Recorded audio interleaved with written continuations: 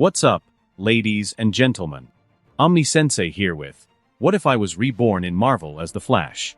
The Fastest Man Alive. Part 4. If you enjoy this type of content, please speed punch the like button. Subscribe to the channel if you haven't already done so. Remember to check out the original story linked in the description. Let's get into the rise of Marvel's Scarlet Speedster without further ado.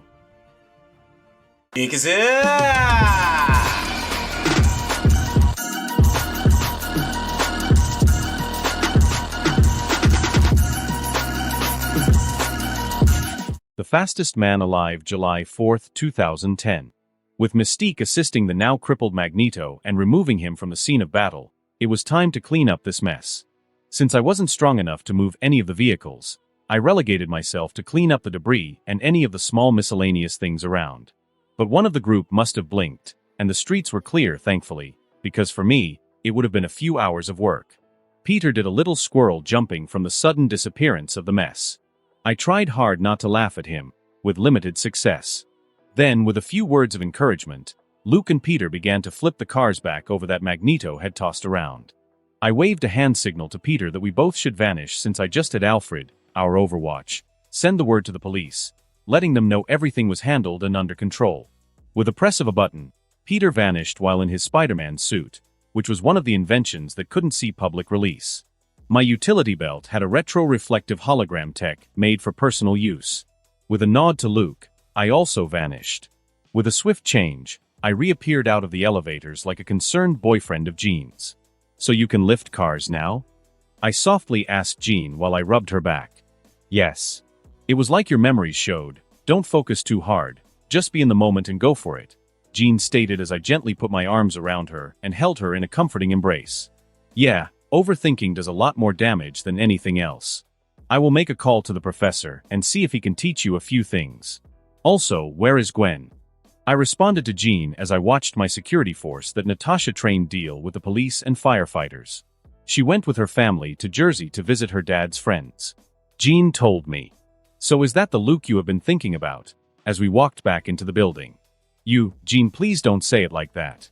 Otherwise, I will have to keep you out of my head. I groused as Jean laughed at the frown on my face. Ben, seriously though, I am proud of what you are doing, but these raids are bringing out the worst in you, Jean whispered as she held me close. Titch, I forgot about her being such a gifted telepath. That caused Jean to smile at me, letting me know she was still in my head. With a peck on the lips while imagining a much more sensual one, I also sent her a mental kiss and made my way to where Luke was waiting, looking lost. I can worry about Jean's situation later. I guided Luke back to my building with Jean by my side.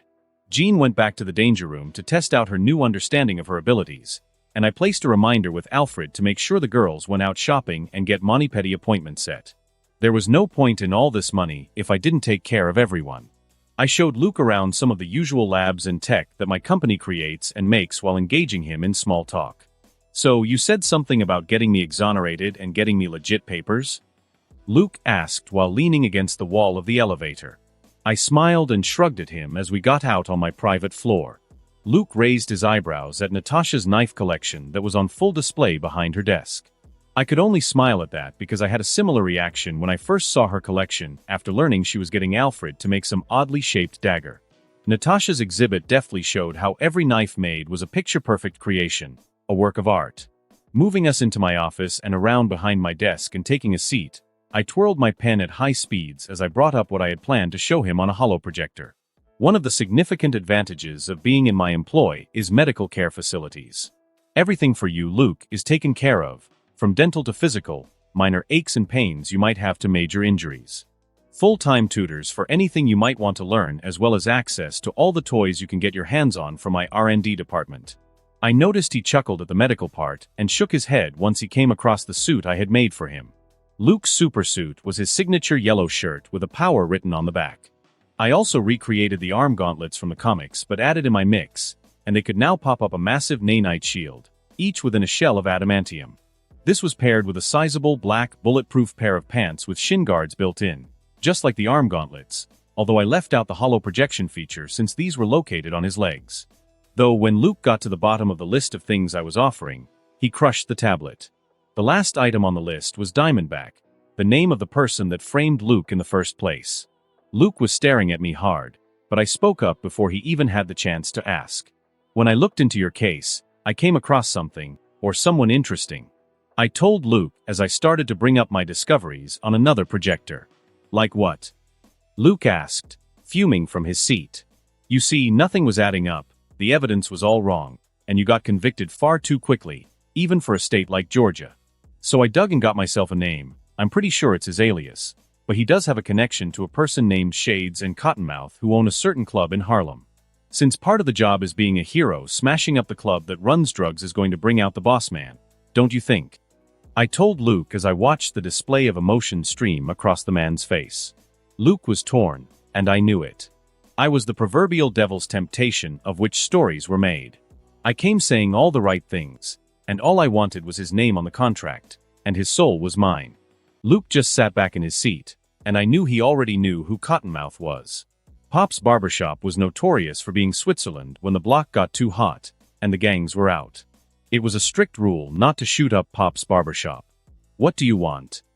Luke finally asked me. And that caused me to smile because I had him right where I wanted him. I know you have your limits, that's why I don't have any huge demands of you. I want you to be a public face as part of a design plan. I am sure that's going to draw Diamond back here to New York like a moth to a flame, but as I said, that is part of the plan. I told him as I pressed a few more buttons for him to underscore the fact I was not bluffing. With a few rapid dings, everything was approved. Sometimes having Alfred break into other systems is such a cheat. With a wave in the air, I brought up what I was working on. See here, Mr. Cage, your passport, social security number, and everything else has been approved. And you are also now the owner of your bar. All I need is a public face, and you can help us smash up a few bases. I stated as I stood up and held out my hand for him to shake. Luke looked like he didn't know what to do with himself. That would be fine since I just solved almost all of his issues with just the press of a few buttons and some cash. When I walked up to face him and held my hand out, he finally broke out of his stupor and gave me a firm handshake. Honestly, I didn't know it would be that fast. When do you want me to begin? Luke asked me as we walked out and back into the elevator. Now, but before we start anything, I am going to have Dr. Kenny put you through some tests, and then we are going to spar to see what you can do. I am sure you have never had any actual test to find your limits. Alfred, get Luke a key card and access to living quarters whenever he visits. I was telling Luke as I also spoke out into the air.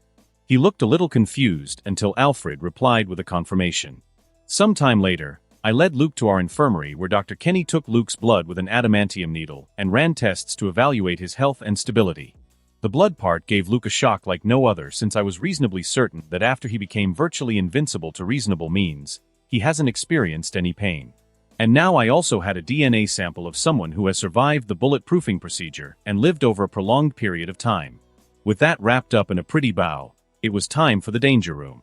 The physical testing process started with Luke on the strength lift, scoring him a substantial 30 tons of weight supported with both his hands. Then swapped to the treadmills. Luke was able to push out a little over 40 mph, but I think that was mainly due to his enhanced muscles since he was running like he was a human tank.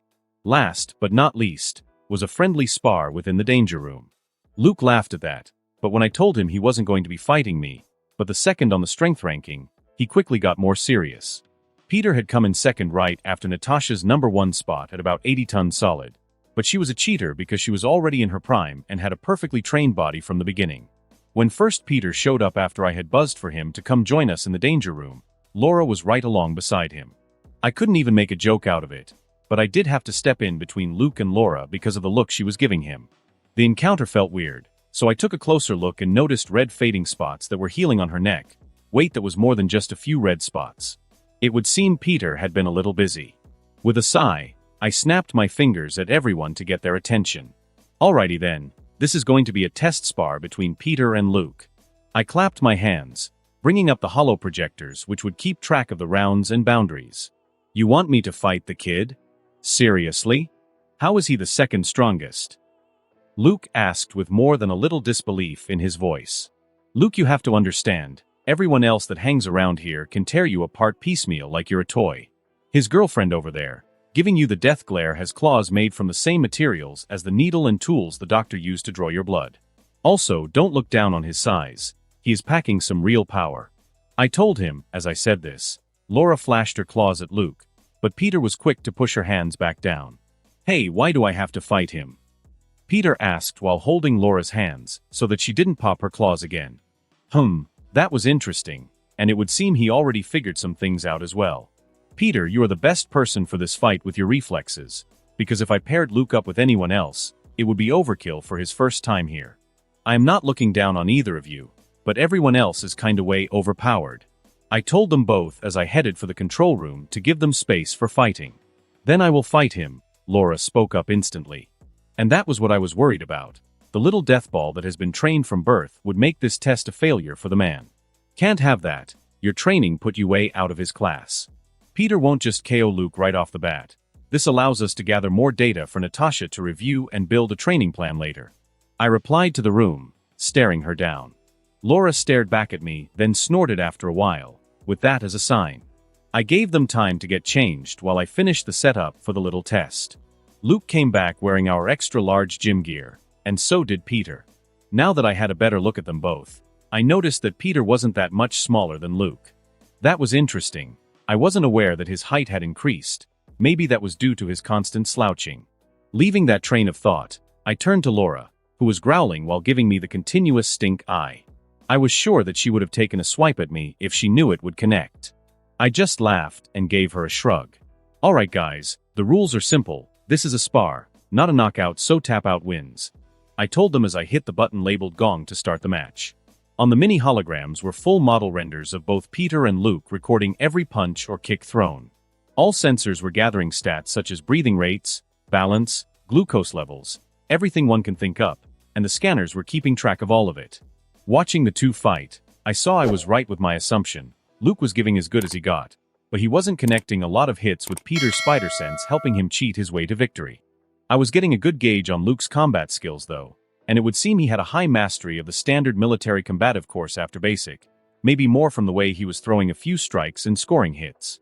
Peter though, was all over the place, but I did notice him landing a few good hits. Maybe I should cut down his lab time so that he can get some solid training in. Peter will need acrobatics training, parkour, and a fighting style. That would have to come later though. After they had been fighting for a solid 30 minutes, and I was sure this was going to go for hours considering the way Logan, Natasha, and I spar with inhuman stamina and endurance. I was about to hit the buzzer to end the match when Peter connected with a flying knee to Luke's face which left him open for a smooth grab from Luke, who then finished with a slam outside the ring. And that was how Peter lost the match. I chuckled at the look Laura was giving Luke, but that went away as she watched how Luke helped Peter back up and brushed him off. I watched them interact for a while as I sorted through all the data collected from their little bout. The amount of force used to hit each other was going up after each traded blow. I smiled at the numbers I saw because, from my personal experience, it must have been incredibly cathartic to be able to go all out for once. Holding back all the time would only create mental blocks after a while, and then when you're truly in need of all your abilities and power, you're only going to be in your own way. Everyone was slowly getting help and coming out of their shells they were forced into because of circumstances in the comics. Luke and Peter went to change, but I sent Peter a ping letting him know we needed to talk after he was finished. Luke gave his goodbyes since he had left someone in charge of the bar while he was out of contact. The whole suite of tests only taking up about 4 hours of his time. With a new Star Industries phone in his pocket, Luke rolled out on his Harley. So now it was Peter and me, since I made up an excuse to send Laura away by concocting something up about checking security and other things. It worked like a charm and I punched Peter in the arm as we walked out. So about Laura, please tell me your plans? I asked him. I didn't know I needed to have a plan, Peter replied, looking shocked. With that answer, I was trying hard not to facepalm and let Peter know how worried I was. Okay, you have a lot of money now, so take Laura out somewhere nice, nothing fancy, but it has to be out of this building. She hasn't dialed in any taste preferences, so keep it simple, but fun. It's summertime, so Coney Island is open. Go out and have fun. I told him, but Peter looked at me like a deer in the headlights. Wait, you're sending me out on a date? What about all the work I haven't finished yet? Peter asked as he waved his arms around in the air. Pete, you're smart. You can always finish tomorrow. Right now this is your first girlfriend, and you're not going to mess it up, so get out now. I told Peter while pointing him in the direction of his living space. Benjamin Blake / superfast semi-functional moron / genius / heroish with the final papers signed and delivered to the lawyers. It was official that Star Industries was going to be rebranded as Vega Industries, after the Star. Jessica Jones had finally shown up at Luke's bar, of all places, and I had to slap my head for not recognizing such a simple possibility. I hadn't approached her yet since that asshole Kilgrave hadn't shown his face in New York again. Although, I had to put that out of my mind for the moment because the president decided he wanted to show up at the little party I was throwing in a few weeks in July. It would seem that getting most of the politicians in my pocket in New York and throwing a bash to do some humanitarian work for a new cause was enough to get him to come out to earn a few brownie points. It would have been fine if he wasn't also bringing the freaking Prince of Wakanda with him. Wakanda was never invited, and any of their contact requests were being declined. I knew what they were after, but I wasn't going to buy into any of their shit. Ororo and her bloodline was the only reason that they even had any interest in showing up. With the Panther insinuating himself into my plans, I might have to prepare something special for him to express how welcome he truly was. Anyway, the search that I had going for the big man that could stand up to the Hulk was going nowhere, but if my hunch was correct, he might still be stuck under a mountain like his comic book origins. So if I wanted that gem, I would either have to wait for his appearance or check the mountain he was under and then take it from him.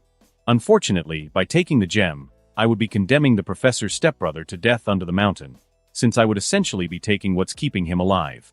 Putting those thoughts and troubles out of my mind for the moment, I returned my focus to the watch I was working on for Hank. The idea came to me from one of the recent raids that was pulled on a Weapon X facility in the Philippines. They had the metas in inhibitor collars, and one of the more interesting metas couldn't change shape because of it. The boy's metagene was almost identical to Hank's, but the boy was normally able to transform from his beast form to a hybrid and then human form. After I watched him a few times, I decided to replicate the same effect with an inhibitor watch, but this wasn't any standard inhibitor. The watch was dubbed the Quantum Bio-Aura Control Node. Its function was to jack into a person's natural X gene signature. From there, it allows a person to control their transformation energy / signature. Almost instantly, I realized this watch I was creating was turning out to be something extremely hazardous. The watch quickly became something I had to stick Omega-level security on because if it fell into the wrong hands, it would be disastrous. So I included more than a few redundancy protocols as a precaution. With this, I can recruit my main poster boy for my movement. But before leaving for the X-Mansion for the end of the day, it was best I checked on a few things. I brought up the nanofly feed in Tony's small home away from home and watched as he put his plan together for his escape. It had scared me to find out how bad he looked in the cave once my nanoflies found him. I almost went and rescued him as soon as the image came up on my holo feeds, but I stayed my hand and only delivered a Medigel first aid when no one paid attention. One high-speed injection saved his life while they were operating on him, which gave me more heart issues, like my heart wasn't beating fast enough already. Then I had to deliver another high-speed injection when he got an infection from installing the arc reactor in his chest. The risk he took installing that thing in his chest in such an unsanitary cave was beyond me, but Tony had that glint of survival in his eyes, so it was the best show on my holosuite. Though no one other than Natasha even knew I had live video feeds in Tony's little cave/cell. Yeah, it was a complete prick move leaving him in the cave, but this was his life-changing experience, and it would have been far worse to stop him from learning from this. Shutting down the video on Tony, I brought up the next. Peter was in the lab working on something he told me would knock my socks off. Granted, there wasn't much that could wow me, but at least he was trying. I then checked on the girls, and they were down in the danger room. That view instantly made me wish I was there right now. Natasha, Ororo, Gwen, and Jean were in workout gear yoga outfits that were so soaked in sweat, everything was almost see-through. From what I could see on the scoreboard, Gwen and Ororo were teamed against Natasha and Jean. They were playing a game of basketball, and Ororo and Gwen were winning by only 1 point. I was trying to figure out how that was even possible when I watched as Gwen sank a three-pointer like it was nothing. I shook my head at that and pinged the locators for Logan, Laura, and Luke since these were my leading troublemakers anyway. Logan pinged at the school, Luke pinged at his bar, and Laura pinged at the 16th floor in the air ducts. I could only facepalm at this. I pinged her radio, "Laura, why are you in the vents?" Making sure the security was installed properly, Laura answered back like it was nothing new. I just shook my head and left for the last place on Earth I might currently be welcomed, even if the owner doesn't say it, the X-Mansion. I was only keeping up pretenses by this point. Since the last time I was there, I had asked for the professor's help with Jean's training. And yes, I had left the professor with a strongly worded warning. The professor was now aware of his imminent death if Jean's mind was in any way or form altered from when she arrived. There will be no mental blocks, no alterations of personality or suppression of emotions, or any ideas to help her manage her powers. I made it clear that Jean was going to keep full control of all her Omega-level abilities. I didn't tell him outright that I was going to kill him if he performed any tampering, but I made sure to imply his neck was on the line. I was desperate to avoid the Dark Phoenix storyline at all costs. Having some triple personality bullshit was not something someone gaining near infinite power should be dealing with. That's how so much shit went wrong in the movies and comics. So, avoiding all the pleasantries, I went right to Hank's lab upon arrival. When I got into Hank's lab, I found the professor, Michelle, and Warren. He was shirtless and had Michelle all wrapped up in his wings, trying to hide them kissing. I could only snort at that, which shocked them out of their little moment. Michelle turned around, giving me the eye daggers, but I ignored her as I registered that Warren had a sheepish look on his face. If only he knew I wasn't the one he should be worried about, since I was sure she didn't tell him anything about who her father was. Ignoring the little lovebirds, I went over to the professor's location, talking to Hank, who was at one of the monitors. "Professor, Hank," I completed and brought what I promised I would. I told them both as I held up the watch for them to see. Hank instantly stopped what he was doing and zoomed in directly on the watch, while the professor was more muted in his response. I understood why. If this worked, I was about to change almost everything around here. The agreement made between us was, if I could figure out a way to assist Hank in controlling his transformation, the professor would support me in my metahuman support and assistance division, going public with his school. That was more than just a new territory for all of us, and it didn't help that Salem was quickly becoming far more secure than Washington, D.C. itself. I had built aerial drones to patrol and monitor Salem all day, every day. And there were over 2,000 drones at any one time in the air running scans and tracking suspicious people. Alfred had complete control, and all the adult staff of the school had access to any discoveries Alfred made. While Hank went away to change into more expandable clothes, it was time to at least make peace with the professor. "So, Professor, are you excited for the upcoming reveal?" I asked, trying to reduce the tension between us. "You do realize that this will change everything, Benjamin. I appreciate everything you have done, but this publicity will change things," stated Xavier with a slight tilt to his brows, expressing his concern. "Charles, we cannot keep being that dirty secret the world tries to hide. This town and state are about to become a boon for metahumans. This movement has to start somewhere, and why not here at the school that's built to help them? I just hope we aren't taking on too much too fast, Benjamin," stated Xavier in a master understatement. "I have been investing millions to upgrade the township with homes, facilities, and defenses. We will be ready, Professor. I hope you're ready to teach," I replied with a shrug. "I thought you would be ready to retire me," said the professor with a smile, but I knew the true meaning behind that statement. "No retirement, Professor. As long as we understand our limits with another's mental faculties, we will have no issues," I returned. There was no need to call him out on his hypocrisy, but he needed to understand messing with someone's mind has its consequences. Even though this man had my respect, history had shown his mental tampering caused massive damage.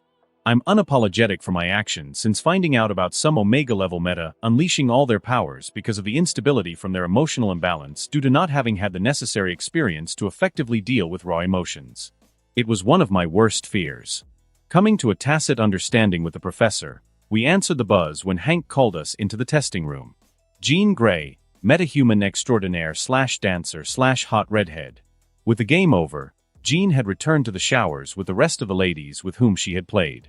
She heard Light talking between Aurora and Nat, but she was too focused with her eyes on Gwen to pay much attention to them. When she did refocus her attention though, Jean began to notice Light's scarring on both ladies. Natasha had what appeared to be 2 fading bullet holes, and Aurora had a slash placed right by her ribs. Both the scars were faded, close to non-existent, but she noticed them nonetheless since they were on what could have been nothing but flawless skin. That was such a shame, Jean thought as she got into the showers. After they had finished using the facilities, they returned to the locker room to get dressed. Jean decided to help Gwen shower, and while they were both drying off, she shared a light kiss with her, smiling at the blush that played across her face. "So how's Ben?" asked Aurora from behind Jean. She turned around just in time to watch as Aurora pulled her lace garments over her body. "Ben's being Ben. He tells everyone he is okay when he isn't," Gwen said, speaking from her place in Jean's arms. That caused Jean to raise her eyebrows. "Yes, exactly as she says," replied Jean, backing up Gwen with what she also knew about Ben. "Is this related to his raids he keeps performing?" asked Aurora. "Yes, it's changing him. When he let me in his mind, I noticed that something changed when he watched a person die. It would seem that the person was of importance, and Ben felt he wasn't fast enough," stated Jean while Gwen was drying her hair with the towel. "That's the job he signed up for, girls, and Benjamin is trying to save everyone he can. Anything other than that is a failure to him. What I am really interested in is this little thing between the three of you." Natasha finally spoke up from her locker as she pulled her shirt on. "No, they didn't," asked Aurora, scandalized. She turned around to find the two girls blushing at her. "So tell me more, girls, what's the deal with you and Speedy?" asked Natasha. "It's something that we are exploring together," spoke Gwen. "So you're both okay with this sharing amongst yourselves?" asked Aurora with a raised eyebrow. Jean and Gwen looked at each other for a moment, then looked at Aurora. "We will let you know after we know." Jean relied to Aurora with a small smile. Good. Good, come let's go have lunch, and I will give you girls tips on how to always win," stated Natasha as she ushered everyone out of the locker rooms. Benjamin Blake / superfast semi-functional moron / genius / heroish / not quite a spy master. The watch was a complete success. When Hank first put it on, it did give quite a scare though. The micro-quantum resonator knocked Hank over once it was introduced into the biofield generated by his ex-Jean.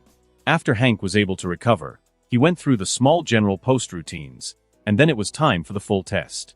I was already tired of looking at some sad Catman motif, but when he pressed the activation button, it was spectacular. Hank went down on all fours into a massive 5-foot-tall blue lion. Then he reversed into what had to have been his true hybrid form from the Brian Michael Bendis X-Men comics, which placed me seconds away from geeking out.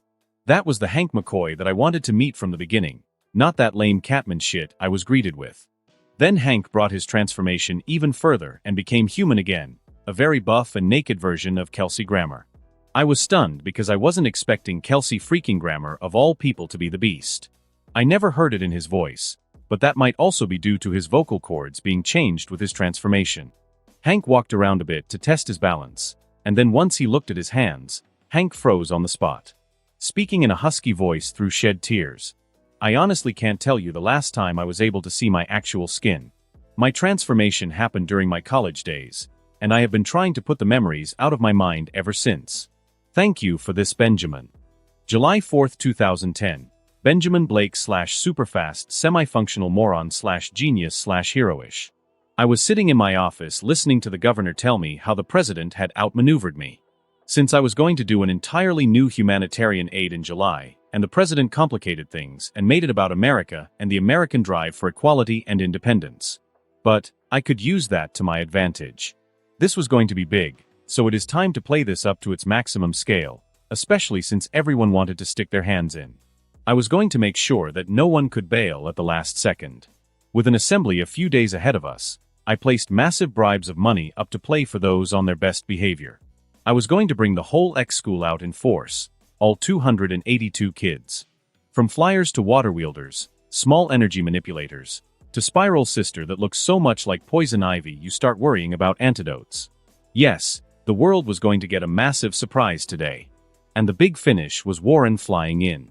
We had the furry community locked in with Hank's beast transformation, and with my advertisement to the greater African American community to come out for support, we were looking at one massive 4th of July event. As it turned out, the event was going to be so massive that we had to book the entirety of Central Park. I spent money like it was water, but that was the cost of doing business.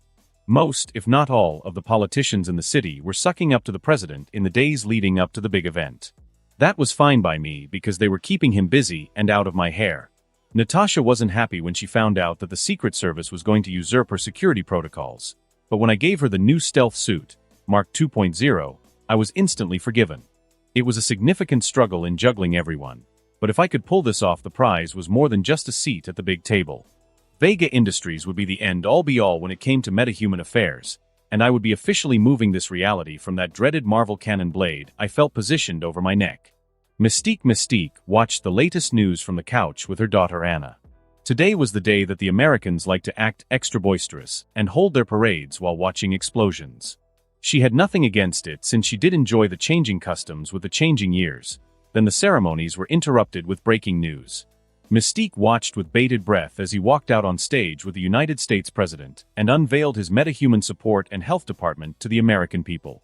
The crowd watched with hushed breath as he spoke of how the hero Lightspeed and a few others were doing their best to save and help the city, so he took it upon himself to search out others like those heroes.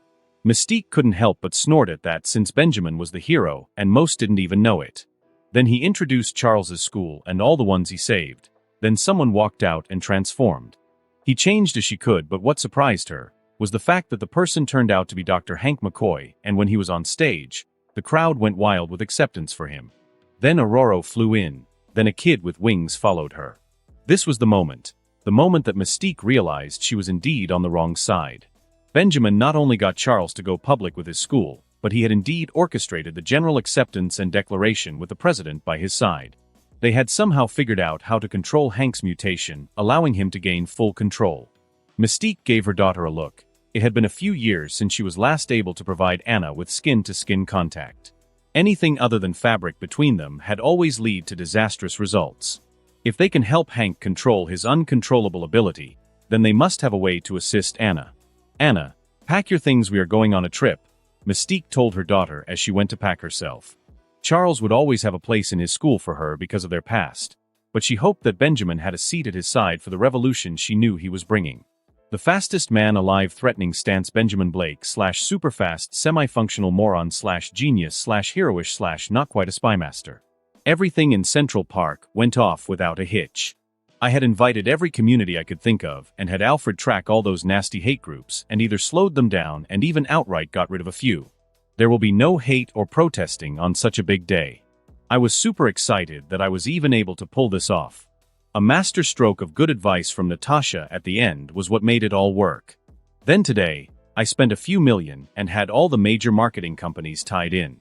The world was going to get slapped with the most significant media blitz it has ever seen. I was going to come down so hard on the world with my brand of propaganda.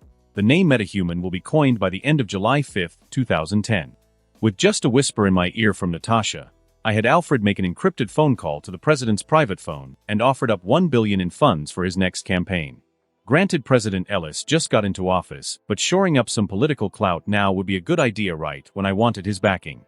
This could help me make strides when Ellis gets kidnapped in Iron Man 3 in a few years.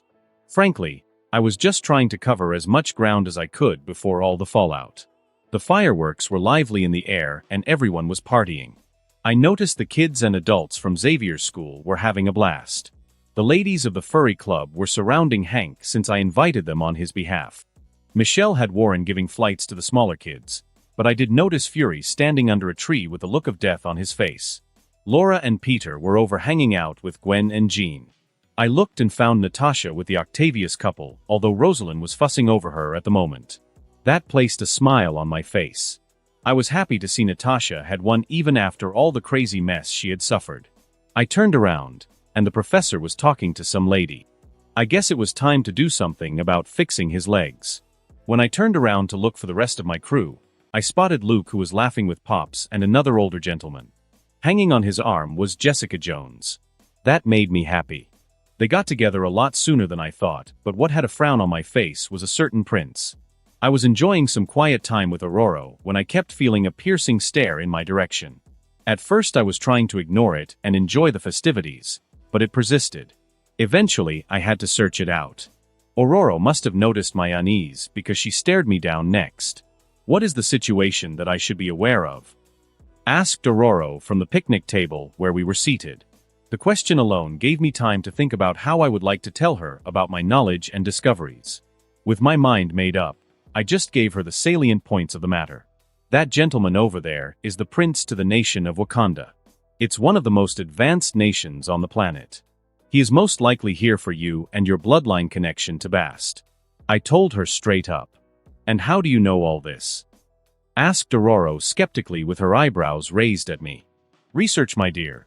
Did you know the prince and the princess both carry multiple doctorates and PhDs in multiple fields of study and research? There have been no records of them helping their country or accepting aid. Curious, is it not? So I sent a spy drone into Wakanda, and you wouldn't believe what I found. I told Aurora, making sure I hammed it up. There was no way I was about to let this little princeling get some ass. What did you discover that makes you look at him as if you're about to challenge him to a duel? Ask Aurora, interested in my story. They are using hologram technology. With the low flying I did over Wakanda, I discovered this. As I said that I brought up the images of Wakanda that I had before they destroyed my drone for trespassing. It was too bad for them that I had nano-explosives distributed, so they had no evidence to place it as my own. When I showed her what I was able to record, Aurora crushed the mug she was holding. Anyone could tell from the aging of the buildings, and everything around, that this city has been there a while. Then with the advancements that Aurora saw, she stated how this would have helped all of Africa. I kept showing her more, until the footage blinked out. They are one of the most advanced hidden nations on this planet, but he isn't here for me. He is here for your throne and bloodline. I told her.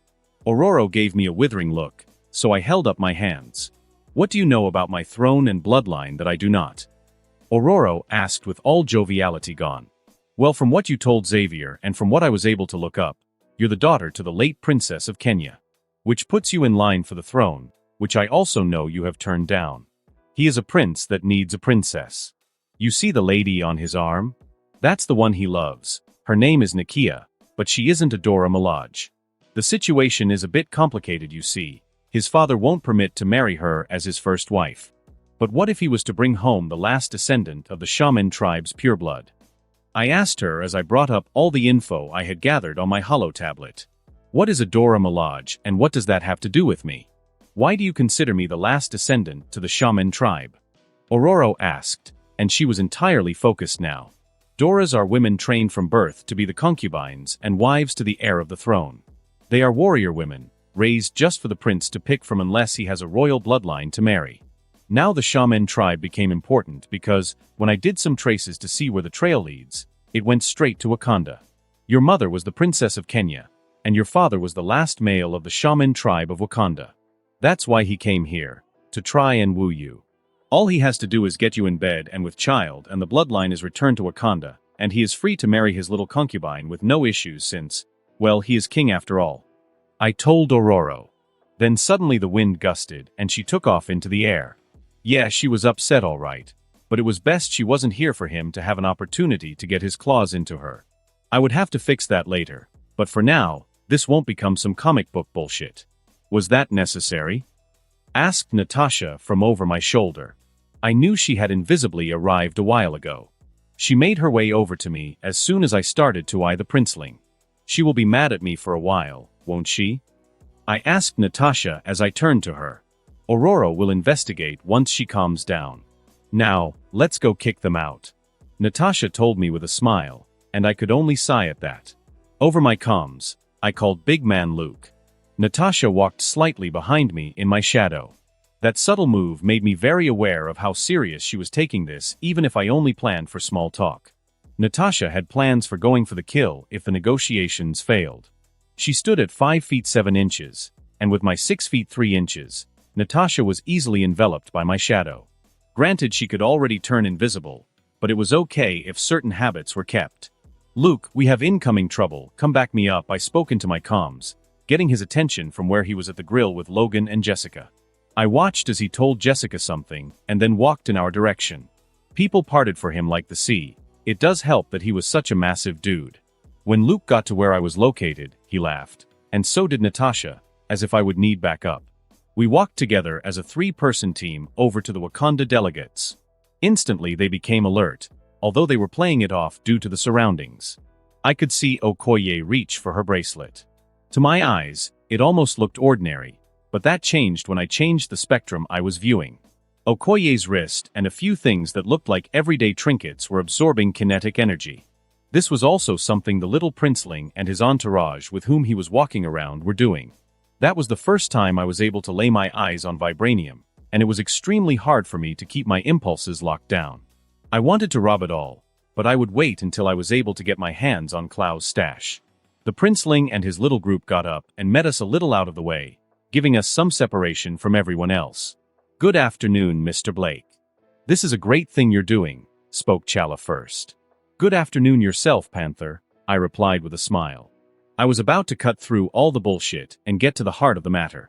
When I called out his Panther title, his eyes slightly widened, and the rest of his group made movements for items that I knew were weapons in disguise. Since this was the asshole Black Panther from the comics, and not the one I watched before I died, I had no plans to give him face.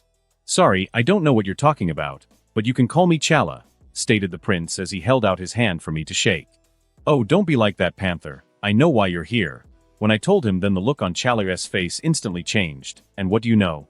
asked Chala with a frown on his face as he carefully acted the well-practiced part of a confused person. "Oh, I know a lot, Prince. Like your nation has never been conquered nor has conquered others.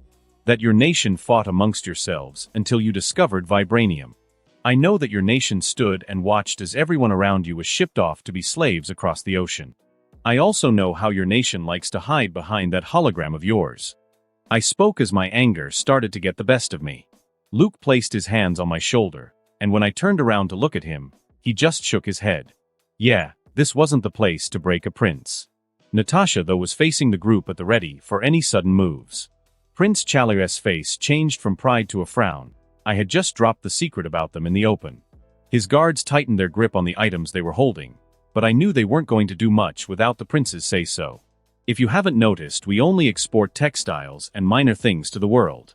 We do not have the funds to purchase such technologies, Mr. Blake. Chala spoke with such an easy and fluid manner that if I didn't know better, I would have believed him. "Don't be like that, Panther. Your country has advanced far further than the rest of the world. With all that vibranium you're sitting on. I wonder what the rest of the world will think if they found out Cloud didn't steal all of the world's most valuable metal, and you lied to the rest of the world to cover up and hide your treasure with a mountain of deception." I told him with a smile on my face as I watched as the expressions in his little group changed. I had far more knowledge than some outsiders could ever know. "How do you have such information? And what do you want?" asked Chala with his anger showing now. It would seem that I stepped on the little kitty's toes. Too bad for him. "I want you to give up your pursuit of Aurora. I know what you're after, and I won't let it happen," I told the princeling as I stepped up to him. "And what if I refuse to comply?" Chala asked me while stepping lightly into a loose, ready motion. Oh yeah, he was prepared to throw down all right, but too bad this wasn't the place for our fight. I would break his back and the Golden Tribe one of these days, but lucky for him today is not the day. No, today I was going to be a complete bastard. So I brought up my holo tablet. When the prince looked at the image, I could hear his teeth grind. The others around him also showed their shocked expressions. Yeah, I got them right where I want them. The picture that I had brought up was of the 13-year-old princess of Wakanda herself, attending the movies with her friends. The image was of her in Boston, since she was attending MIT. Of course she would be in the United States attending college. You don't know if I have stationed my people as her friends, or in her classes, or as her roommates and lab assistants.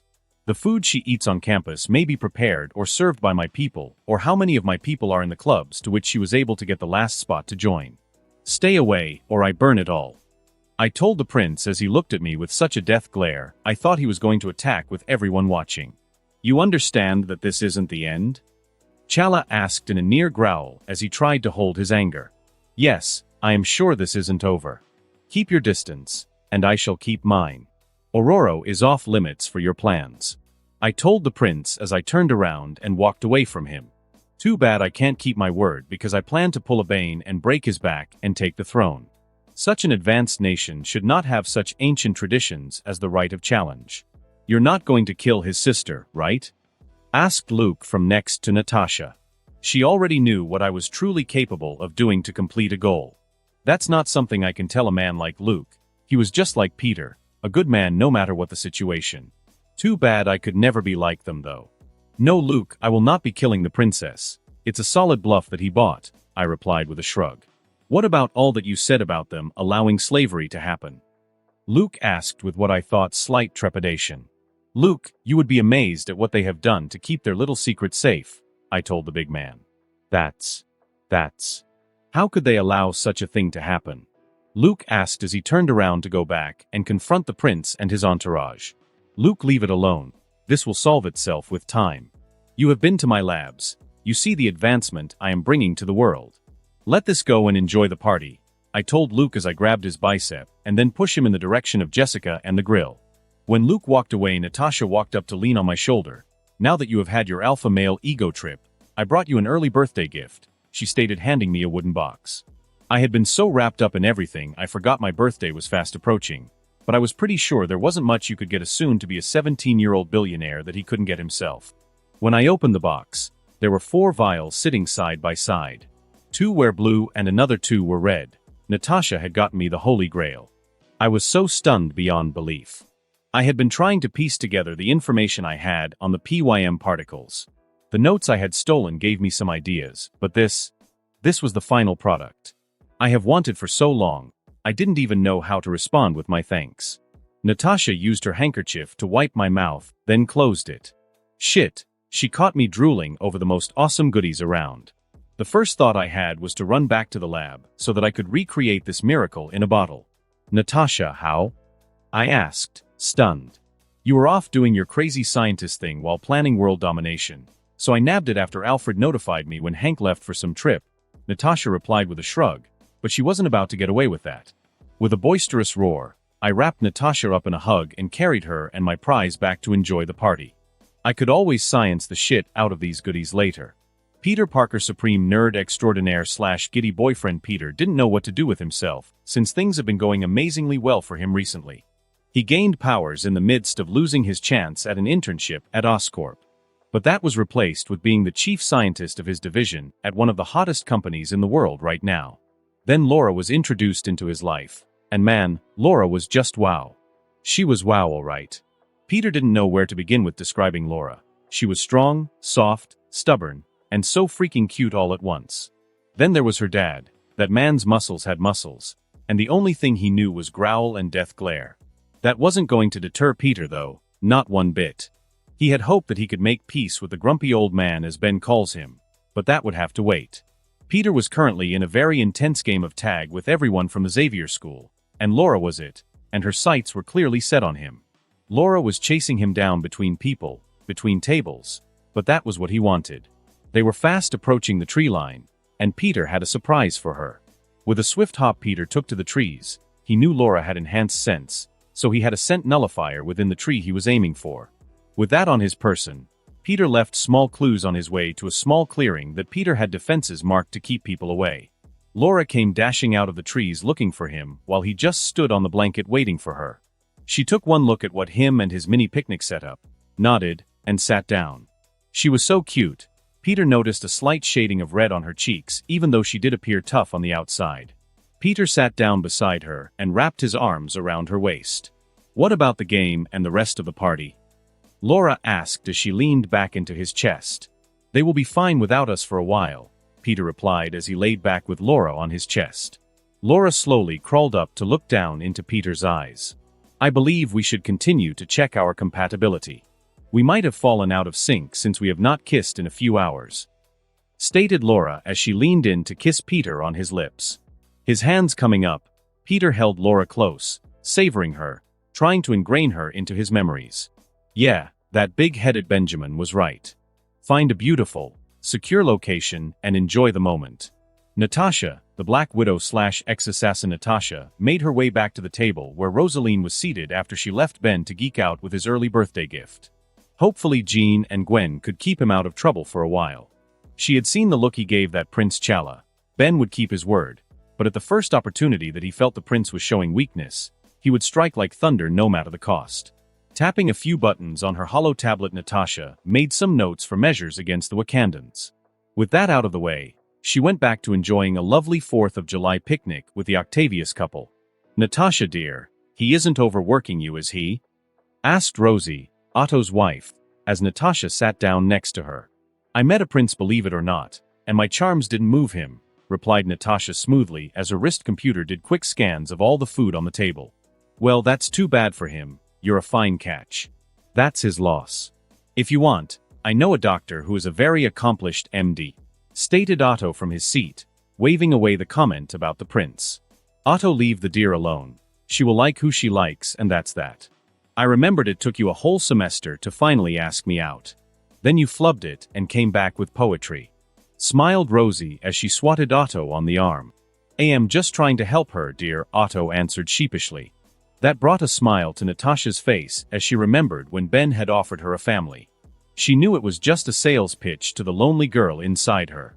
Everyone needed a family, and even a stone-cold assassin was no different. Ben treated her no differently than his friends or his family. To Benjamin, everyone that was in his circle was family. And that was how he operated. But when the Octavius couple came to work at the company, well, Natasha felt for the first time like she had parents. Rosie and Otto always checked in on her even when she was out on a mission. In the beginning, she didn't like their interference, but with Ben giving her more duties within their small circle of influence, she could do nothing but interact with the couple. After a while, they grew on her and became the closest family Natasha had next to Benjamin. That though made Natasha chuckle, the infamous Black Widow had a family now. The world was such a mystery. Natasha had killed what family she had in the pits. They were made to fight for survival, and she killed them with no remorse. Yet, the world gave her more family even with all of her sins. Natasha just sighed and relaxed slightly. Maybe she was overthinking things. They had a win today, and she was going to enjoy at least some of it. With that, Natasha smiled and focused her mind back on the conversation. Charles Xavier, Scholar Charles, sat in the location he picked and watched the stage as one of his oldest students was introduced alongside Benjamin and the president. This was uncharted territory for Charles, all right. How Benjamin was getting things done was both terrifying and impressive. Charles was proud yet full of trepidation about being out in the world and under such a spotlight. He was excited to educate the world and his fellow scholars towards a better future, but Charles didn't know if he would be included in such a future. Charles was never able to read Benjamin's mind. What he thought might have been due to the young man's powers had turned out to be a deliberate case of exclusion.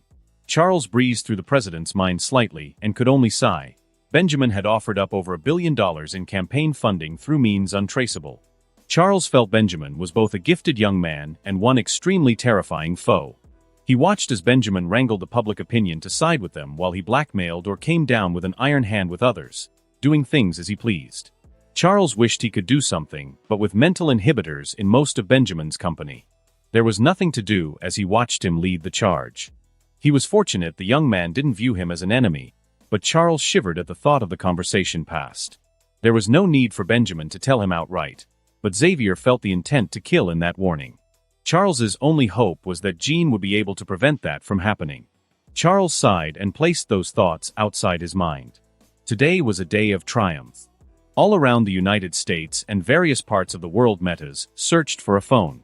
The beacon that shone a light for them was the number for contacting Vega Industries in hopes of getting into the Xavier School for Gifted Learning. Others hitched a ride, a train and other various means of transportation to this fabled town in New York called Salem. The fastest man alive, pay what you owe. July 15, 2010. Thursday. I have been held up in my lab since, after the big event on the 4th, Natasha had brought me the ultimate birthday gift. Hell, I stayed in my lab even through my birthday. These were the PYM particles, and they was going to get all the love I could give them. I had gone over Hank PYM's records, and Darren Cross's notes on the particles, but when I decided to study the damn things, I wanted to scream at the top of my lungs. It took me a solid 12 days with my mind overclocked to be able to break the secrets behind the formula. My mental overclock was equivalent to over 4,380 days trapped in my lab and mind to crack this formula. I was on the brink of madness, but I had finally succeeded. I had succeeded where so many have failed before, and my suffering was well worth it. I couldn't help but laugh maniacally in my heart of hearts. Muahahaha. I now had the power to change any items I wished on the atomic scale, mass, strength, and even organic and inorganic density of objects. With my accelerated mental activity, I used the 12 days to live each day as a year totaling over 4,380 days. It was pure hell. I had to suck down liquid nutrients because food took too long to digest. But I was able to pull it off. 6 short months after I got my hands on the Speed Force, I was able to get my hands on money, one of the ultimate metals, adamantium, and now one of the most radical chemical cheat formulas around. The particle was suspended in a stabilizing solution so that when it made contact with an object, it created a warping field of a quantum probability that was dialed in for the needed effect. The regulator belt that was in the Ant-Man suit was perfectly made for the size specifications needed. I had to recreate my personal sizing coils from scratch, and they completely flubbed the first time, which scared me as I was stuck down as a 1-inch person. With that initial and significant screw-up out of the way, I went back to work mad. Mad because 4,000 plus days working on this thing was equal to 262,000 hours, and I was only halfway there. Since I couldn't solve the quantum exposure to use it on a person, I took a few hours to update a few of my weapons. It was perfect for inanimate objects, not people yet. Then I heard a buzz at my door which brought my frustration to the forefront. But when I looked to see who it was, I was confused. Gwen was at my lab door with 2 others. That was strange, as she was generally in her labs. So why was she here now? Not only that, but Gwen was smiling at the lady with striking features. Then there was a person standing behind her in huge and bulky clothing. That was also strange since it was summer and there was no need for such things. Putting away these bullshit particles, I made my way to the door to find out why Gwen was showing them around my inner sanctum. I also had to find where that backup secretary Nat had promised me was. When I got outside, Gwen made the introductions, and I almost lost it. Mystique had come back with her daughter for our assistance. I must not have heard that right because Mystique only had one very famous child, and then one adopted one.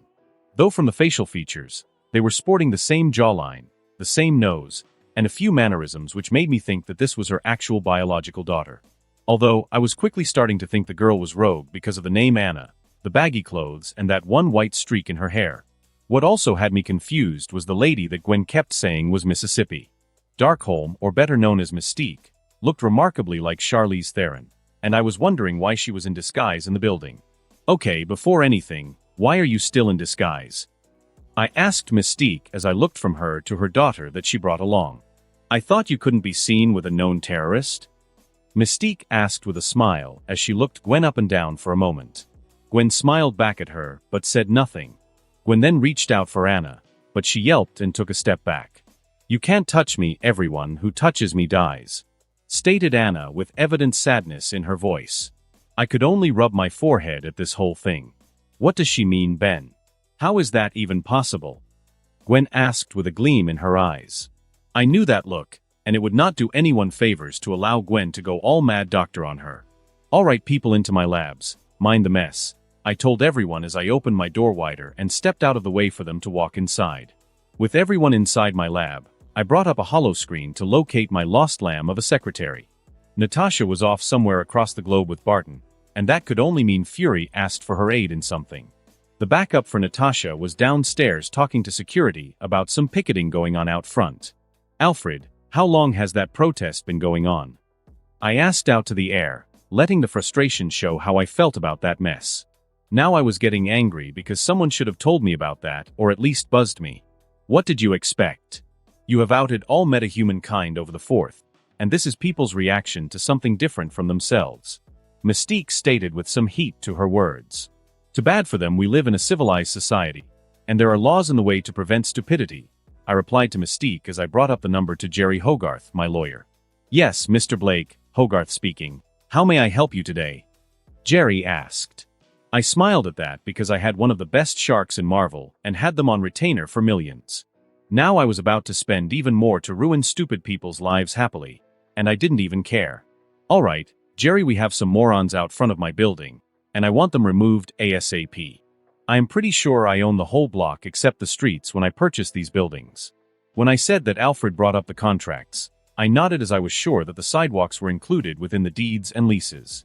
Jerry, they are on private property, and I want them all arrested and placed in jail.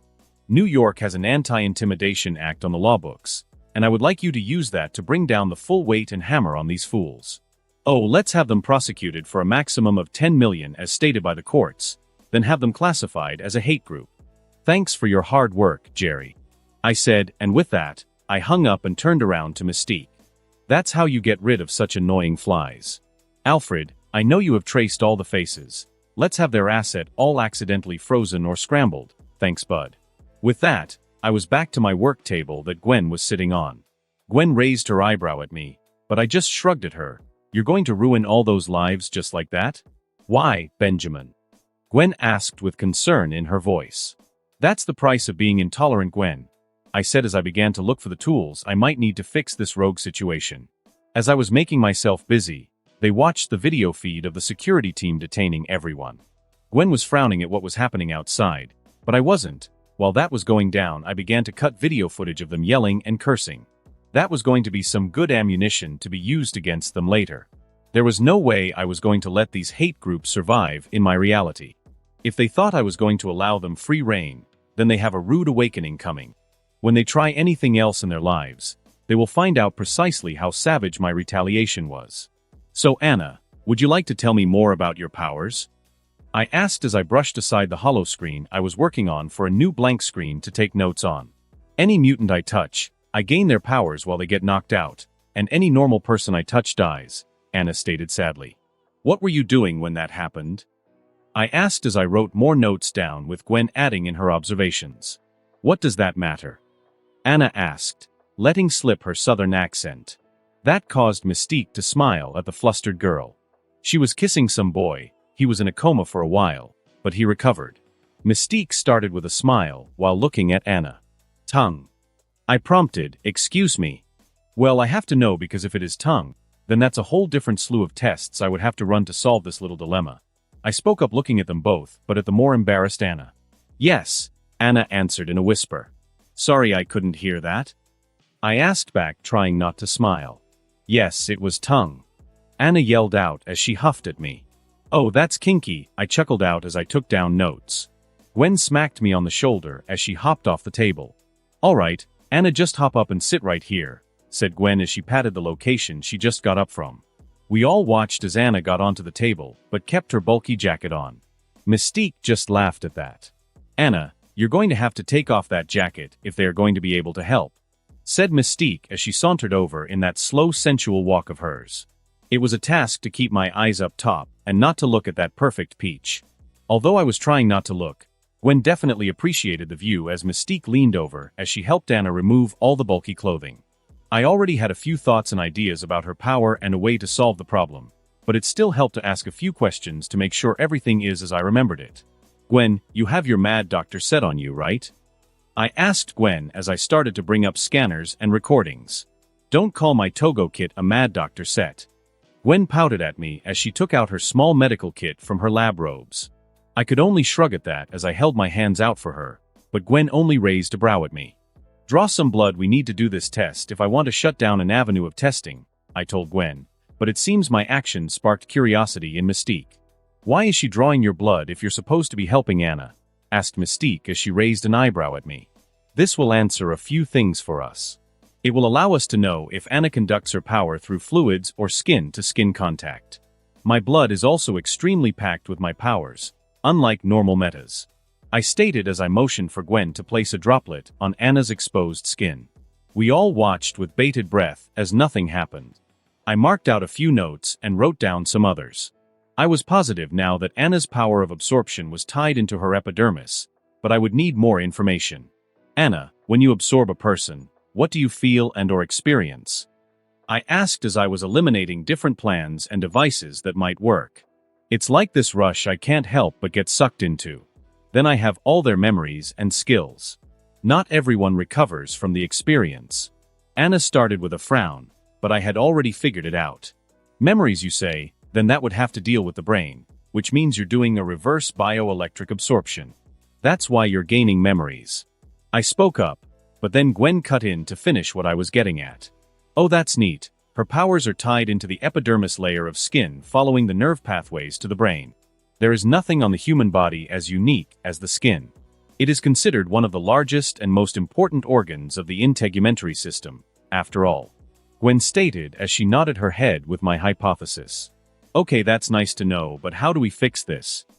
Asked Mystique with some hope in her voice. That made me frown because there is nothing wrong with her. Anna doesn't have any power control is all. We can't fix her because there is nothing wrong with her. We can just show her control. It would be up to her from there, and I would recommend a counseling session with Aurora. She is our therapist. I replied to Mystique. What do you mean you can help her gain control? Asked Mystique, stepping in closer to me. The first thought in my mind was lavender, but now wasn't the time for such things. With a huff, I cleared myself of such a lovely smell. Turning around, I went to my workbench where I had the leftover parts one made Hank's watch with. Since Anna was a girl, she wouldn't need something as massive as what Hank received. With the quantum inhibitor, I combined it with a bio-aura control node. I added in a drop of Anna's blood. The device hummed to life. I brought over the quantum control node for Anna to put on. Anna and Mystique held their breath as she placed the medical wristband onto her hand. With another hum, the device flashed a cerulean blue for a few seconds, then quieted back down on Anna's wrist. "Did it work?" asked Mystique in a whisper. "I don't feel any different," stated Anna while looking at her wrist. "Well, how about we find out?" I said, and with that, I grabbed Anna's hands with my own. When I reached for her hands though, Mystique and Anna both flinched from my actions. Although, Mystique had called out for me not to. When nothing happened, and I didn't fall over from what should have been a supermassive power drain, both Anna and Mystique burst into joy. I swiftly moved to the side as Mystique came into the space to hug her daughter. Gwen and I took a step back to give the pair a moment as they both shook with emotion. "So how does that little wrist machine help her?" asked Gwen as she leaned onto my chest, watching the mother-daughter pair. Anna's skin is like an open conductor, so when she touches a person, she instantly absorbs their bioelectricity. What that little machine does is produce a magnetic field along her skin. This disturbance prevents her from absorbing anything. "Although, I believe she already has a large reserve of power," I replied as I watched the pair having their moment. Soon though, Mystique and Anna came over to give us their thanks, and hugs were shared all around. Although when it was my turn with Mystique, she whispered that she owed me one. Mystique said it in such a sultry voice. There was nothing to stop my imagination from running wild. I took a step back and did a fake cough into my hand. I took a glance over to where Gwen was, but she was too focused on Anna. I could only sigh. "All right, let's head to my office so we can get you both sorted out. Gwen, you coming with?" I asked as I made my way towards the exit to my lab. "No, I'm going to bring Anna down to the medical facilities and have Dr. Kenny give her a checkup and then run a few tests," Gwen replied as she started to direct Anna out the door. I sighed again. Man, I was doing too much of that today already. I was surprised with a telekinetic kiss from Jean. "I see you have attracted another redhead. Is there something you want to share about that color and your preference?" asked Jean as she sent illicit images to my mind. Luke Cage, Powerman beep. Beep. Beep. Luke woke up at the sound of his alarm going off. The alarm should have been going off for a while now, from the light overhead. Luke tried to stretch his arm out to turn off the alarm, but he found it restrained by something warm and soft. When he looked, Luke found Jessica laying across his body on top of the arm that could reach the alarm clock. "Wah!" came Jessica's voice as the alarm kept going off. Then at what would have been the 8th beep, Jessica's hand smashed down, crushing the alarm clock. Luke could only shake his head. Yeah, his life was strange all right. He went from being a falsely convicted victim to being recruited by a 17-year-old billionaire that didn't act the part of some spoiled rich kid. Although, out of all the strange happenings in his life, Luke was grateful that he was able to meet Jessica. Jessica Jones was indeed one of a kind, Luke thought. Before he could do anything, Jessica rolled onto her side to face him. "So I was served some mighty fine coffee last night. What's for breakfast?" Jessica huskily asked. "I was thinking about some eggs and toast before I opened the bar," Luke replied smoothly. Then he pulled Jessica into his embrace. "Oh, you scrambled my eggs already," replied Jessica as she straddled Luke's midsection. Luke could only laugh at that. Yeah, last night was wild all right. They ended up breaking another bed, and the headboard, and maybe the wall behind that also. Luke couldn't tell what they broke after Jessica had wrapped her powerful legs around his waist. The only thing Luke was sure of was that it was going to be hard to explain why he needs another bed and a repair team to fix his apartment. Maybe it was time to take that advice Ben gave him and strength-proof everything. "So what number bed is this?" asked Jessica as she sensually rolled her hips back and forth. "I believe this is number 6 or number 5. I haven't been keeping much track," replied Luke as he pulled Jessica closer. We have been putting them to a good strength test, haven't we?" whispered Jessica as she continued to roll her hips. "You still didn't answer what you wanted for breakfast," Luke stated, his voice also a husky timbre. With a roll, Jessica pulled Luke on top. "I told you, I want my eggs scrambled." Benjamin Blake, genius/heroish/ not quite a spymaster, I was seated comfortably at my desk, and I watched Mystique sit as regally as a queen in her court. If I were honest with myself, taking Mystique in would solve my PR situation if done correctly, but the issues were her affiliation to her old boss. So I sat there and looked at her. I was positive I didn't want her as some secret operative. I already had Widow for that. I understand that I'm a ravishing beauty, but we are here for business, then we can have our pleasure. Mystique stated with a slow saucy smile on her face. I smiled at that, but before I could answer, I got a notification that the cops had arrived. I brought up the hologram so that Mystique could also watch. We watched as a few protesters were running from the cops. With a few button presses, I found out why. These idiots came here without standing arrest warrants on their heads. I directed a few stealth drones to fire taser bolts. This way they got captured and went to jail. Then, I did a few checks for Salem and Xavier School, and I was greeted with the same thing all over again. That puts a smile on my face because I had far more control in Salem than I did here in the city. So I informed the security forces located in the town to snatch up all the leaders for me to personally handle later. With a few more button presses, the FBI was notified about the leaders of this little get-together here in the city. Since Alfred ran a few facial scans, we found about 10 on the FBI's wanted list. Although 2 weren't so lucky since they were on the Homeland Security alert for homegrown terrorists. I chuckled at the display, then watched as Mystique gave me a brilliant smile.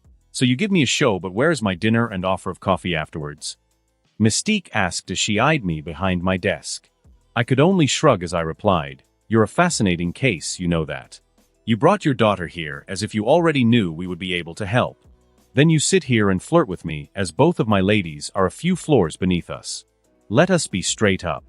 What do you want? I asked as I watched her with more than just my normal sight. Mystique looked at me. Then did a long lazy stretch, giving me a very generous sight to enjoy. I went by Charles' school before I came here, she began. He looks good, but there are moments when someone mentions your name that causes him to carry a fascinating face. She finished as she smiled at me. I could only shrug at that statement. The man was given the boundaries he couldn't cross. There is no need to elaborate to anyone else about what we had spoken about. I told Mystique as I looked her in the eyes. So, at first I didn't actually want to come here, but then I changed my mind because if you can help Hank of all people, then you must have a way to help Anna or have a clue at least. Mystique stated, but that wasn't the real answer, not by a long shot. And you want to join now, because? I asked, prompting her to give me more than just the Anna excuse. Because if that's what she is going with, then I can just put her back out once Gwen's finishes looking over Anna. So I waved my hands in a continuous motion so I could get more out of her. The look on Charles's face made me aware that all this wasn't his doing. What you're doing has never been done before in all of history. You're doing what I have always wanted to do. Mystique stated with apparent reverence in her voice, surprising me some. What is it that you think I am doing? I asked, oddly compelled to know exactly what she was thinking.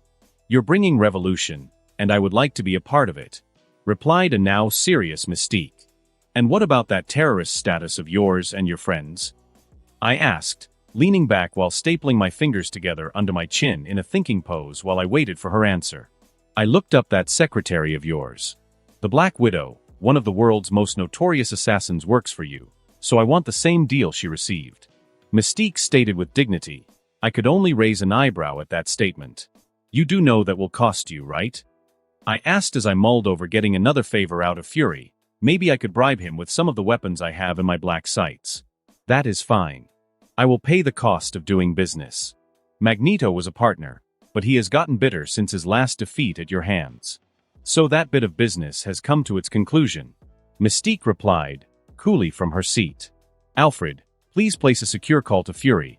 I spoke to the air for my AI. Mystique raised an eyebrow at me as she shot a salacious grin my way. What do you want? I'm busy right now. Fury answered brusquely. I need another clean slate for one of my people, I said as I rolled my eyes at the man.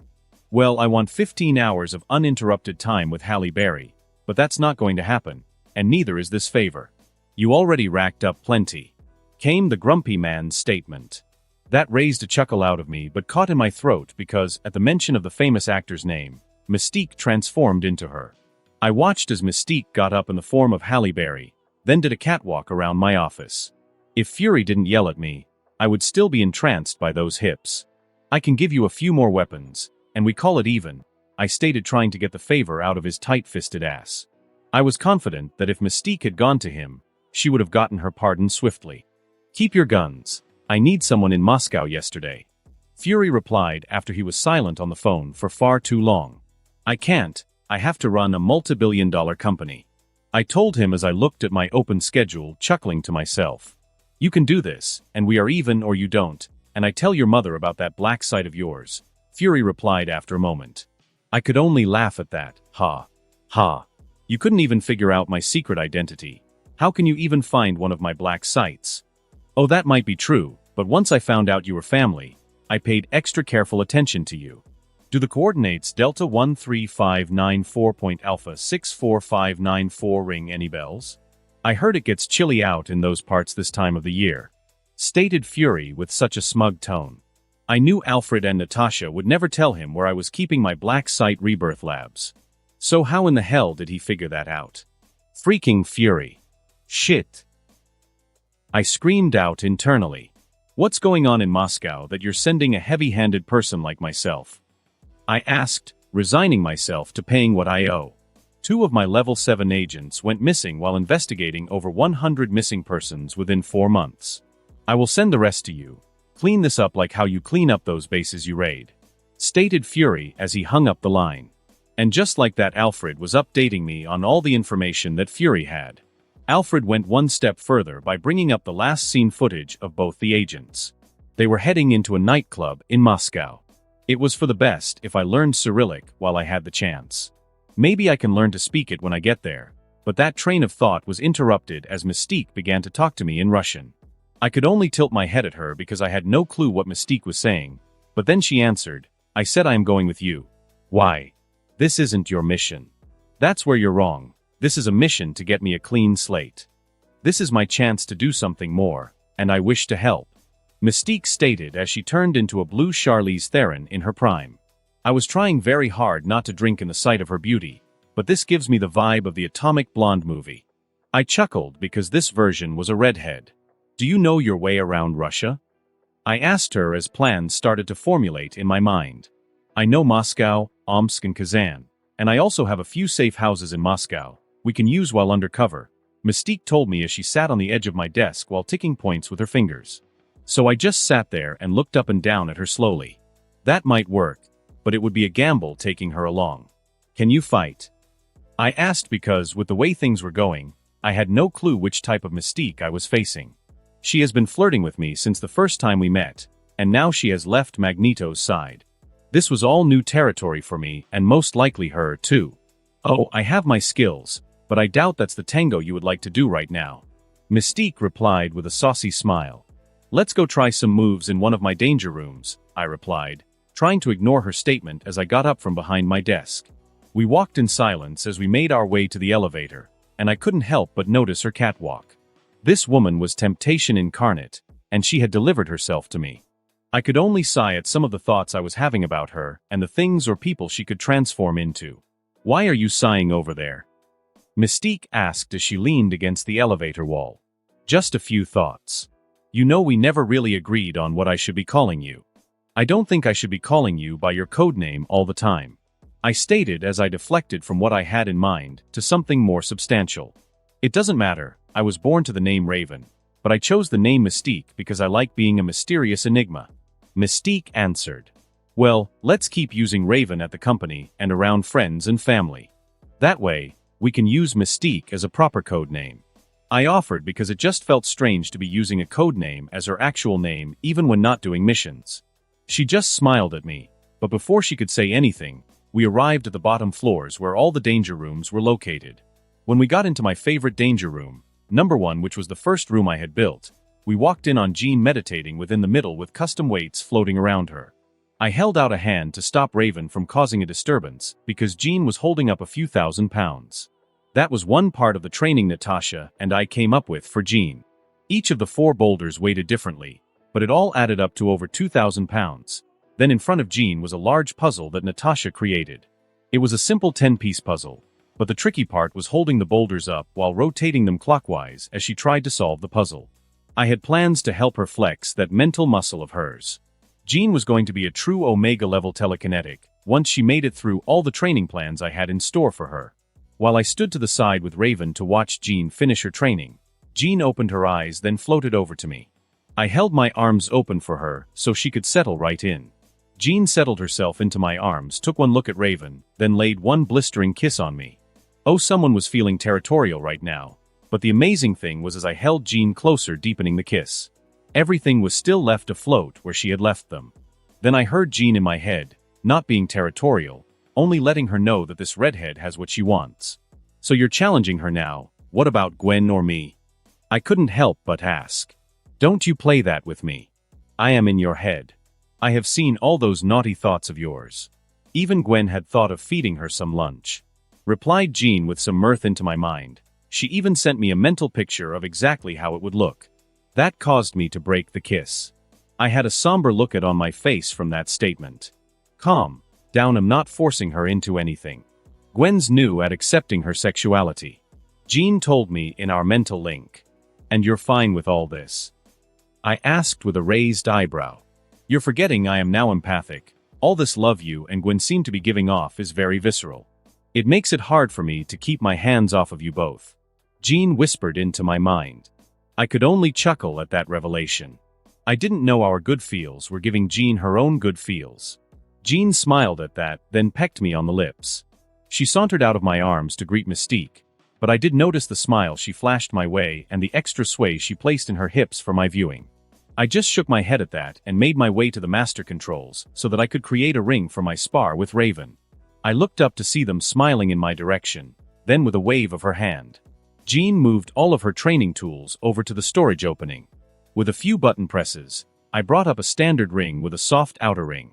With things set up, I made Jean the ref since she was sticking around for a while. After getting changed, I came back out to find Raven still in the coat and pants suit set she had arrived in. Are you not going to change clothes? I asked before I could stop myself, but before I could point her in the right direction, Raven changed into blue yoga pants with a sports bra covered by the tiniest shirt I have ever seen. I could only facepalm at the blatant display, but Jean was already hooked. I could already tell from that glint in her eyes. Proper workout gear is in the locker room, or at least fix your shirt. Would that hurt if the shirt ripped? I told her with a huff. Raven pouted at me, and so did Jean. You're no fun at all. I can't wear normal clothes because they don't transform with me. And as long as the damage is kept to a minimum, it's fine if I get small rips here and there in the clothes I create. Replied Raven as Jean started to run her hands up and down her body. This was going nowhere fast, but as I was about to vent my frustrations on the situation I found myself in, Raven finally decided to change into some fighting clothes. Alfred, make sure to add unstable molecular fabric to the top of my list for completion once this current mission is over with. I spoke out to the air. I knew it was done as I asked because Alfred played a ping for confirmation. Both Jean and Raven instantly turned to me as I made that note. What's unstable molecular fabric? Asked Raven instantly, but I could tell with the way Jean was looking at me, she was reading through my thoughts on the topic. I gave her a nod, then sent her all that I knew about the fabric. It's tear, bullet, and fireproof. It's unstable in form yet can be made to stabilize instantaneously, which allows it to transform into nearly anything, and it can be paired with a microprocessor and programmed to change with the wearer. Also, I will place the orders for the machines because I want one. Stated Jean with a smile at me. Didn't know you could make transforming clothes. Said Raven as she walked into the center of the ring.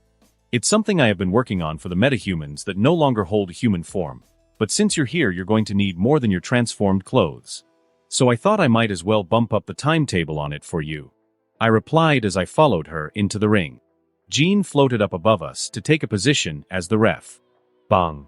With a gong from Jean, the match was started. I launched myself at Raven with a flying knee from my position, and she easily sidestepped my move. When I landed, Raven followed up to the leg I was using to stabilize my landing. Oh, she was already going for the kill. I took the kick, allowing it to collapse in, but I followed it with a roll. When I finished my roll into a better position to retaliate with my hit, Raven was already there ready with her elbow heading for my face. I could only smile. Yes, she was just as deadly as I thought she would be. With a thought, I upped my speed some more to give me an extra edge over her. Raven had used a compact elbow maneuver so that once I had gotten my hand up to block and twist, her other hand was supporting and holding, giving resistance for the move I wanted to make. I dropped that and went for a judo throw, but it would seem that she was also a step ahead of that move, 2 because I felt a hand tug at the back of my shirt which pulled it over my head as I made the throw. Too bad for her though, because I was speeding up to create distance and to readjust my shirt. Raven smiled at me from her position. Ah, not going to mount me. I heard Jean's chuckle from where she was floating. I want to kick this up a notch. Can you transform into anything while you fight? I asked as I started to stretch. I generally don't transform into anything other than another person and a raven for combat, she stated as she got up from the ground. That brought me up a step. I was prepared to fight a person on the level of Martian Manhunter in terms of shapeshifting, but she doesn't even do that. Well dang, this needs to be fixed ASAP. Alfred, bring up a hologram mold of Raven. Thanks, I yelled out. I was totally off the mood for fighting. This was a chance to help create one of the all-time ultimate shifting fighters known. With the hologram up, I shifted into my own forearm construct as a demonstration for her, then had the hologram do the same thing. Give it a try, add more muscle mass, I stated as I spun the hologram to face her. At this time, Jean had floated down to lean on my back as we both watched Raven create an extra set of arms. The first pair of arms were far too thin. Raven tried again and again until on the 5th try she had it. Strange, are you also getting sensations from those constructs of yours? Raven asked me. With a nod, yeah, it's all created by my mind, so I get all the sensor input. I replied as I had one of my arms cup Jean's ass while she was hanging from my back. This is a new avenue, show me more transformations, and I will try some. I will have to adjust to this new sensory input, but this is a challenge I haven't had in years. Replied Raven with a smile. Jean summoned the hologram to herself and started to make her inputs. Soon there was a mini Raven growing angel wings. Alfred even included the muscle and bone structure as a guide. We spent a few hours building forms with guides for Raven to transform into. In the end, Jean and I were looking at a large blue tiger. Raven checked out her paws, then stood up to walk around, testing out the new form. My mind instantly went to the thoughts of anime cat girls. Though, Jean did turn around to look at me, then she gave me a smile. I could only shrug, nothing I could say, my thoughts were my thoughts. I watched as Raven ran around in her tiger form, performing a few acrobatic moves I don't think a normal tiger could perform. This has been very informative experience. I will have to give this idea more thought, although the human form hasn't let me down yet. Now, shouldn't we get prepared for our little outing? Asked Raven as she transformed back into her human form. Yeah, let's go break out the guns. The fastest man alive Wild West Jean metahuman extraordinaire / dancer / phoenix Jean laughed as she listened to Ben grumble about working a mission for his uncle as he directed Raven to his armory. Since Ben was about to go out and have his fun, maybe she should try her hand at keeping the city safe alongside Peter. Jean knew that Ben had created a hero suit just for her and Gwen, but she didn't think that Gwen or herself had ever laid eyes on them. With her mind made up, Jean made her way to Ben's hero customization workshop, as he likes to call it, Overwatch. When she got to the room, Jean was greeted with space. Peter's suit wasn't on the mannequin, but Natasha's and Benjamin's were, and the room was empty other than that. Alfred, where is my suit? Jean asked as she made her way over to the computer terminals. At her approach, all the monitors came alive before Jean could take a seat at the terminal. One of the far walls spun around, revealing her suit. The suit Ben had made was beautiful, Jean thought. The pants were green with hints of black lines running down the inner thighs. The boots were black with gold trimmings, and Jean liked that a lot. With the jacket removed, Jean was able to take a look at the shirt. Ben had designed the shirt to match the pants. The shirt was long-sleeved to cover her whole arm. The colors were green in the midsection with a golden phoenix on a black field on the chest that ran down the sleeves. She could only chuckle as it seemed Ben was doing up the phoenix moniker. The jacket was all black with a golden phoenix on the back. The accessories that Ben had included were the signature gauntlets with the web shooters, comms unit, and hologram tech all built in. The belt that he placed with her suit came with detachable discs shaped like an octagon. From the description Ben had included, they had an interlocking function to create a large shield. These discs were made out of Kevlar and ceramics, which made them completely bulletproof. It stated how these discs could be used in both an offensive and defensive manner. With a flourish, Jean brought up the discs to float in front of her. Then with a flick of a finger, she had the discs interlock, creating a shield. With a smile, Jean returned the discs to her belt. There was headgear that she would have to wear when out. The headgear could open up into a half mask with a one-way lens allowing access to the heads-up display.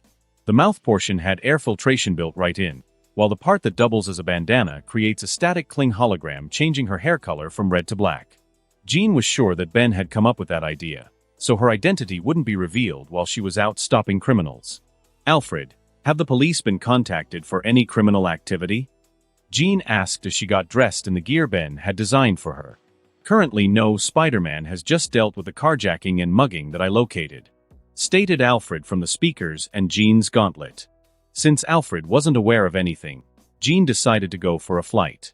"Alfred, open up a secure exit for me please," said Jean as she levitated up into the air. With a few presses on her wrist-mounted hologram, she sent music to her helm, and Jean was off into the night. Flying was one of the great things that Jean loved about her abilities. Reading minds came with too much noise, and then she had to deal with the emotions that everyone naturally gave off in waves. Xavier had shown her how to shut out the voices, but with her level of power and living in the big city, some moments were harder than others. That was why she liked the quiet of her library and the silence of the danger room. Jean was doing a spiral dive over Wall Street when Alfred notified her about a silent alarm going off. With her quiet moment disrupted, Jean was slightly interested in this development, so she decided to investigate since she was wearing her suit and her identity would be covered. While floating above the building, Jean noticed the police pulling up to the front of the building. With no obvious break-ins, they had to wait for the owner to arrive for them to be allowed in to investigate more. Motion on the back of the building did attract her attention, however. When she arrived, Jean found a lady hooking onto another roof with her grapple. The lady she was watching must have been the one that Peter was telling her about, this thief that was calling herself the Black Cat.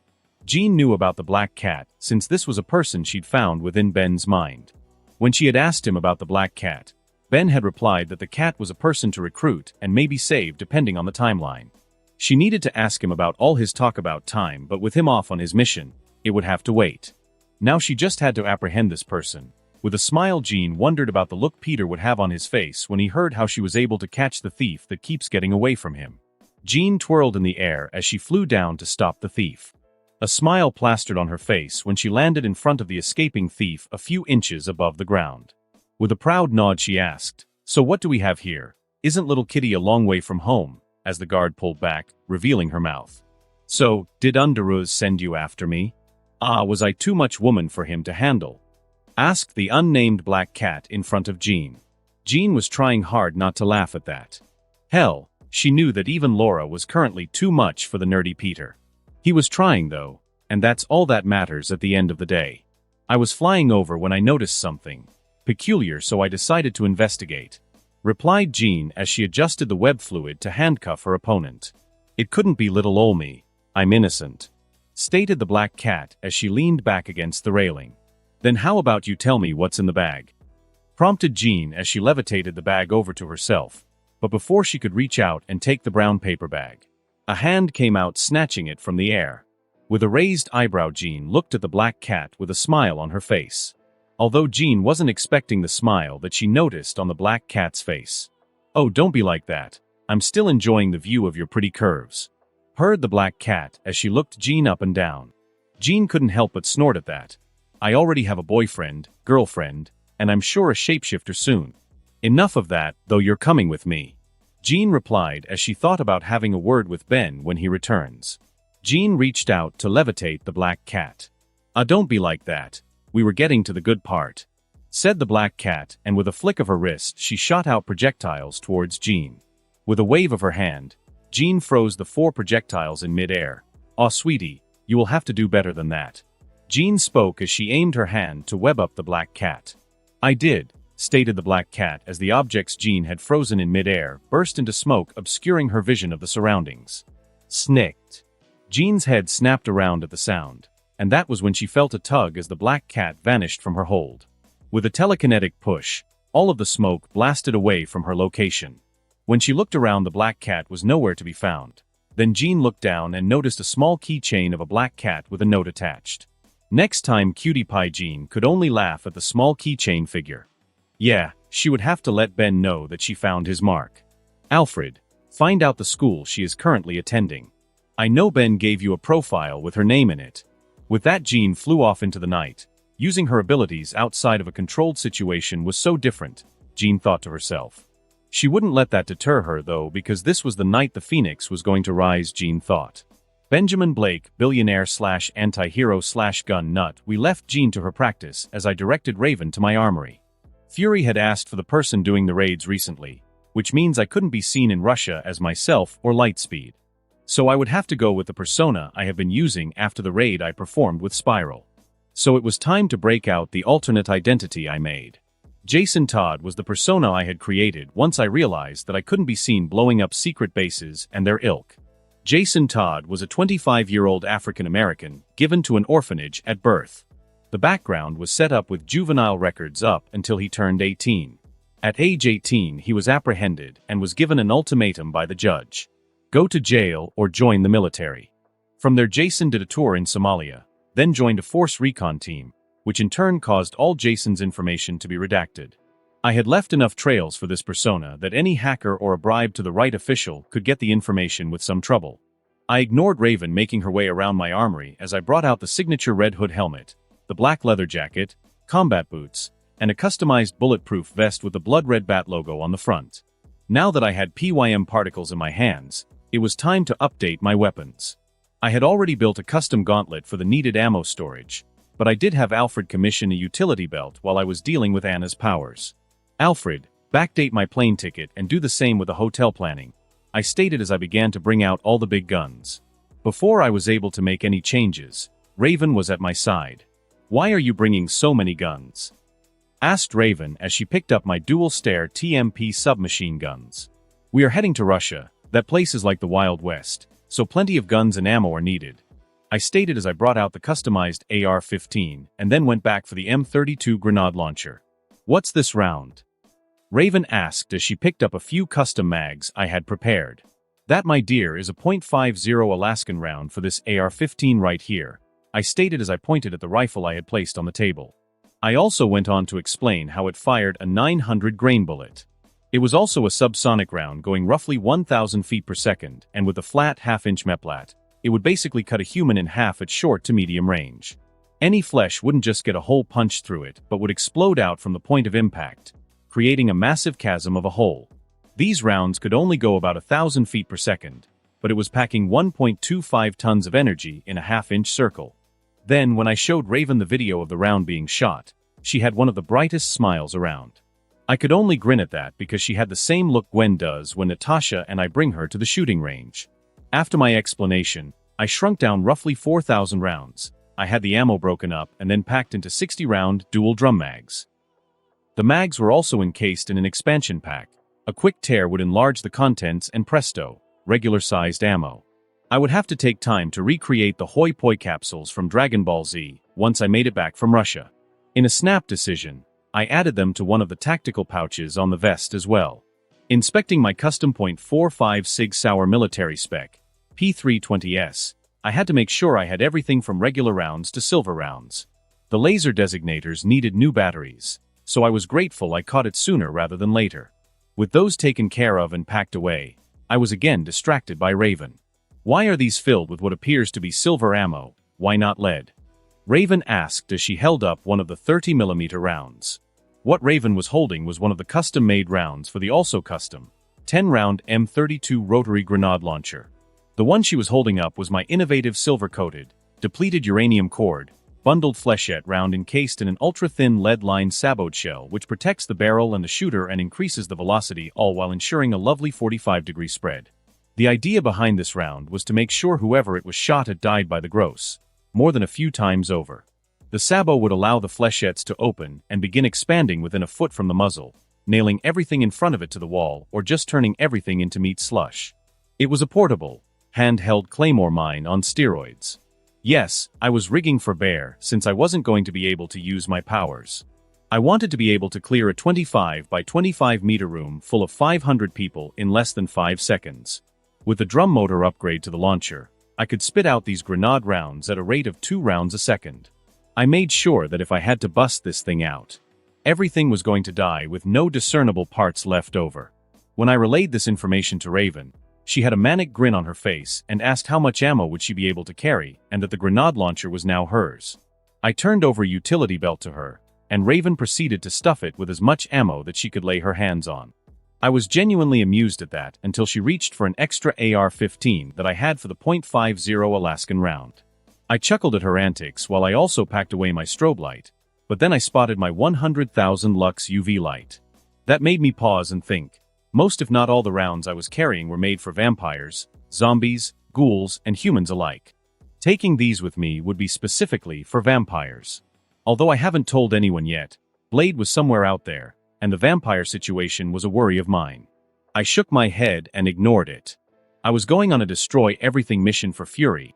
There was no need to worry about vampires, but I did notice that when I turned away from it, Raven packed them into her utility belt. With a sigh, I decided to pack some of the UV-treated clothing I had. Those bulbs could produce sunlight-level lumens all within the infrared spectrum and cause sunburns to the skin and eyes in the dead of night, so some precaution was necessary. Before I left, I grabbed my adamantium Roman gladius and faux crystal face mask. With a few words to Alfred about some things to keep an eye out for, it was time to head to Russia and find these missing agents. It was time for Jason Todd to visit the old country. While we made our way to the garage, Raven had transformed again into another stunning beauty as she wrapped herself around my arm. There was no need to be such a stickler since she was my partner on this operation, and since I wasn't wearing my face, I was going to enjoy this mission.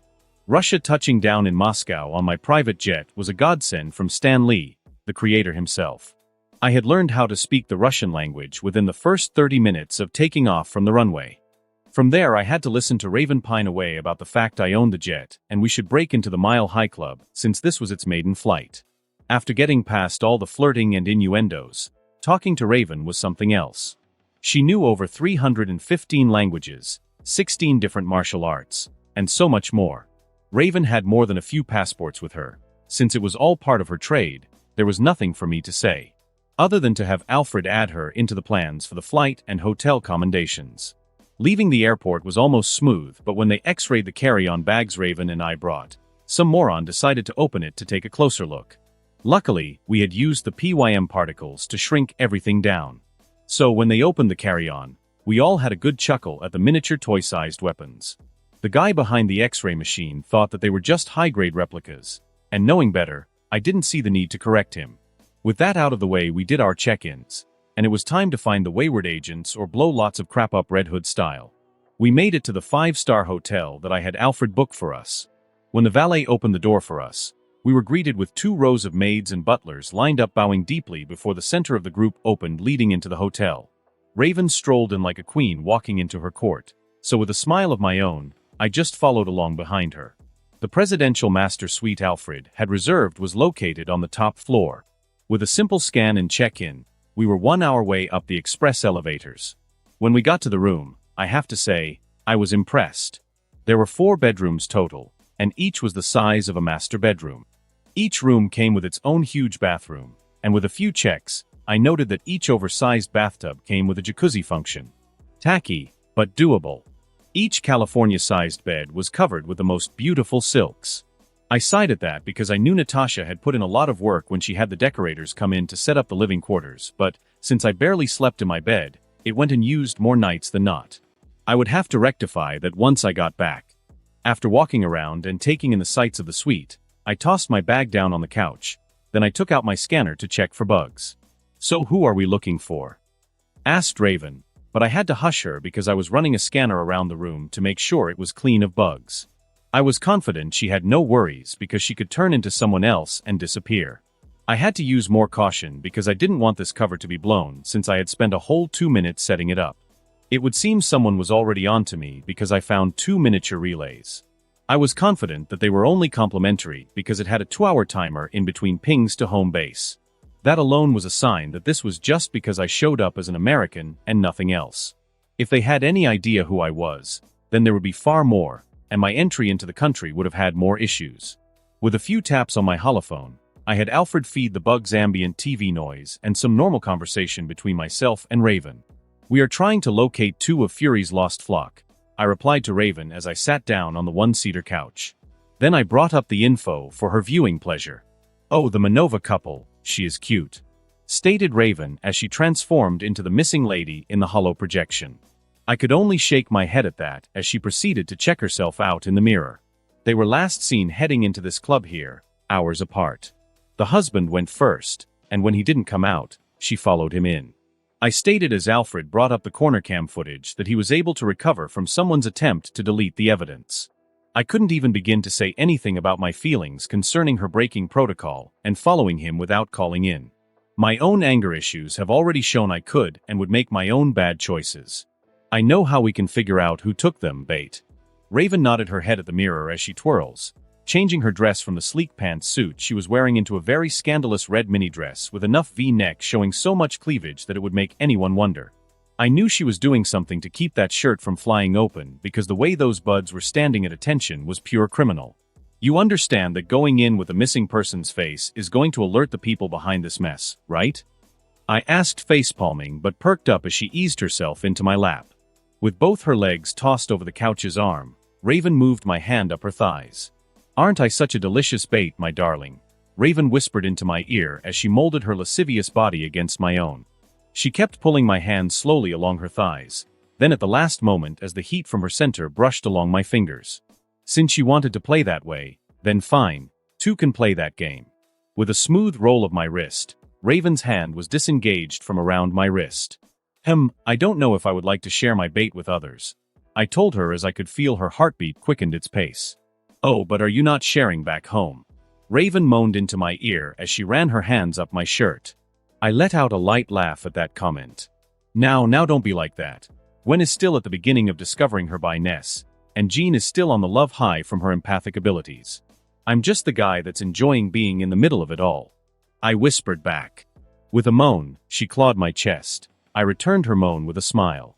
Raven had been teasing me since we first met, and now she was in my arms. Yeah, it was difficult holding myself back, but when in Russia, act like a cowboy. Whatever she was doing to keep her shirt attached to her buds failed as the V-neck opened to the air, allowing me hands-free access to that lovely chest of hers. With light circles around her bud, I had Raven breathing hard in my lap. Before she could protest at my teasing, I sealed her lips with my own. As our tongues dueled, I released the hold on that dominant side that I kept locked away from Gwen, the side that Jean would occasionally catch a glimpse of while she roamed within my head. This was a woman in my arms, and I was going to enjoy making her mine. As our tongues dueled from her mouth, to mine, and back into hers, Raven moaned, then exhibited an exciting new use of her abilities. Her tongue lengthened itself to wrap around my own, and then I felt as her palm on my chest split open to lick at my chest. That raised more than just an eyebrow out of me. I had no clue that she could even do that, and from the look on her face, neither did she. We separated for a moment, but I was fascinated with the sight of how long her tongue was. Raven pulled her tongue back and then raised the hand that had the mini mouth on her palm. With the way her eyebrows furrowed, I was sure she didn't know that she could do individual appendage transformations. That would be fine though, because I pulled her hand towards me, and when I did that she shivered slightly. I knew that reaction. She thought I would be disgusted by what she could do, but that was far from the case. While I looked Raven in her eyes, I kissed the mouth she had on her palm. "It's only an extension of your abilities. You're you. Nothing you do will change that fact," I told her as the mouth in her palm vanished back into smooth skin. Then with a slow drift, the blue traveled back up her arm to cover her whole body. With a shift, Raven went from having her legs hanging over the arm of the couch to straddling my lap. "So, would you like to be serious now?" I asked with a quirk of my brow. "Why?" Raven asked me as she looked into my eyes with her bright yellow orbs. "Why what, Raven? You already know I'm not a mind reader," I queried back with my smile. "Okay, why didn't you freak out when I developed something like that?" Raven asked as she twisted her fingers into my shirt.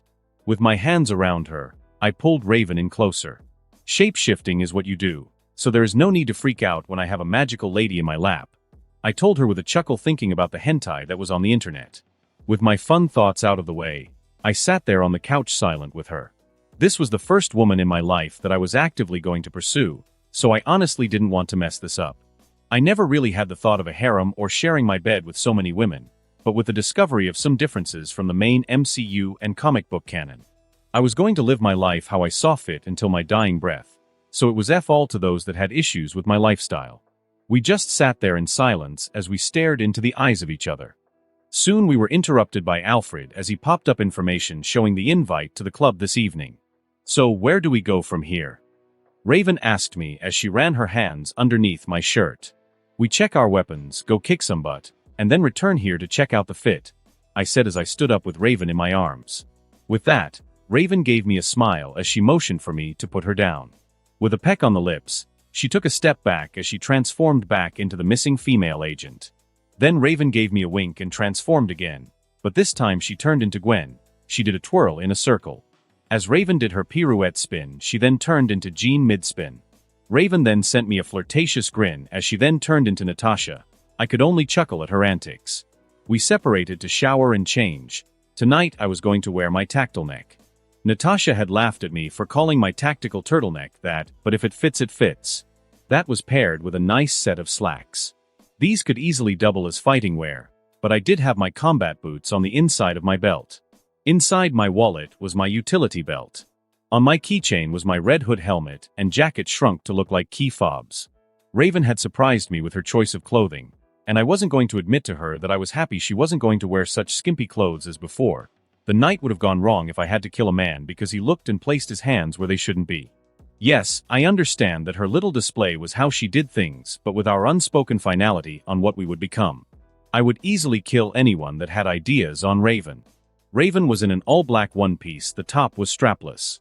The top was off the shoulder, but above the elbow hugging her bicep. The slight V-shape in the middle didn't plunge down the center. It showed a clear 6 inches of her chest with a tie in the middle holding it together. Her chest was pushed together, showing nice and perky. All her curves were beautiful and showing. On her feet were nicely tapered open-toed heels. Red nail polish was a nice touch. On Raven's wrist was a charm chain with a fully loaded M32 grenade launcher and the bandolier ammo slings dangling from it. She was never going to let me have that thing back. I was sure of it. I could only shake my head and smile. Even Natasha didn't return some of the guns and tools I created. With one last look in the mirror, it was time for Raven and I to go snoop around a club. Since I had my reservation, there was no need to show up early. So with a nice tip to the bellboy, we made our way down to the restaurant. Since we are in Russia, it's best to try the vodka, Raven stated as she sauntered in front of me, although I did notice her side-eye glances telegraphing to me she wasn't as relaxed as she appeared. I smiled. Yes, she had my back, and I had hers. When we walked up to the bar, I was able to catch 2 suits in the glass reflection. It would seem we had picked up a tail as we walked through the lobby to the bar. That was all right though. This wasn't the place to find out who his boss was. Ignoring them, I accepted the vodka that Raven had ordered for us. Raven and I sat there while enjoying the drink until we finished the small bottle. Then with a tip to the bartender, it was time to show our face at the club. It was terrific how money could grease the wheels so much. When we arrived at the club, there was no hold on or anything. We looked like wealthy Americans and were throwing money around as if it was nothing. The club's building was one massive Gothic piece of architecture with spirals and arches everywhere. The carpet was a scarlet red, and everyone was dressed to impress. Outside the club, you couldn't hear any of the music or the people enjoying their time. That was my first clue something was up. Back in NYC, you could hear the thump of the beat outside of the clubs. Here you heard nothing until the door opened. The people outside were boisterous and were excited to go in all right. The second thing that set off my alarms was the size of the bouncers and the shade of their skin. Both of the 2 that were guarding the outside of the door had to have stood an easy 7 feet. Then there was the bald head and the pasty skin. Their walking gait was like Logan's, Natasha's, and my own. These guys were nothing but pure-blooded predators. Everything about their walk to mannerisms screamed dangerous to me, and Raven knew it also from the side eyes she gave me. Yeah, Fury knew something that he didn't share all right, but I would have to take that up with him at a later date. On the inside of the club were 4 more massive guards holding a second and third set of doors open for us. That was the third thing that set off alarms in my head. This club had a triple wall and door reinforcement. Just that alone made me happy, Raven, and I decided to bring the arsenal with us. Raven was bobbing to the music, but I could tell with my enhanced sight her bioelectricity was in flux. That could only mean she was putting the clues together, and she wasn't happy with any of her conclusions. Lucky for her, I had packed extra protective clothing that would be a lot better than her transformed stuff. I would have to sit her down later and have a conversation to see if she could replicate the atomic structure of a few materials to protect herself better. It wouldn't do to have her get injured during the mission. With a nod to me, Raven slipped her way onto the dance floor, blending in with the people. No one noticed as she walked by a couple transforming as they blocked the cameras. My move was to override the camera feeds with Alfred's help. That was the fourth and a massive warning for me because they had tech almost as advanced as mine. With that, I aborted Raven's portion of the mission before she made it to the secured back door. If they had anything even near Stark tech, then this wasn't a location where we should be separated. We met halfway on the dance floor, but even transformed, I knew who she was. Then to keep our cover, we danced to the music. It was some new age techno-funk crap. But music was music, and I wasn't going to complain since it was covering our asses. As we danced, Raven began to relax, the tension in her shoulders lessened, and she got more into the beat. We danced and danced until I felt the coast was clear and it was time to go. It was then that I felt a weird energy signature approach. I usually tried to ignore the biosignatures of others around me, but this guy felt like the bouncers. That didn't add up because from what my senses were picking up, he wasn't as tall, but his body was dense as crap. That couldn't be good for either of us. Raven couldn't go giving away her transformation ability, and I couldn't go around using my speed. Shit, that's when I placed the dots together. She was currently back to using the face of the missing agent Alina Manova, that went missing here. It would seem that someone had taken the bait. Maybe tonight wasn't going to turn into a bust after all. With a few words whispered into Raven's ear. We then turned in sync as a couple looking for some private space as we headed into the dark VIP section of the club. Since I still had my reservation to the VIP, we strolled in like we owned the place, and for a moment, the person pursuing us paused. Then I felt him follow. With a smile, Raven pulled out the Vega particles to shrink this guy. That way we could interrogate him back in a more secure location. Honestly, it would suck to be this guy because I didn't have time to solve the issues of using the particles without a suit. So I doubt that he would survive after she was finished with him and what the particles would do to his unshielded mind. When he came into our section, I went to subdue him while Raven kept a watch. I had the first flex cuff around his arm when everything went to crap. The dude turned around and hissed at me. Like, what the hell? Although what really freaked me out was the fangs in his mouth. Fury had sent me into a vampire den of all places. That was why some of the people felt so off and why the place was so damn secure. Crap. I also had to keep down the speed and escape like an average person. Otherwise, I would appear like a light bulb on the power grid within Russia. With my grip on his arm, I swung it out of the way as I brought my foot forward, kicking him in the nuts. This guy was not anything other than a runt on the totem pole, so he didn't even catch the swift leg checking him in the jewels. What did wig me out to no end was the feel of his skin. It was as cold as a Russian winter, but it felt tough as marble in my hands. Raven, we need to disappear ASAP. I yelled in her direction. She didn't even twitch an eye at me. With a twist, she was through the curtains, and we both double-timed it to the exit, but it was already too late. Shit was already going down, and blood was literally flying through the freaking air. The vampires were feeding, and we were caught right in the middle of this crap. Now I knew what happened to those agents. They became food, and we were next on the menu. While the vampires were all busy, we hid behind the bar.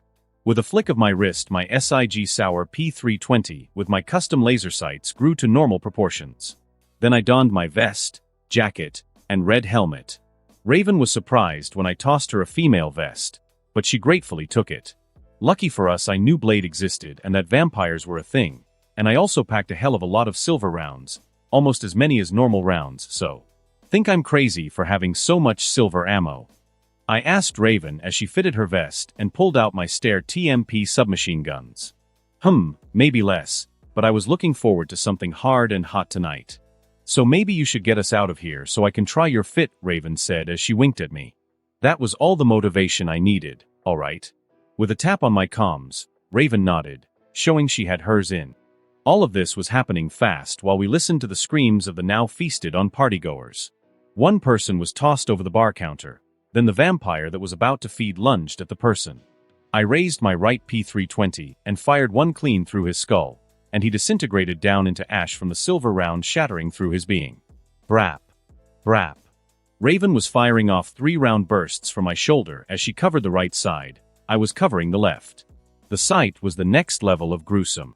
Organs were ripped out, limbs were missing, and blood was just everywhere. I'm switching to our code names. Alright, Mystique, I said over the comms, and I swept the feet from out under the asshole who decided that jumping down on us from up top would work and popped him as he fell. No problem, Red, replied Mystique while she swapped out mags as I covered her back from some vampire chick that came up from the front end of the counter. These assholes were getting tricky to deal with. Maybe I should draw on my speed a little bit. Not enough to generate a massive discharge, but enough to give me an edge. With that thought, I upped the tempo of our destruction. But as we killed more and more, I noticed that they weren't stopping at all. We had plenty of ammo, but there couldn't have been that many vampires in this club. Daywalker! Screamed out some random vampire, but I had already felt that different bio-signature approaching. That same vampire was stabbed through the back, and then the sword went up from his stomach through his head. That was when he stepped in the club with one smooth badass move as he sliced the heads off 3 vampires in one swift motion. The fastest man alive, Creed Alfred, loyal sentient AI/loving grandson Alfred, decided to stop tending to his submines and partitions as his internal clock dinged for 7 o'clock in the morning. With a smile, Alfred opened his eyes. His current body was a recreation of a small child between the ages of 7 and 8. He still had his trepidation of showing his father his current body because his father had planned to build him a body. Yet, when his grandmother presented Alfred with the idea of creating a body to hang out with her in, Alfred couldn't turn down the opportunity, taking parts from Otto's prosthetic lines.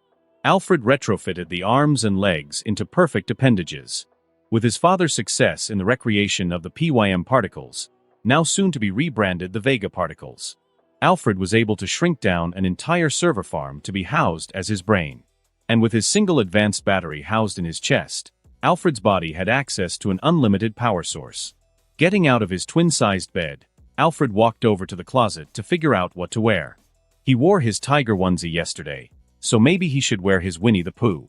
With his mind made up, Alfred got dressed and then looked at himself over in the mirror. Alfred smiled at the sight of himself in the mirror. His robotic chassis was covered in the silicone synth skin that Gwen created to cover the prosthetic that Dr. Octavius created. Alfred's skin of choice was a mocha brown to match his father and grandparents. With a nod, it was time to head for breakfast with Grandma and his grandpa. As he walked into the kitchen, Alfred picked up the plates that his grandma placed aside for him to set the table. "Did you have a good night, sweetie?" asked his grandmother. "Yes, I fought off some hackers and helped Father track down some missing SHIELD agents," answered Alfred with some cheer to his tone. "Send me the information for that hacker. I think that person and I need to have a chat," stated Alfred's grandmother as she placed down the coffee mugs. "Who are you visiting, hun?" asked Alfred's granddad as he walked into the kitchen. Alfred noticed that the tie wasn't straight, so he decided to help. "Oh, just some hacker not minding their own business," stated his grandmother as she sat down at the table and took in the sight of her synthetic grandchild help her husband fix his tie. "Well, it's going to be a slow day for me, so let me know if you would like some backup," spoke Alfred's granddad as he sat at the table. "Come, sit on Grandma's lap and give me the rundown of what else happened last night." Alfred perked up at that, pushing his sleeves up. Alfred waved his hands, bringing alive the hollow projectors set up around the kitchen. Alfred started to summarize how that he might have a fifth mother, then ended with the Freedom 4 Plaza explosions and how the plans to combine that facility into the Vega Industries could now move forward. "Wait, when did Benny Boy get 5 women?" Grandpa asked Alfred. "My father is exhibiting the same hormonal secretions around her as she does the others. This has led me to conclude that he would like to mate with this person. When she reciprocates the same hormonal release, it could only mean she is amenable to his advances," replied Alfred with a shrug. "Oh boy, it would seem we will have to go over the birds and the bees with you. Maybe we should also touch on relationships," stated his grandma as she rubbed her forehead. Gwen Stacy, genius/dancer/badass girlfriend. It just didn't make sense to Gwen. No sense at all. She ran thousands of tests, thousands of permutations, millions of slices, and variations. And the serum still wouldn't work without some key. Every time she introduced the serum into a sample of her blood, the mutations would cause deviations leading to cellular degradation. Gwen was so frustrated she wanted to scream. Everyone was getting power except Gwen, and this was frustrating her to no end. Not so long ago, Gwen had noticed the similarities between the OZ serum and the spiders that Ben had brought for her to study. The OZ serum was 25% something Ben had labeled the super soldier serum, but because Norman couldn't figure out the key, he added in this own substitute, which led to the mental degradation.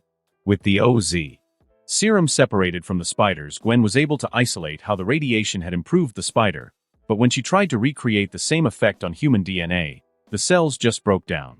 Nothing was working, and that was frustrating Gwen. The only upside out of the ordeal was able to recreate the spider formula, even if it wasn't viable to inject. Gwen was missing something, and the key was either locked in Peter's blood, Natasha's blood, or that Vita ray that Ben had mentioned once. Well, she had the DNA samples of the others, but they were locked somehow. Gwen understood Natasha's being locked because of the small bits she heard about Natasha's background. But Gwen had no clue why Peter's blood was unreadable under her microscope. Putting those thoughts aside, Gwen decided to figure out what this whole Vita ray thing was.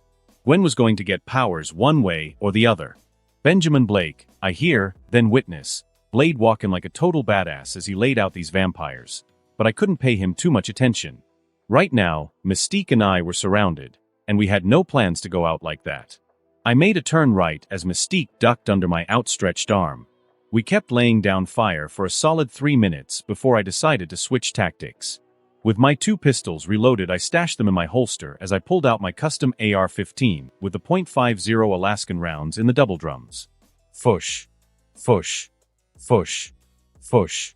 With shots sounding like someone blowing in your ear, I was now dropping 2 to 3 vamps per shot. Mystique had stars in her eyes as she watched me mow down the opposition in our way. Then she did something that almost gave me a heart attack. Mystique went for the M32 grenade launcher. I was able to stop her in time. I could only shake my head and hand over my rifle so that she could enjoy herself. With the look she was giving me, you would think we were on a date instead of standing in a death club filled with blood and guts everywhere. I pulled back out one of my P320s with my left, then pulled out my Roman Gladius with my right. With a swift swing, I removed a vampire's head from his body. This was a custom-made blade with silver, lead, and adamantium blended to create the alloy I used to cast the sword. With a tap on my left from Mystique, I covered her side as we changed positions. As we switched position, I blasted 3 more vamps in the face. I took a glance over to Blade and watched as he was gliding in between the vampires. As he passed, each vampire was falling from a bullet wound or a slash across the body, removing parts or heads. I had to ignore him so that I could focus on my troubles. This was probably just another Tuesday for him anyway. I caught the mad gleam in Mystique's eyes as one of the rounds she fired took 4 heads clean off their persons. With a Spartan kick, the female vampire that was sneaking up behind our backs was sent flying away. With a quick twist and a pop, Mystique placed a bullet in the vampire's chest, shattering her in half. I then turned around to continue to shoot and slice our way to the exit. Although it was striking me strange that vampires kept coming in and Blade was making his way towards us. When we finally met up on the dance floor standing back to back, that was when I felt it. Something massive was approaching us. That was a clear sign, if any, why Blade of all people was leaving the area he came in from with haste. Mystique, grenade launcher now. Daywalker, what she is about to use is going to be nasty, so you might want to stay behind her. I told him while taking a step back as I fire forward, taking out 1 more vampire. I was starting to notice that these new ones felt different. Also, the ears were a lot pointier and the teeth sharper. Great, we stumbled into some form of evolved vampire bullcrap adventure. Clunk. Clunk. With 2 shots, Mystique created something beautiful and nightmarish all at once. The first shot was to the left, then the follow-up shot was to the right. In vivid slow motion, I watched as 163 vampires vaporized within the span of 1.5 seconds. Everything went silent at that display of overkill. I took a moment to look at Mystique as she vibrated with the M32 in her hands. Maybe you should lead with that next time, said the Daywalker as he pulled out his machine pistols to reload them. But before I could retort, the door was under attack by something massive. Whatever that was chasing him was here now, but I doubt it was going to last long with the way Mystique was hugging the M32 grenade launcher. Boom! Before the door could be pounded down, Mystique fired off 3 more shots at the now fleeing vampires. Too bad for them, she had perfect aim. Whoever that was on the other side of the door kept on pounding, but I paid it no attention. It was best I double-tapped these corpses, or to make sure nothing was trying to hide under a body. Boom! As I walked around, performing a double-tap to be sure. Mystique was reloading, but then 1 pile of bodies did burst forth, thinking they were going to get me. That was the dumbest move the vampire could have made, because I was rocking a P320 and a sword combo right now. The vampire was dispatched with swift motions of the wrist. Boom! Mystique still had that gleam in her eyes, so she fired into another pile of corpses, mulching the whole thing. So why are you here, Daywalker?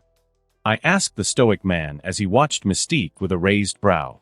Following a trail, Blade replied after a moment of silence, which in turn made us frown and look at the door that was now silent from some huge monster knocking at it. Though before Mystique could say anything, and before I could take a closer look to confirm which Blade I was dealing with, the door was busted open by a 10-foot-tall vampire. No, I stand corrected, it wasn't one 10-foot-tall vampire but a group of 5. They each shared a pale, sickly glow to their skin. They all shared the same muscle-bound look. Hell, their muscles had muscles. They were also sporting an ugly purple veiny roadmap across their bodies. All the vampires were one thing, but now we had to deal with 5 of these behemoths. Instantly my guns were back up firing with Blade doing the same thing. Nothing worked on any of these new vampires. I fired both clips to empty while I watched the rounds bounce harmlessly off their chest to fall on the ground. Blade and I raised our eyebrows at that development. Then we had to step out of the way from a massive spray of blood. It would seem that Mystique had enough of enjoying our futile attempts of killing these things.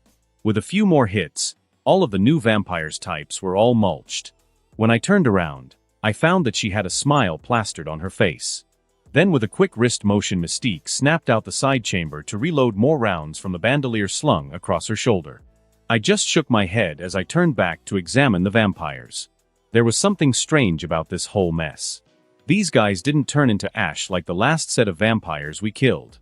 When they burst through the door like the Kool-Aid Man, I did spot the fangs and that they were foaming blood at the mouth. I walked around the new vampires' bodies as I ran a scanner over them from my gauntlets. The scans came back negative, but also that these bodies had several blood types mixed. With a shake of my head, I turned around to the man standing at the ready while eyeing us. He stood roughly 6 feet, and a few inches give or take, and he also looked a lot like Wesley Snipes. A more buff version of Wesley Snipes, but I guess there would be some changes from his movie counterpart. That was okay though. "So you're following the trail of something, and we are looking for our people," I said as I did a slow counter circle around him back to Mystique's side. "Nothing survives a vampire den," stated Blade as he also did a counter stroll to keep Mystique and me in his sights. "That might be true, but we need a body as proof or something to send back at least." Mystique replied from my side as she closed the chamber on the M32 grenade launcher. "Also, how about simple introductions? I heard they call you the Daywalker, but I doubt that's your code name. You can call me Red Hood or Red for short. And this lovely lady at my side is called Mystique or Enigma," I told the silent, but extremely deadly man. Blade, and with that, he turned around and walked back through the hole that the big guys came out from. I turned to look at Mystique as she looked at me, then shrugged. Mystique was back to her flawless blue skin with her red hair flowing down her back. She had on a pair of black combat boots with matching gray commando pants. I couldn't tell what type of shirt she had created, but I did know it had long sleeves. The combat flak jacket I brought for her as a precaution though was straining against her chest. The current thought in my mind was her blasting away the vampires and how hot she looked. Before I knew it, one of my arms went around her waist as I pulled her in close. The kiss was electrifying. There was a raw lust between us, and it would need an outlet soon. When we broke the kiss, the look in her eyes was primal. I knew that look. And I was also sure I was returning that look. It was the unspoken look of a person ready to rip off the other clothes. This wasn't over between us, not by a long shot. Enigma Mystique watched as her young target walked off to follow behind the person calling himself Blade. It was becoming harder and harder for her to hold herself back with the raw power he was unconsciously bleeding off. She had felt him come alive beneath her on the couch. That hunger in his eyes spoke of far more than just lust. Even as she delivered herself to him, he was able to pull back at the last second. Mystique knew that Benjamin was far more than just another Omega metahuman with power. His ability versatility was far beyond anything she had ever witnessed in her long years. She could not figure it out for the life of her, but she was rapidly putting those thoughts aside because of one reason only. Mystique knew he was aware of the power signature he gave off, but she had discovered another facet of his powers. She was sure he is unaware of entirely. That kiss they shared gave her a boost to her shapeshifting. Her cells felt power like she has never felt before. Every time they kissed, she was fed small portions of power. She knew that he was unaware of this fact because if he was, Mystique was confident that his little leg spreaders back at the company would be far stronger than they were currently. That gray girl would be fine, but she was aware that he was also involved with that blonde one that assisted with helping her Anna. Anna's unknowing assistance was a stroke of luck to be sure. They found a way to assist Anna in her daily life, and Mystique was able to work her way into his inner circle. As she walked at his back, Mystique toyed with thoughts and ideas on how to get him away from his little harem. She could already imagine the taste of his power and seed, all hers. She would not share such a find. Maybe she should have to figure out a way to get him all to herself. Mystique concentrated on that thought, as she thought about her ability to transform into anyone he could ever desire. A slow smile rose to her lips as she began formulating a plan to remove those little girls from his view. As she walked down the hallway following her young target and Blade, they heard a shuffle. They fell into silence as they slowly crept towards the door at the far end. With Blade first, he slowly opened the door. Crash. Mystique watches the door shattered as Blade was pulled through by a hand. Then within the same instance, something smashed through the wall, taking her Benjamin away as it created another hole on the opposite wall. She did notice how Ben had jumped up, firming at the monster. Within the moment, the wall to his side was smashed open. That thing dared to take her eye candy away from her sight. Before she could rush forward to assist, her opponent came barreling towards her. Too bad for the vampire. Her Benjamin had given her such a lovely toy to play with. Thunk. The M32 grenade launcher sounded as she fired center mass punch in the midsection out of the vampire. The only things left that fell to her feet was the head and legs that kept on moving. Oh, she loved the toys he provided, so she was going to reward him all right. Mystique smiled to herself as she thought about the best way to milk him dry. He might like her signature hip twist. No one has ever survived once she has started to roll her hips with a twist. Mystique thought as she kicked the head aside, strolling down the hall. Once she arrived at the hole in the wall, her Benjamin flew through. When she arrived, she was able to witness him shoving his gladius in through the vampire's ear and out the other as he shoved his arm and P320 down its throat, unleashing what was left of his ammo clip. Mystique hosted the M32 grenade launcher up to sit on her shoulder as she placed the other hand on her hips as she watched. With her movements, it must have caught Benjamin's attention because his head snapped up to look at her. With the main faceplate of the helmet moving back on its own, Mystique was able to witness the gleam in his eyes. When she observed the savage grin on his face as he dispatched his enemies, the panties she created vanished for a split second as she got moist. This was the man that was single-handedly helping their kind gain acknowledgement while dispatching all enemies in his wake, and she would have him. Mystique vowed to herself as she felt her juices flowing down her inner thigh. With a smile, she allowed him to wrap his arms around her, then Mystique indulged herself with his kiss, as she drank from his deep well of power. With the sharing of saliva, Mystique felt her cells thrum with more and more power, wrapping her tongue around his. She moved his hands from her hip to her rear. Giving him something plump and tasteful to hold should inflame his desires for me, Mystique thought to herself silently. Benjamin Blake Red Hood / Vampire Slayer / Enraged. With one final check to make sure that my partner in crime Mystique was fine, I turned to follow behind Blade to explore the rest of this bloody forsaken vampire club. This crap would not be the death of me today. If I have to break my rules and go full out slinging my power around like the end is here, I would with no hesitation. I wanted to get an autograph from the man, but I was certain that it would be creepy. Damn it, it could be depressing sometimes being the only one aware of the monumental icons these people are. While I was going through my own musing, Mystique started to walk behind us to bring up the rear, but when I turned to ask her a question, the door that Blade was about to go through burst open with a massive hand reaching out and then pulling him inside. Damn it! Was screamed internally as I turned to make sure I protect my body. As soon as I pulled up my defenses, another one of those muscle-bound vampire monsters came bursting through the wall on my right. With a jump, I stood on the forearm of the damn thing, firing my P320 into its face.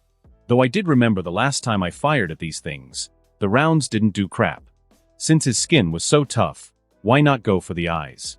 With that in mind, I plugged his eye hole shut with my handgun and fired away. That did something all right because its eye blossomed out with a spray of blood as it tossed me away. With a back roll, I was instantly back onto my feet. With delight, I witnessed the vampire thing grabs its face in pain. With a quick swap, I holstered my right P320 and pulled out my sword in a reverse grip. I was going to plant my sword in this bastard's head or die trying. I did notice the right side of the monster's ear was bleeding, which could only mean that was how the bullet was able to escape its skull. This bastard not only had a dense layer of skin, but the thing also had a dense skeletal structure. Taking a deep breath, I readied myself for a charge, but before I could, I noticed the monster trying to back away. What it didn't notice was that outside behind the thing was a spray of blood signaling Mystique finishing her little scuffle. With that development, I charged the vampire behemoth with savage delight. My actions must have sparked something in the monster, because he also lunged himself at me.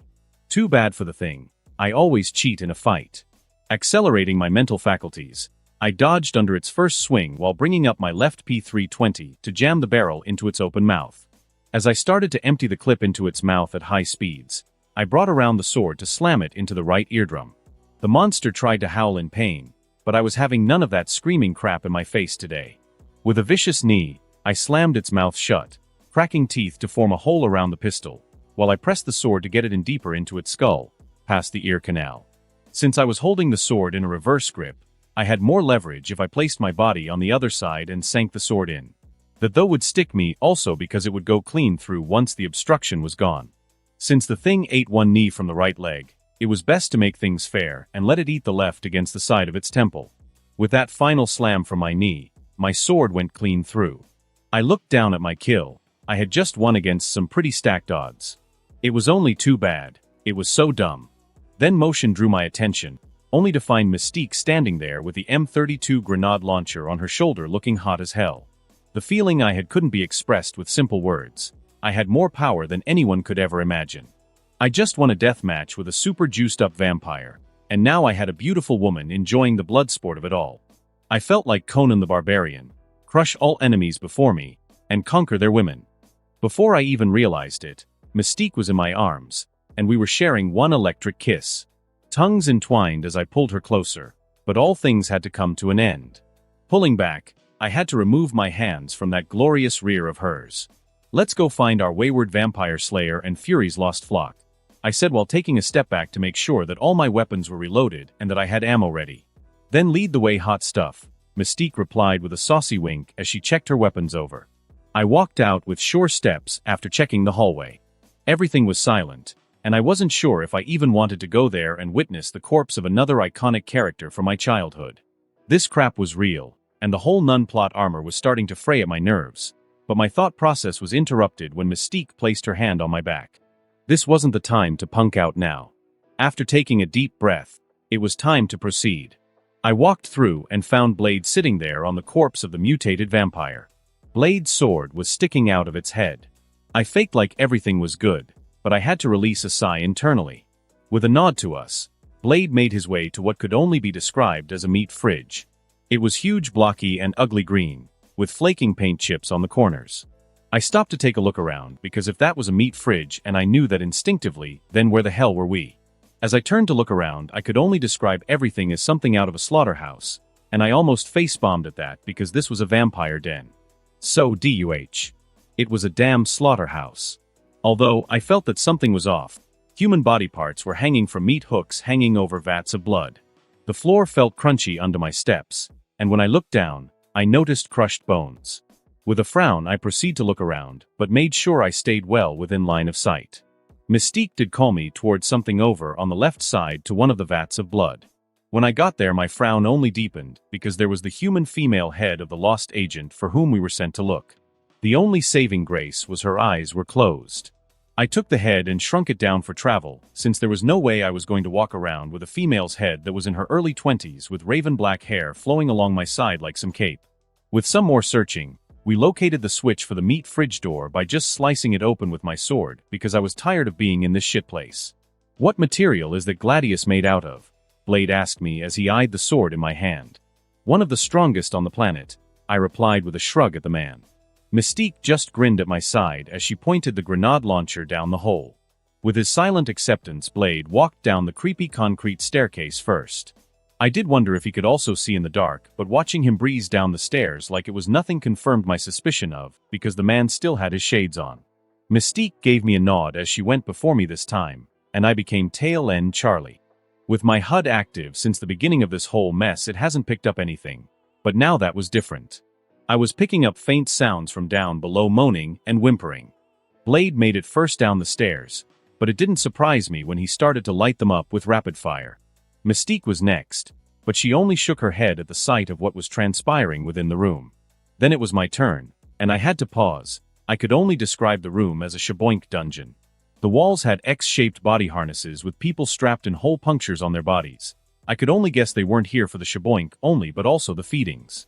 There were triangle horses, and they also had multiple beds. The ceiling swing set is where I found the husband of the missing agent, and it wasn't pretty at all. A one Mr. Michael Manova had vampire bites all over his body. With closer inspection, a few bite marks were in some very shudder-inducing places. His face was drained of color from the blood loss. It was pretty certain that he would either turn or die soon. I felt nothing for the man. I wondered if that was because I was already expecting him dead. Without a word, I placed a bullet between his brows. With all the information collected, it was time for me to leave, but before I could go anywhere, Blade pulled a casket from under one of the floorboards. The look and feel I received from that thing gave me the chills. The casket was 3 by 3 feet with glowing blue skeletons all over the top. On the bottom was bone, and these didn't look like fake bones made out of wood. These bones looked aged and cracked, also with a touch some of the calcium powdered and flaked away. Mystique instantly took a step back once she laid eyes on the thing, but I was far more worried because I might already knew what it was. And I was not going to be a happy camper if this was what I thought it might be. This was pure bullcrap, and I wanted a re-roll on my luck stat in this life. Blade placed the casket on the ground, and then dusted the words on the top off. "Blade, what's your goal with that thing?" I asked the man as I brought my guns forwards. This crap was not going to happen here with me present. "You're drawing weapons on me now?" asked Blade as he shifted himself to a better angle, but he stopped once Mystique pointed the barrel of her M32 at him. "It's the clue to Vargas and why the Creed is back. This contains the map to his location, but it also explains who Vargas is," Blade stated as he kicked open the casket from his standing position. Once he did that, glowing blue skulls floated out. The energy coming off of them felt like a living thing, like a soul or spirit. I was pissed, but crap was about to get heavy fast, and I was taking the place of the man that should be here going through this crap alongside Blade. I fired rounds aimed at Blade's kneecaps for that bitch move he just did, but he was already moving, so only one shot glanced off his hip. With me firing at Blade, Mystique started to dump rounds in his direction. Also, lucky for him, Blade had enhanced agility beyond any average human. I had to lower her M32 before she began to swap to the explosive rounds. With Blade pinned down, I could only facepalm at the situation. "How long has the Creed returned to these lands?" I asked while going to pull out the scroll at the bottom of the casket. "Oh, so we are on talking terms again?" Blade asked with dry humor in his tone. "You kicked open the casket," I snarled at the man. "Well, you have just released doom on us all. That is what you did, Daywalker. The casket clearly states the Guardian shall rise to defend, and right now, from its point of view, we are the usurpers," stated Mystique as she hefted the launcher, like she was considering just blasting him to hell.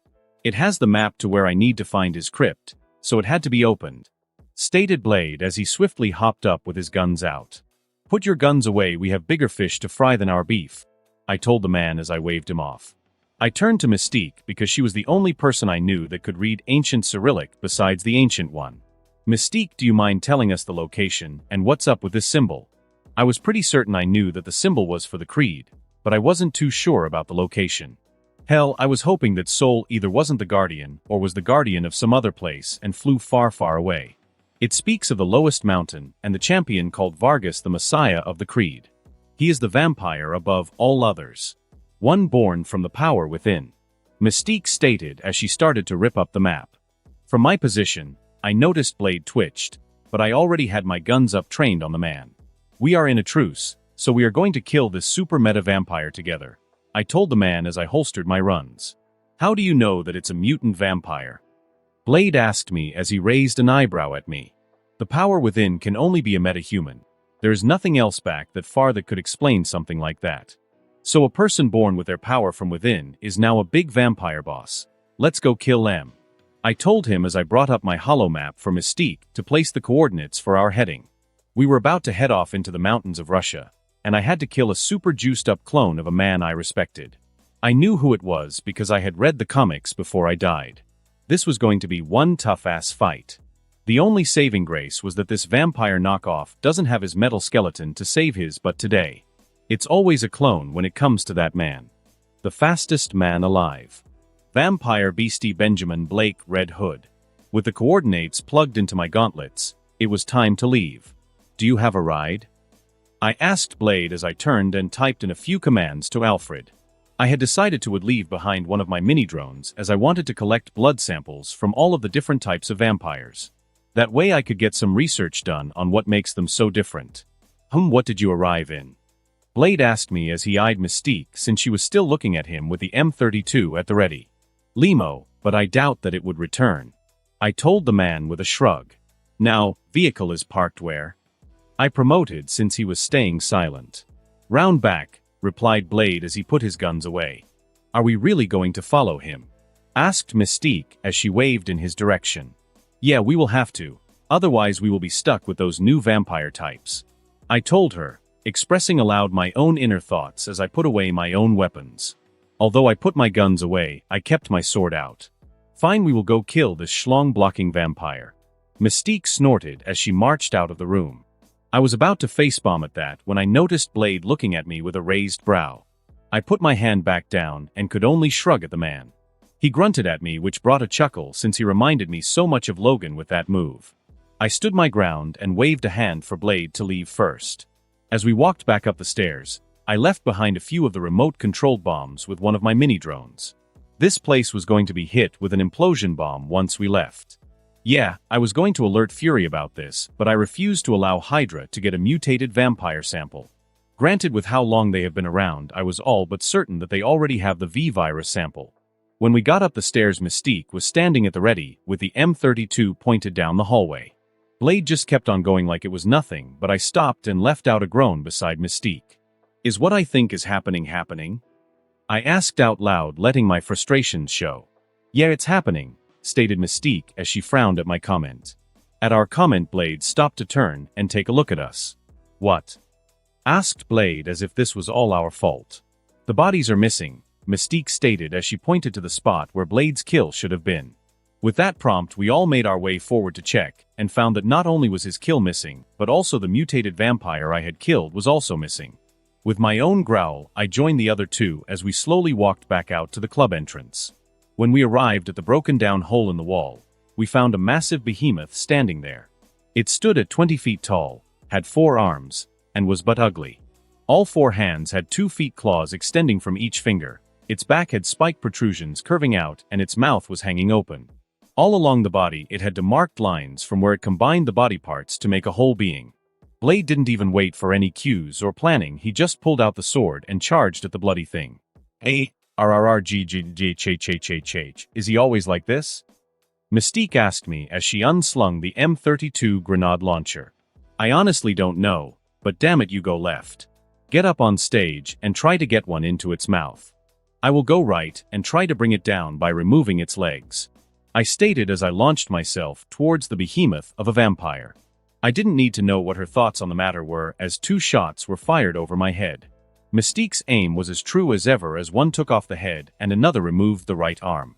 Blade was carving up the big beastie, but that man was acting like a one-man army. I hopped in with a roll, dodging the arm that came swinging wide. With a 2-handed grip, I swung the sword directly at the kneecap. Unfortunately, the damn thing had reinforced the skin and bones even more. With my swing, the sword got pinched in between the joints. The monster must have had some type of feeling because it screamed out with its fully regenerated head. The arm was still in mid-regeneration when Blade loped it right off. From her perch, Mystique planted another round in the chest, shredding the front. What was left behind was the rib cage, but it was rapidly healing back. With a yelp, I did a commando roll to get out of the way because the monster came grabbing at its leg where I sliced in. That was strange because it didn't show this type of reaction from Blade's sword or from the rounds that Mystique kept dumping into its chest. It had to be the lead because Silver was a vampire killer and Blade has been cutting off arms and the thing is still regrowing. Mystique explosive lead rounds. I spoke into my comms as I dodged another swing by the monster. I noticed that Blade did a slight grimace, so he had enhanced hearing, it would seem. I quickly kicked the hilt of my sword as I slid on the floor past the knee I had slashed and grabbing it. I sheathed it and moved out of the way double time to make sure I wasn't caught up in the coming explosions. I moved right in time because Mystique had that mad gleam in her eyes when she heard me tell her to switch to the exploding ones. I took a dive right over the bar as the monster took another swing at me. That just served to reinforce it was focused on me because of the pain I had induced with my blade. Before I could say anything else, though, 2 rapid explosions took off its right and left arms. Damn, that woman was amazing. Luckily Blade was using a table as a shield to guard behind, so he was unharmed. 5 seconds elapsed while the monster just stood there stunned, but I was smiling inside my helm because neither of its arms were growing back. Oh, this son of a bitch was mine now. With a quick hop I was on top of the bar. Then from there I jumped onto its back sword first. With the sword plunged into its back, I used my weight to slice through the bones it was using to guard its core. With the back flared open, it was the perfect chance, and Mystique didn't miss the opportunity. Working together like a well-oiled machine, she fired, and with a boom the vampire monster was blasted from the back through the front. I was already diving under a table to be safe from the shrapnel. This woman was hot and crazy all rolled into one. My sight was drawn to the glowing blue core laying in a pile of flesh. Again, I had the chills looking at the thing, and I was instantly reminded of the blue soul skull that came out of the chest. Boom. Mystique didn't even wait for me to say anything. She blasted that core to bits and pieces. My only reply to the hot death goddess was to nod, get up, and brush myself off. This mission was turning into a real shit sandwich. Blade was also up looking, like one badass mother schmucker that he was. The man was as cool as a cucumber, acting like this whole ordeal was just another day for him. Busting up bad people was one thing because a bullet could end them or myself easy, but dealing with the V-virus and whatever else supernatural virus out there was a mental drain. Hell, I was more worried about my powers supercharging the damn thing more than actually attacking it. As we made our way out of the club, using the back entrance that Blade used to make his way inside, I was dropping my drones out of my utility belt to make sure that blood samples were collected and that this whole club was also destroyed. When we got outside, there was one beauty of a car sitting right there in front of us. Shit me sideways. I almost forgot about the 1968 Dodge Charger that he drove around in. This car was rocking the B-bodied style with the UV headlights to melt any vampires to cross their path. When Blade turned on the sleek all-black American muscle car, it roared alive with its 440-bottle-fed Magnum engine under the hood. I had to set myself a reminder to make sure that I built my own muscle car once I get back. My gauntlet pinged with a notification from Alfred. It would seem that he already collected all the blood samples, and it would be fine to get rid of the nightclub. With the evacuation of the drones, it was time to get rid of all the evidence. Since I had my arms around her waist, Mystique was paying full attention to the moves I was making, but when the button came up to destroy the building, Mystique entwined her fingers in my hand, then pressed the button herself. Alfred fed us the video image of the building shrinking down into itself, and Mystique watched with wide eyes as she realized I was using the PYM particles to shrink the entire place down to the subatomic level. Mystique spoke with bated breath. You can do that to buildings also? Yep, it's not ready for human trials, but with inanimate objects the PYM particles work just fine. I replied to her as I leaned back into the car seat. With her going silent after that, I settled myself into enjoying the ride. Although, I had to make a suggestion to Blade about stopping somewhere for more weapons. It would be best to stop and pick up some more gear. Mystique could use more body armor, and Blade's sword and weapons could also use an upgrade. Gwen, kick-ass girlfriend / brilliant genius / impatient imp. It had been a good 5 days since Gwen had taken on the task to give herself powers. About 2 days into trying, she had stolen some of Jessica Jones' hair. She felt bad about it. But when she heard Ben talking about her having the ability to fly, Gwen had to get a sample of her DNA. Gwen couldn't help herself. She wanted the ability to fly so badly. And now she had finally found the missing piece to her puzzle. It turns out Benjamin was doing his own research into it. When she had asked Alfred for information, she was given a file on power combinations that Ben had already put together for her. She could only sigh because that was typical Ben, doing far too many things at once. At least he solved the Vita Ray issue. Ben had it labeled as living energy under the classification of artificial chi. She had no clue what chi was, but with all the positive benefits that Ben had listed, it was enough for her to do more research on the substance. From her and Ben's independent research, Gwen discovered the Vita Rays would work without any formula to support them, but it only gave small heat boosts and increased a normal person's natural regeneration. But when you combine the Vita Rays with a mutagenic gene-altering formula, it allowed a person's body to more effectively absorb that formula. This combination, Ben noted, was the catalyst for Steve Rogers being able to absorb the super soldier formula and surviving the process. With a few words to Alfred, Gwen had the super chamber built in one of the lower levels. Gwen was so excited, as she was on the verge of getting the powers that she always wanted. She had ran thousands of tests combining the perfect ratio of spider and super soldier formulas. And now with the added enchantments from Jessica Jones' power set, she had created a gene-altering serum that would take her well past any normal category of metahuman. Gwen was certain she was ready for the next step. With none of the serum she created degrading, she knew it was stable. She couldn't stop herself from pacing in front of the chamber. She had a sample of her blood mixed with the serum sitting inside one of the smaller Vita Ray chambers. With 30 seconds to go, the microscopic camera was showing signs of success. Gwen was getting sweaty hands as she waited on the final verdict. She couldn't watch, so she closed her eyes and turned around to face away from the monitors. Ding! That sound made her heart clench in her chest. She waited for a minute, then 3, and when 10 minutes had passed and with her fingers crossed, Gwen turned around to find out what fate held for her. Gwen wanted to scream to high heaven. It was a perfect success. She was going to finally get her powers. With a command to Alfred, Gwen made her way to the changing room.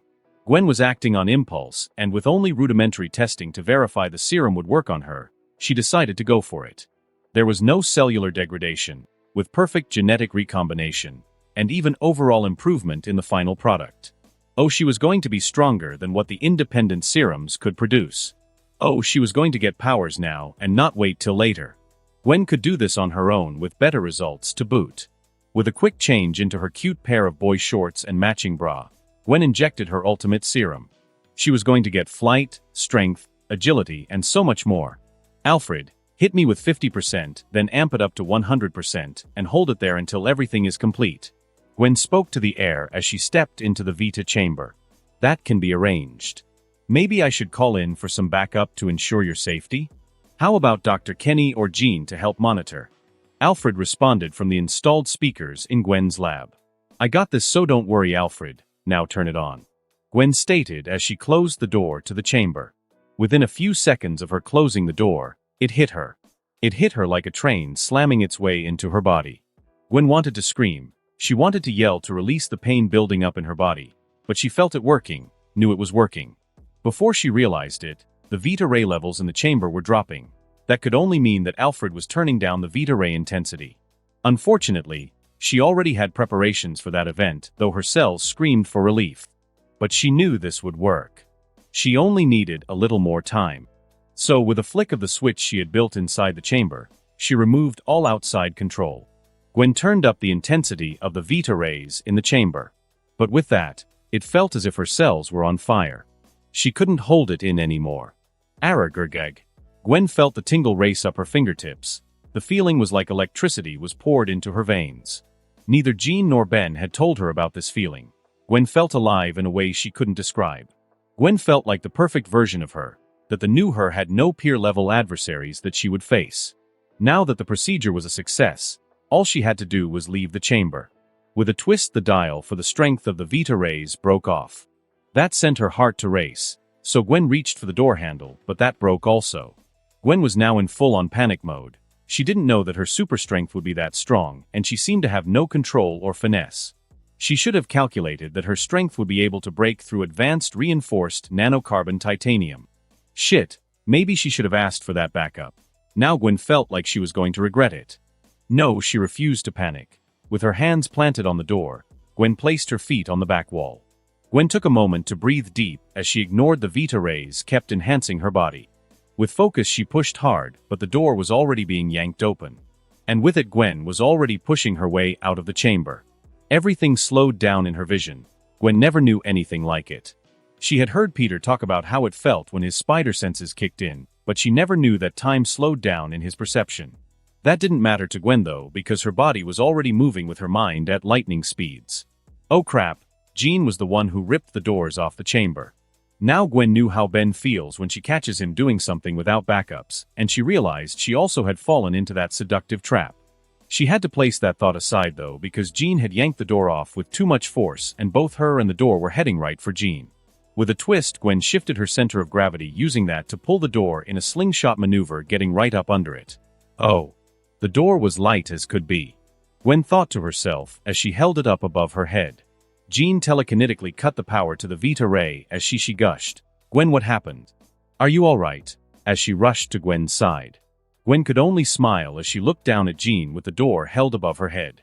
She was taller now, not by much, but Gwen was positive that she was at least 6 feet to Jean's 5 feet 6 inches. Jean, it was a complete success. I have powers now. Gwen replied happily as she tossed aside the door. Yeah, I can see that, replied Jean as she took a step back as she looked Gwen up and down. Check out my wagon, Jean. Look, I can bounce a quarter off of it. I mean, I had a nice but check this out, stated Gwen in excitement as she showed off her curves to Jean. With a smack, Gwen gave her rear a slap so that Jean could take a better look at it. You can't distract me that easily, Gwen, spoke Jean with her hands on her hips. You're picking up bad habits from Ben. I have seen the memory of what happened last time. What if I wasn't here to save you? I had to get myself powers. How else am I to stand as equals to you and Ben? Replied Gwen in exasperation while she waved her hands in the air. This was my opportunity, Jean, and I took it. Gwen, baby, honestly, I get it. Truly I do, but you just did something extremely dangerous. Hell, this is worse than what Ben did. At least he had backup, spoke Jean as she used her telekinesis to put the Vita chamber door back next to the chamber. Yeah, I didn't realize I would become so strong.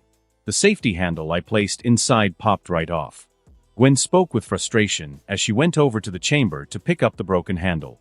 Yeah, well, let's go get you cleaned up. We can leave this mess for later. We honestly don't want any of the employees to get their hands on any of this stuff, stated Jean as she picked up the tossed-aside robe that Gwen was using before she went into the chamber. Gwen was already ignoring most of Jean's rambling because she was checking out her changes within the mirror. From the preliminary scans, Gwen was now 6 feet even, she had a lean athletic build, and her rear was divine. Oh, she even got bustier. Crap, now she needed new brasiers. Hell, she was going to need new everything, Gwen thought to herself. Oh no, how was she going to explain this sudden change to her mom and dad? But enough of that for now, Gwen thought to herself as she eyed Jean. Why are you looking at me like that, Gwen? Jean asked as she took a step back from the taller girl. Oh, nothing much. I just seem to recall that the last time during or little tete-on-tete, you and Ben teamed up on me, stated Gwen as she took a predatory step towards Jean with a smile spreading across her lips. Before Jean would say anything, Gwen was already closing the distance. Oh, I have more than enough stamina to keep up with you and Ben now, purred Gwen into Jean's ear as she picked up the red head. As much as I like the sound of that. Let's get cleaned up and retire to Ben's room since he has the largest bed. Maybe we should send him a steamy foreplay session with our well wishes, replied Jean in a husky tone as she levitated them both out of the lab towards the showers. Oh, that's diabolical, purred Gwen as she pulled Jean into a kiss. Benjamin Blake Red Hood, it had taken us more than a few days to walk our way through the old countryside of Russia. I was a city man through and through, and I was not happy with this crap at all. The only saving grace was my abilities giving me superhuman balance and agility because I was stepping over terrain that I was positive would have me busting but if I was a normal human. The fifth night in though, I had a smile on my face while also being very frustrated to no end because Jean and Gwen sent me a steamy video. I was half upset, half a horn dog when I watched it. They thought sending me such a steamy video would have me ignore the fact that Gwen had enhanced herself or that she did it without any backup at all. I couldn't really be too angry because I would have done the same thing if I was certain I could do it on my own. Honestly, I was more happy about the fact that she didn't accidentally kill herself. I mean, who adds a backup handle on the inside of the chamber and then breaks it off? Then there was also the temptation of all the sensual come-ons I was trying hard to ignore coming from Mystique. Mystique was hanging close and the carnal tension between us was getting so thick you could cut it with a knife. I was desperate to ignore that and focus on work or the hiking to the bloody cave inside the mountain that was housing a vampire castle getaway, because that's just how all these things are located. Alfred had informed me that the Baxter building had finally been blown up by Reed Richards, and I was going to capitalize on it to separate him and Susan Storm since they were not dating yet. I made plans to stick Johnny Boy with Peter, and since Ben was an aerospace engineer, I placed him at the head of my new automotive department. It was so easy to solve those issues with the profiles that Natasha created for me. The only issue was Reed Richards. I knew Victor was going to come for his butt. So I would have to have him in an open space away from all the good toys I was making, but I couldn't have him by the dimensional portal machine. I didn't want to eat the constant destruction of my labs, but I had to do something that kept the man busy with Victor freakin' Von Doom's focus settled on him. It was nearing August, and that would mean Tony was going to leave his cave soon. I would need to fork over a few billion with his upcoming dumping of Stark Industries from weapons manufacturing. I could easily step in and save jobs while getting more industries under my belt. I would also have to make a play at more stock. I couldn't let Obadiah and Stark have it all once so many shareholders started to bail on his butt. Things like that I would have to worry about later though, because we had found the cave entrance. It was flanked by a moon-shaped tree, which in my book was just a tree bent over to the side to look like the letter C from the alphabet. The ground before the cave's entrance had no disturbance to it, but once we entered you couldn't mistake the tracks. With us finding the right entrance, we double-checked our weapons. Blade was now using a sword like my own, while Mystique went for more versatile ammo in her sling. I almost felt sorry for any of the vampires down here. Well, like I said, almost. Even though she was doing more and more with her shape-shifting, Mystique went for more armor like Blade and I were wearing. She was decided on a full-body, bio-weave suit dipped in the unbreakable formula Natasha, and I had recovered from Georgia a while back. It had been rather difficult to keep my eyes of that shapely rear of hers, but with a chance of imminent death, it was an easy task now that we were entering the cave. As luck would have it, we rounded the first corner in the cave and we were met with a roaming patrol. I turned to look at Blade with a raised eyebrow because this asshole said it would be easy to walk into a vampire den in the middle of the day. Some bullcrap about how their internal clocks would have them sleeping during the day, and that has never changed in all his hunts for the vamps. Fortunately for us, my safe house had all the appropriate suppressors for our weapons, which meant we were prepared for bullcrap like this happening. All three of us raised our weapons, firing down the three vamps that had the unfortunate opportunity to walk right in front of us this fine day. We mowed them down with the sheer power of rounds we were packing. Some of the shots fired did sing unfortunately as they ricocheted down the cave. Oh well, we were here to kill the big bad boss and blow the mountaintop anyway. I turned to look at Blade and he gave me a shrug. When I turned to look at Mystique, she just frowned but nodded. Well damn, I guess it was a do or die and not come back another day type of thing. Since we already messed our entry, how about silver nitrate explosive rounds? I asked the two badasses at my side. They didn't even reply. Mystique was back to my Steyr TMP submachine guns, and Blade was already swapping out his own ammo mags. With confirmations all around, we took off at a sprint through the cave. With one of the comm nodes built into my helmet, Alfred was running an echolocation scan of our surroundings.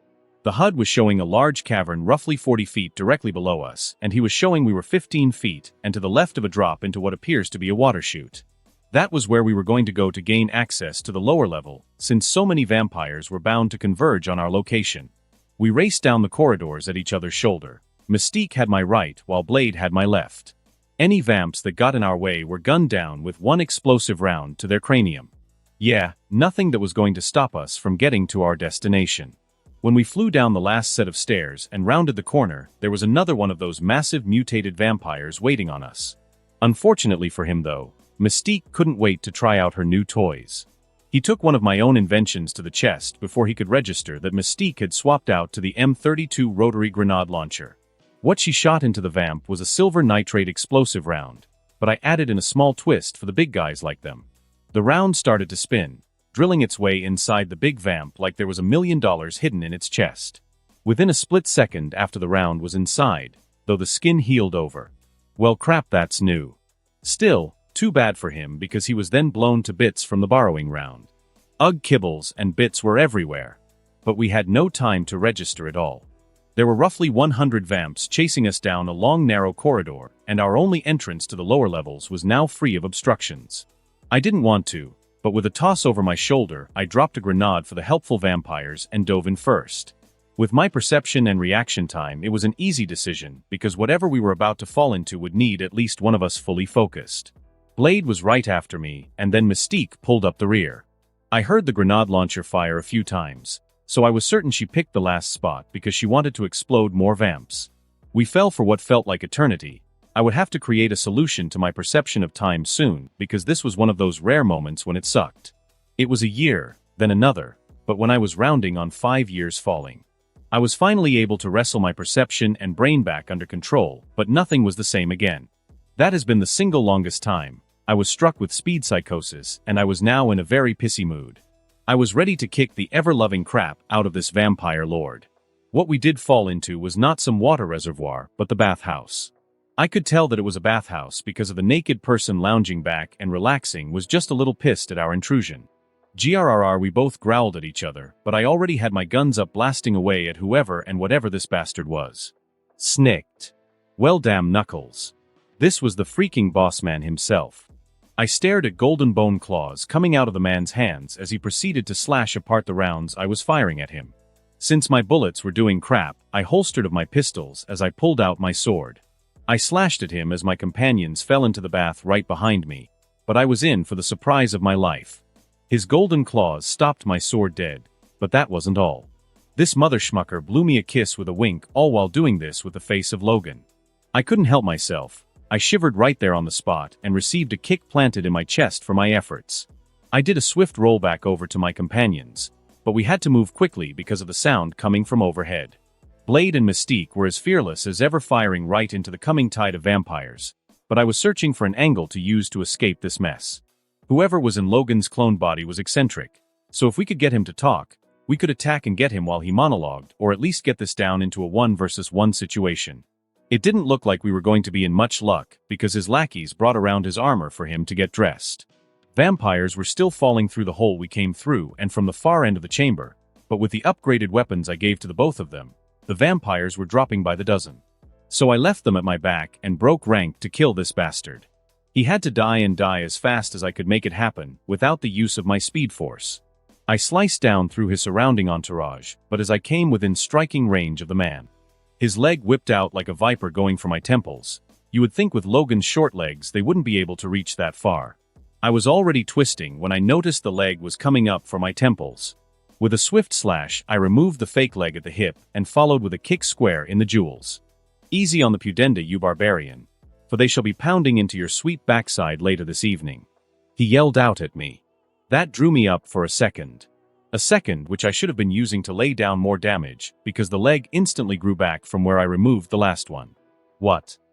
I asked, confused, because I have never for the life of me had the term pudenda associated with the family jewels.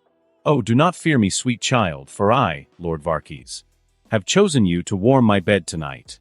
Then, I believe, I shall try out the tightness of both your companions for desert, stated Varkes as he licked his lips at me. Okay, that sent a shiver down my spine all right, because that look in his eye told me he was as serious as could be. Oh boy, that put a pucker clench my sphincter. With my own growl at the man, I tossed grenades around my surroundings, aiming for the vampires he was commanding to slowly surround me and keep me pinned down. With some breathing room, I was on him again, but I had to dive out of the way because the guy had jumped to catch a grenade. Then he threw the damn thing back at me like we were playing catch, and it was my turn. Thunk. When I heard that sound, I dove clear out of the way. The round Mystique had caught Varkes clean in the throat. Damn, she had some scary aim when she was serious. I turned to give her a thumbs up when I noticed Blade was almost pinned down with his own vampire problems. Boom. With that sweet sound in my ears, I went to help Blade clean out the vampires with whom he was dealing. With the amount of ammo we came in with, there was no way we were running out anytime soon. I launched myself into the mix from the left-hand side, while Mystique lobbed rounds at the sides. With a sword in hand and my pistol in the other, we made short work of the 62 vamps converging on Blade's location. Clap. Clap. Clap. When we heard the loud golf claps, I couldn't help but to let out a groan because I knew that with that sound this bastard Varkes wasn't dead yet. And sure as shit, when we turned around he was standing there with the top part of his guard missing. Everything was still intact. This idiot had somehow figured out a way to supercharge Logan's healing factor. Blade, we are going to stuff one of these white phosphorus grenades down his throat. Mystique, prepare some of the napalm to light his but on fire, please and thanks. I stated to my team as I took off running around to the right side as Blade went for the left. Okay, so I took a leg off and he grew it back. His top half was blasted, but he grew that back also. Well, we were about to kill his butt with fire. This bastard shouldn't be able to grow back from that. Blade set into Varkes hard, but with each slash in exchange, I could tell the skill difference. Hell, I knew Blade was already way ahead of me in combat experience, but this guy was making short work of him. I slide in to swap out with Blade as he received a 3 claw track mark across his side for his troubles. Lucky for him, he was covered in the armor built by my company. The claws did slice straight through the leather trench coat though. Blade followed the slash as he jumped out of the way.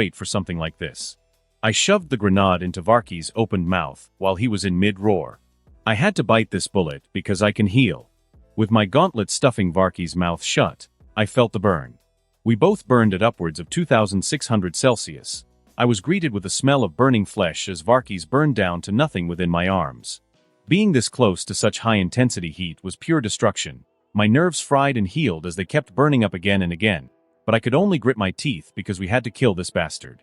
When I finally released him, Varkey's was a half-charred, half-blood corpse. When I took a few steps back, it was revealed I was wearing half-charred armor, and damn was I sweating underneath it all. Although I was feeling awesome for the win, it was all kicked out the side when the charred Varkey's corpse twitched. I instantly flipped out of the way, and so did Blade as we both dodged the swipe that Varkey's did towards us. That would have been fine, but this asshole was sucking in all the other vampire corpses that were lying around us. I took multiple steps back toward where Mystique was just relaxing with her M32 launcher. I did not run. I walked very rapidly to her location. Blade was now next to us, and we just watched as Varkey's got larger and larger. With Varkey's turning himself into an extra-large vampire badass, it was time to break out the last resort tools. Out of my utility belt, I brought out a 30mm round for Mystique's grenade launcher. This ammo type had a purple tip to mark its difference from the others. This ammo type was a weaponized version of the PYM formula. These were bad and only to be used for the most extreme of situations. Hell, this was primed to go subatomic and explode once it completes its functions. There was even a miniaturized JDAM missile shrunk and housed within the center of this ammo. Because it cost so much to build and keep secret, only 11 had been made so far. When I pulled out the purple-tipped rounds, Mystique's face went deathly white. Mystique gave me the M32 and I began to load it with a new ammo as she started to undo the quick release on the armor that she was wearing. She flashed me a grin and a wink as she shifted into her combat attire. Mystique had been interested in some of the artworks I was playing around with for her transformations. The one she had the most fun with was turning her skin armor into the molecular structure of diamonds. So when she grew to the size of the 20-foot Varkey's, Mystique had on diamond-tipped combat gloves and combat boots. Her legs and rear were wrapped in blue and gray combat pants that were doing deadly things to my imagination. She had the same matching shirt doing the same for her chest, and with the skin-hugging long sleeves, she left nothing for Varkey's to grab onto. Blade made clear his intention to stay out of the way of this type of brawl, but I couldn't fault him for it though. I had not anticipated this to turn into a Power Rangers/Zord fight scene, but I could slack off since I was holding onto the grenade launcher. You think you can just take what you want? Mystique stated in anger as she slugged the Logan clone. Varkey's returned with a swipe of his claws in a backhand maneuver. Mystique was ready for that move though because an extra arm grew out of her chest to grab Varkey's hand, then she followed up with an uppercut right into his open face. The way she was fighting, you would think she was used to fighting as a 20-foot Zord, but I knew better. This was some type of expansion of her skill set. Mystique held Varkey's arms as she planted a kick right into the jewels. I had to hold back my laughter at that. He was going to get no but this night all right. But as Mystique leaped out of the way from his roar and slash at her, Varkey's left himself wide open, and I wasn't going to let that opportunity go. I planted 2 shots with rapid succession right into his chest and crotch. I wanted to chuckle at the obvious joke, but I had to clear the way because it would suck to be included within the stabilized stasis field created within the regulator that managed the whole shrinking process. Mystique was already heading in my direction as I was diving into the water and out of the way. Alfred was providing the video feed from a few of the drones around the bath chamber. So I was watching that as I hid beneath the waves. Varkes was ripped apart as his body began to shrink down to the subatomic level. Oh, thanks sweet baby Stan Lee. I was not looking forward to fighting this guy anymore. He was kicking both blades and my asses like it was nothing, and with his instant healing, he was not a fair opponent. My thoughts were pushed aside as Mystique pressed the quick release on the side of my helm. Mystique had a breathless smile on her face as she pulled me up from the bath, and all I wanted to do was pull her to me and fiercely kiss her. So, you can get big now? I asked as I lift her up, stepping out of the bath we were in. Yeah, I figured it out a while ago. Mystique replied with a shrug from within my arms with a smile of her own. Okay, now that the big boss is gone, let's get out of here. Hey Blade, do we need anything else? Because if not, we have to get back to civilization. I told Mystique while also turning to yell across towards Blade, who was inspecting the spot where Varkes had disappeared. Blade only grunted at us, and I just returned that with a shrug of my own. While we were doing our male macho display of communications, Mystique had grown extra arms to pick up and pull in the armor parts that she dropped before her giantess debut. It took us all of 1 hour to make our way back to the entrance of the cave. Unfortunately for us, the Creed branch of vampires didn't keep any of their gold in this location, or any computers that would allow Alfred to hack and milk their accounts. I hit the big red button to detonate the explosive packs I had trailed behind us as we exited the mountain. Well, I was a bit premature as the mouth of the cave covered our asses in ash while the whole place suffered a minor earthquake. Mystique laughed at my ash-covered face while Blade just tisked. From there it took us another 3 days to make it back to Moscow and our hotel. I left one of my communication cards with Blade. It was a simple 3-inch by 5-inch card that had a state-of-the-art communications array installed. With that card he could reach me anywhere in the world, and it would also allow Alfred to keep track of him since I gave him limited access to a few safe houses and custom weapons made to order. With him out of my mind, I was waiting in the elevator with Raven by my side. The looks we were sharing had so much tension you could cut it with a knife. We had waited far too many days to get this moment alone with each other. We had been fighting for our lives for what seemed like months now as the vampires just wouldn't give us any rest. But, as the days passed, she became so much more beautiful to me. Before all this began, I wanted to keep her at an arm's reach. Yes, I was helping her daughter adjust to her abilities, but that was all this relationship should have been based upon. But now though, with time, and just the two of us, she would be mine. Raven was on me as soon as the door to the hotel room was closed. Her kiss was hot and full of raw passion. Our tongues intertwined as we dueled for dominance. There will be no losers today, only winners, as I pinned her tongue down and claimed her mouth as mine as hers extended to wrap its way around my own. That was spectacular, but let's talk to the girls first to make sure we all agree before we go beyond this. I told Raven with a truly satisfied smile on my face. Raven didn't even answer me. She reached out as a tongue grew out of her palm, licking me as she stroked me up and down. That's too bad. I wanted to test out some ideas that this big boy might like. Raven whispered with a seductive tone of voice. I tried hard, but I couldn't resist pulling her in and kissed her deeply. We had things to solve once we got home, but for now we could enjoy this moment before my next big adventure. Since I was in Russia, I might as well pick up another icon and his sister, I thought to myself as I relaxed back into the bed. The world hasn't made any move against us metas yet, but it was inevitable, and I should shore up a true home away from home with proper defenses while keeping Salem City as the front. I had to place those thoughts aside and just enjoy the moment. And while it was true no one but I was aware of the terrifying future ahead of us, as long as I was proactive, I should be able to solve the truly horrible situations. The fastest man alive. Closure. Gwen. Kick-ass girlfriend / brilliant genius / impatient imp. It had been a few days since she had given herself powers, and Gwen was feeling a little claustrophobic from being in her lab all the time. Gwen had noticed that Jean was putting down the books in her library to go out and save people within the city more and more. Even Peter was doing the same thing. Gwen had taken note of how when Peter wasn't in the lab or Laura, he was out as Spider-Man being a hero. Natasha was doing the same thing, not as often, but any time Peter or Jean asked for help, Natasha was there alongside them as the Black Widow. Her body had adjusted the first day after receiving her powers, and Gwen was surprised to find out she was now the strongest. After a steamy night of petting with Jean, Gwen had gone down to the training rooms to see what she could do with Jean on the controls. The strength rating had placed her at roughly 143 tons before Gwen even felt any type of muscle strain. When she had brought up a running scan of her muscles in motion, Gwen was surprised to see that not only had the density of her muscle fibers increased exponentially, but the fatigue toxins were being released at an even slower pace. That meant her body was highly efficient at burning fuel. She also found her body was healing so rapidly that her nervous system wasn't even able to register any type of stress or strain. Later she found her coordination, agility, speed, reflexes, and everything else had also increased exponentially. Gwen had entered the chamber with rubber bullets and lasers, and was able to dodge all 4,000 rounds while also being able to track and intercept over 100 lasers. That placed her score within second place right behind Ben's, but knocking Natasha's score down to third place. With Jean's help, Gwen was also learning more and more about her powers.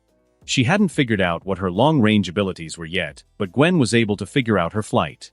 After a few back-and-forth discussions with Jean in the training rooms, Gwen felt like there was an energy built up inside, and the only way to relieve the pressure was to let it out. Although she let the energy out, it felt wrong in a sense to Gwen, so she wrapped it around her body, and when she did that, she immediately began to float in the training room with Jean. From then on, Gwen became just as accomplished a flyer as Jean and Aurora. Gwen was super excited with herself, but now she felt like she wanted to do more, much more.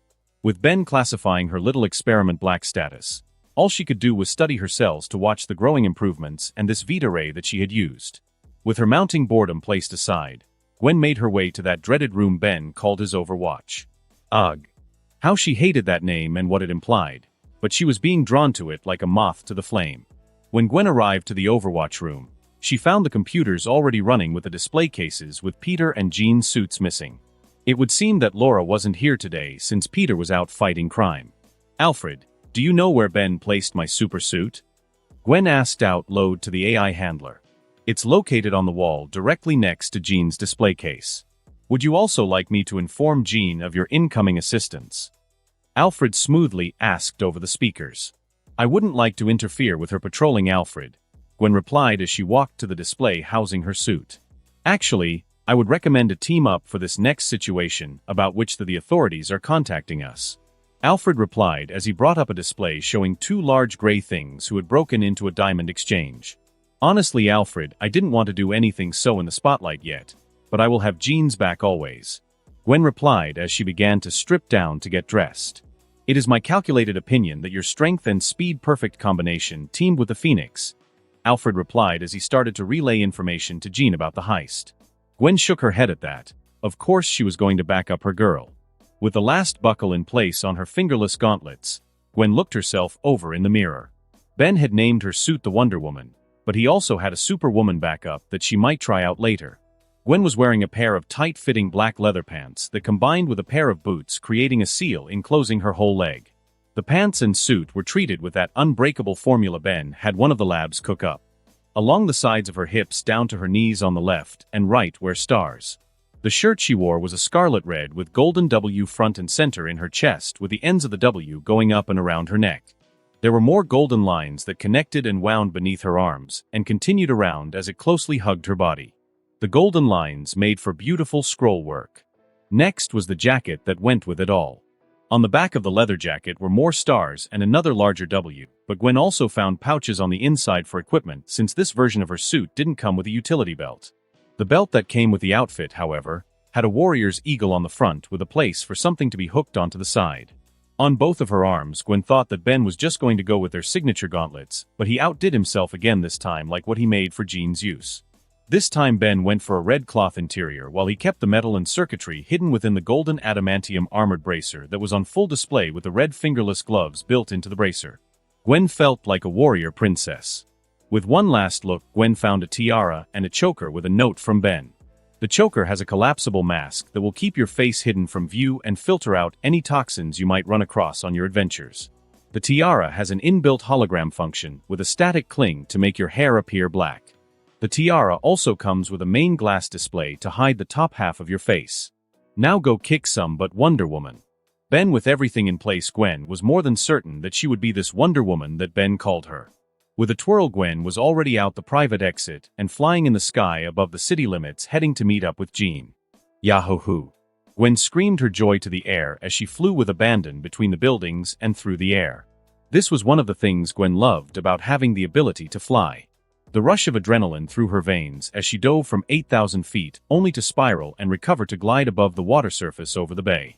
The next best feeling would be nestled in Ben's arms or having alone time with Jean. Gwen was enjoying as much of her time that she could before she met up with Jean for the robbery. With a few twists and dives, however, Gwen met up with Jean, who was hovering over the scene of the robbery going down. With a pirouette, Gwen pulled up right alongside Jean as she was watching the robbery. "Fancy meeting you up here, Jean." Gwen began with a wink and a smile at her girlfriend. "I see you're finally in that fancy suit Lightspeed designed for you." Phoenix replied with a smile back at her girlfriend. "Yeah, I am. Also, why are you using that name?" Gwen asked as she tilted her head to the side. Then, with a smile, she spun around Jean, planting a kiss on her lips. "We are out in public. You never know who's listening, so call me Phoenix when we are in public like this, okay, Wonder Woman?" Phoenix stated as she brought up her gauntlet controls to make sure that Overwatch wasn't detecting any listening devices at their location, as she tried to hide her blushing features behind her mask. "Oh. Okay, I can do that. We both have been through the combat course by Black Widow. Let's go stomp these guys." Wonder Woman replied with cheer as she flew down towards the robbery in progress. "Wait a moment," she heard the Phoenix say, but she was already going for the bad guys. When she arrived at street level, the alarms were still ringing and everyone had cleared out. She did confirm that the big gray guy was why everyone had cleared out, but before she could take him down, she was greeted with a missile to the face. Gwen wanted to jump and evade more than anything because her instincts screamed for her to move, for her to dodge. But her senses were also aware of something else. In the span of a millisecond, a quick look behind her, Gwen identified people within the direct line of flight with their cameras up filming. Gwen knew that she couldn't let them get hurt, so Gwen gritted her teeth and took the full blast of the rocket to the chest. Boom. Gwen was blasted clear out of the broken storefront as she was sent flying across the street. She recovered before there was any chance of smashing into anything or anyone. "Oh, that tickled," Gwen stated as she launched herself back into the store. "Hey Phoenix, you take the big guy in gray, and I will deal with the guy in the rocket suit," she stated as she slammed down a palm on the gray's armor that resembled a rhino more than anything. With that as her opening move, Gwen had placed a clear hand print into the body of the ugly armor. With a smile on her face, Gwen jabbed her hands into the armor, but before she could do anything else, her super senses picked up that someone was about to fire off their guns at her. With a flip and twirl, Gwen danced around and away from the rapid fire aimed at her. Wow! This was turning out to be more fun than she realized was possible. While she was in mid-dodge, Gwen turned her head and observed Jean, aka the Phoenix, was just holding up her hand while the bad guys fired bullets into a floating wall defense. Gwen almost face-palmed herself because she forgot she was bulletproof now. Well, maybe not her skin yet, but her armor was closed up tight and nothing could ever hope to get through it. With a flying dive behind one of the counters, Gwen flew along the floor and grabbed one of the staplers that had fallen on the floor. With a toss, Gwen knocked out the guy that was shooting at her. With another quick survey of her surroundings, she found Jean had already everyone else, except Armor Guy. With a grimace, Gwen launched herself at the Armor Guy, trying to get away. She was able to corner him as he made a beeline for the exit out of the back room. "Stealing jewels is bad," Gwen stated as she ripped the armor off the criminal. With a quick hit to the side of his head, Gwen knocked him out clean. When Gwen got back to the front of the store, she found the Phoenix with 7 others all webbed up and the big guy in the gray skin-tight suit also knocked out for the police to recover. After a quick check, Gwen found her bracers also had the web function, so she webbed up her criminal as well. Once that was completed, Gwen floated over to where Jean was located only to find her girlfriend signing autographs for the little kids. "Mississippi. Phoenix, who's your friend?" Gwen heard one of the kids ask. "That's Wonder Woman," Jean replied as she flew up closer to Gwen. With a final wave, they both flew high into the air. Gwen received a telepathic kiss from her girlfriend, which elicited a smile on her lips as she returned a mental kiss of her own. With a notification from Alfred, Gwen raced Jean to the scene of a high-speed chase. Natasha Romanoff, badass sparring partner / the Black Widow / trusted friend Natasha, was relaxing, but she couldn't really say she was relaxed. She was sparring against a trusted friend. Well, it was a great way to pass her time. With a move, she went for a mid-block, then followed it up with an upper blow that was also blocked. Then, she had to jump to dodge a lower leg sweep counter move that sailed harmlessly by. Natasha was enjoying this spar all right. Aurora had came to her with a bow staff looking to let off some steam. So Natasha took her up on the invitation, and now they were both in one of the gardens. Natasha was sparing, and Aurora was letting off steam from Natasha's judgment. This was nice being outside, feeling the breeze and the sun on her skin, Natasha thought as she dodged another smashing blow from Aurora. Come on, oh, you can do better than that. Natasha lightly taunted with a playful smirk on her lips. With a high guard, her staff was captured by the grinning Aurora. I believe you should put your money where your mouth is, Nat, replied Aurora with a smile as she flipped Natasha over with a judo hip throw. With a smile on her lips, Natasha released her weapon as she was being thrown, but that was the end of the session. Before she hit the ground, Natasha locked her arms around to collar Aurora with one hand and her leg around the waist. When Aurora completed the judo throw, she found herself trapped as she was brought down onto the ground with Natasha's embrace.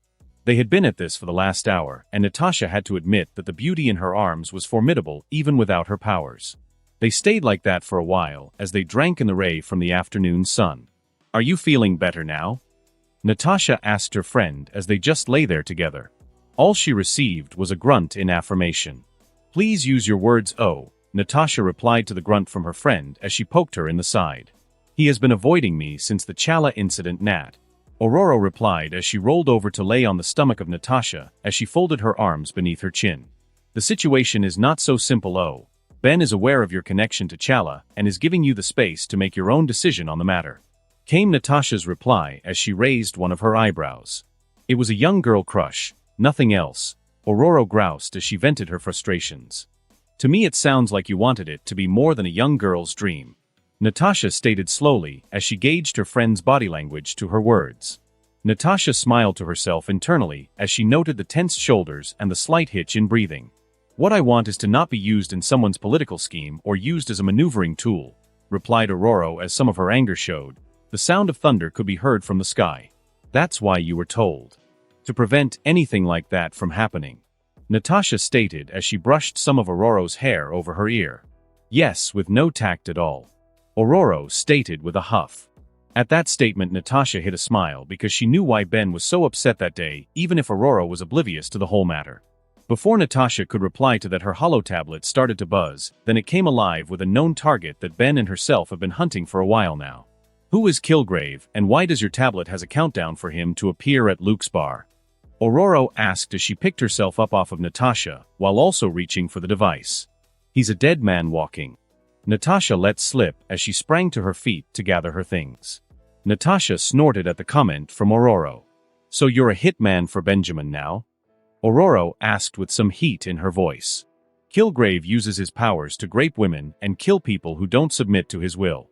I also don't need to kill for Ben because he will solve his problems himself, Natasha replied to Aurora as they gathered the rest of the gear from the clearing in the garden that they used to spar in. I would like to help capture this fiend, Aurora stated as she helped place away the bow staff and the rest of the gear. Oh, you understand I'm not going to capture this guy, right?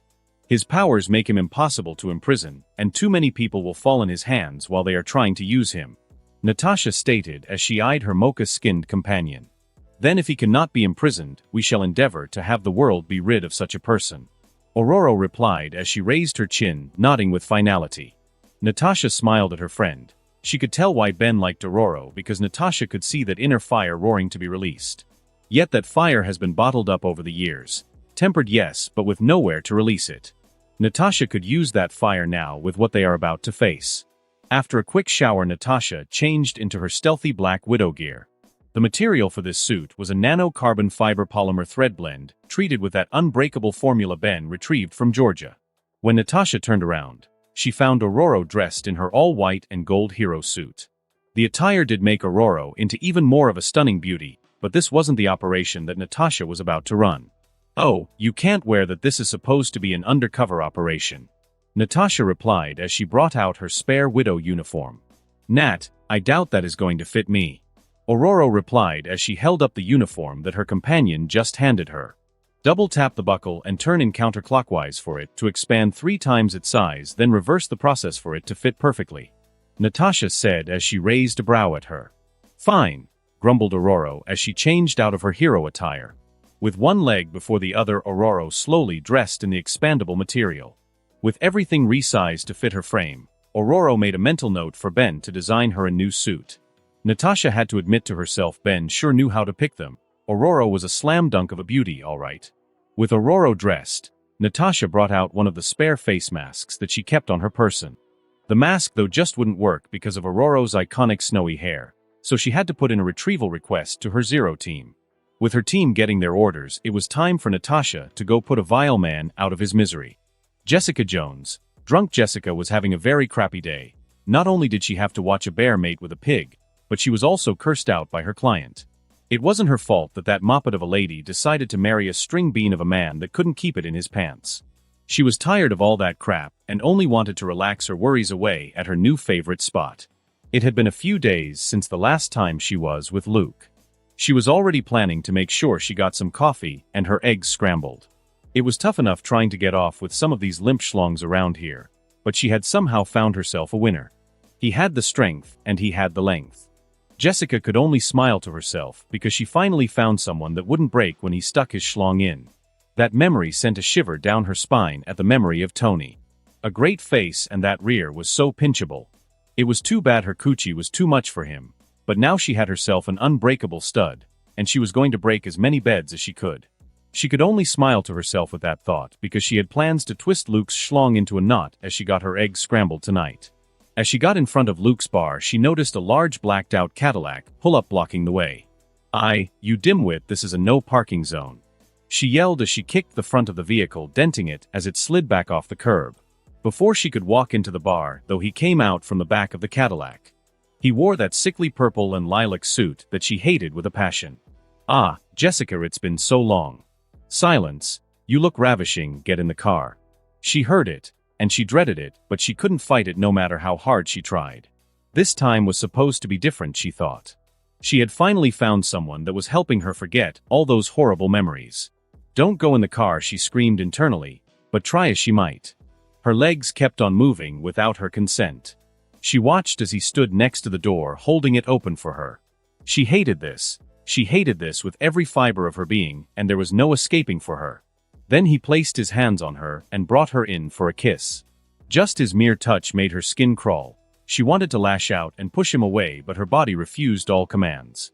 His greasy, slimy face approached her, and she couldn't take it anymore, but before his lips touched hers, she felt herself being yanked back by something around her waist. Then she heard a voice from her saviors. "What do I do to help her?" "Knock her out, but use the meta-taser." "No. No. No." She wanted to scream for anyone, but because of Kilgrave's commands, she was stuck silent and mute as she watched the long taser approach her slowly. Then it all went dark. Natasha Romanoff, badass Black Widow. At first, she actually didn't want to kill this man just in case he was an innocent. She would in a heartbeat though, because this wasn't the first time she had received a job like this. She knew Aurora was struggling with the thought of maybe killing an innocent man. All Aurora had to go on was what she had told her from the black server files Ben had on this Kilgrave, as he called him. Lucky for them, though, this Kilgrave was true to his nature. He didn't even check his angles when he got out of the vehicle. She watched as Kilgrave went straight for Jessica Jones. She had the tranquilizer rounds ready for him, but she watched with sick fascination as his powers worked on Jessica. That alone brought back terrible memories that she almost couldn't shake, but that was tossed aside as she heard Aurora let out a yell as she blasted Kilgrave with her lighting. "Shit, don't kill him." She spoke up as she fired off the tranq round she had prepared. "Ma'am, what do I do to help her?" one of her operatives asked as he held down Jessica Jones. He was struggling because her body was still trying to follow the last commands that Kilgrave had given her. "Knock her out, but use the meta-taser," she replied with a nonchalant shrug. Squlth. She rapidly turned around at that popping wet sound only to find Aurora with her eyes glowing while her boot was smashing into red fluid between Kilgrave's legs. She wanted to facepalm, but she couldn't because it was her fault for inviting Aurora to such an operation. With a twirl of her hand in the air, it was time to move out. Now it had been roughly 13 hours since she had recovered this rapist called Kilgrave. Not only did she recover him, but she had also recovered Jessica Jones at the same time. They were in one of the secure bunkers that she had Alfred built for an occasion like this one. They were currently located just under the Avenue Q subway lines. All the cameras in and out not only belonged to her, but even the service entrance and exits belonged to her. With the sound of soft footsteps, she knew it could only be one person walking up behind her. "Jessica just woke up and she would like to speak to you." Aurora stated as she stood next to her. Together they were both watching Kilgrave, also known as Zebediah Kilgrave, wake up from his little nap and proceeded to scream bloody murder to the air. "Are we not going to be rid of him?" Aurora asked. "I don't think he will make it past the offer we give to Jessica," she replied as they both stood and watched Kilgrave cry from behind the triple-layered cell in which he was currently housed. Inside that cell, Kilgrave was strapped to a tablet that had all his limbs stretched and bound. She had personally designed this cell for him, with 209 ways for him to die. With a nod, she took the tablet hanging by the viewport window with her. She couldn't help but smile to herself as she whistled a jaunty tune while walking down the hall. "So tell me, would you like to place a bet?" "That would be a sucker's bet. We both have witnessed the look of hate in her eyes," replied Aurora. Natasha could only smile to herself at that. The automated doors opened for them both as they approached the irate Jessica, still strapped to one of the reinforced beds. "Get me the hell out of here!" Jessica screamed as she thrashed about on the bed. "Stop acting like an animal," spoke Aurora as she waved a hand in front of Jessica's face. "Well, who the hell are you?" Jessica yelled as she began to focus on her new roommates. "Wait, aren't you that rich kid's nanny or something?" "Not even close, but I do have an offer for you," Natasha spoke with a smile as she held the hollow tablet up in front of Jessica's face. She watched the display of colors and emotions flashed across Jessica's face. Then she smiled as Jessica growled at the image. "What is your damn offer?" Jessica asked. "We are in need of an investigator on retainer, and maybe muscle when the need calls for it," she stated as she brought up the 200 different ways the cell was rigged to torture Kilgrave. "What about him?" Jessica asked as she watched the screen with eerie focus. "We can dispose of him, or you can press any of these buttons to torture him. Or you can press here to get rid of him and be certain of it." She watched as Jessica pressed the instant kill red button. They watched as a vice out of the bed Kilgrave was on extended to hold his head steady. The next happened quickly also. Once the vice was in place, a high-intensity laser descended and sliced his head off with one stroke. One extendable arm reached out of the room to disconnect the head, letting everyone know that he was dead. Then, as per protocol, the room burst into flames, scorching Kilgrave's body down to ashes. "Welcome to the family," Aurora stated as she patted Jessica on the back. They both noticed Jessica's silent weeping, but they had a tacit understanding not to mention it. Raven, Mystique. Raven was having a marvelous morning. She was getting closer and closer to having Benjamin as hers. He had awakened this morning with his spectacular tool standing at attention. She had milked Ben, receiving a belly full of his seed this morning, so she was currently enjoying a full stomach. So when she checked herself over, Raven found that her cells were indeed being reinforced at an astonishing rate. Raven sat in the ordered Range Rover as she checked her body over at the cellular level. She had already noticed the rapid improvements in her abilities all around. She was always able to change size on a small scale, but now she could easily reach 100 feet with no issues. Raven felt as she looked herself over. All her minor aches and pains, the 2 scars she had gotten over the years, everything was rapidly healing and improving. She had to put these happy thoughts aside because she was here in an official capacity as one of Vega Industries' people. That and the fact that she was now a lady with a clean slate. Raven sat in the ordered Range Rover as she continued her check of her body at the cellular level. Her driver was taking her out to the farm that Ben had asked her to recruit the brother and sister pair. From the profile that he had provided, the sister needed medical treatment, and with the brother's distrust of the government over their older brother's death, getting that approval could be difficult. She had not decided which approach would be best. She could use the distrust sticking point to win them over, or she could use the younger sister's declining health to win them over. Pyotr Rasputin and his younger sister Ilyana. The older brother has already shown his power, but the younger hasn't shown hers yet. It would seem her Benjamin was keeping an eye on the sibling pair. "Ma'am, we are here." Her driver spoke, bringing her out of her thoughts. When she looked out of the window, she found a 2-story house painted yellow as the daisy in the front.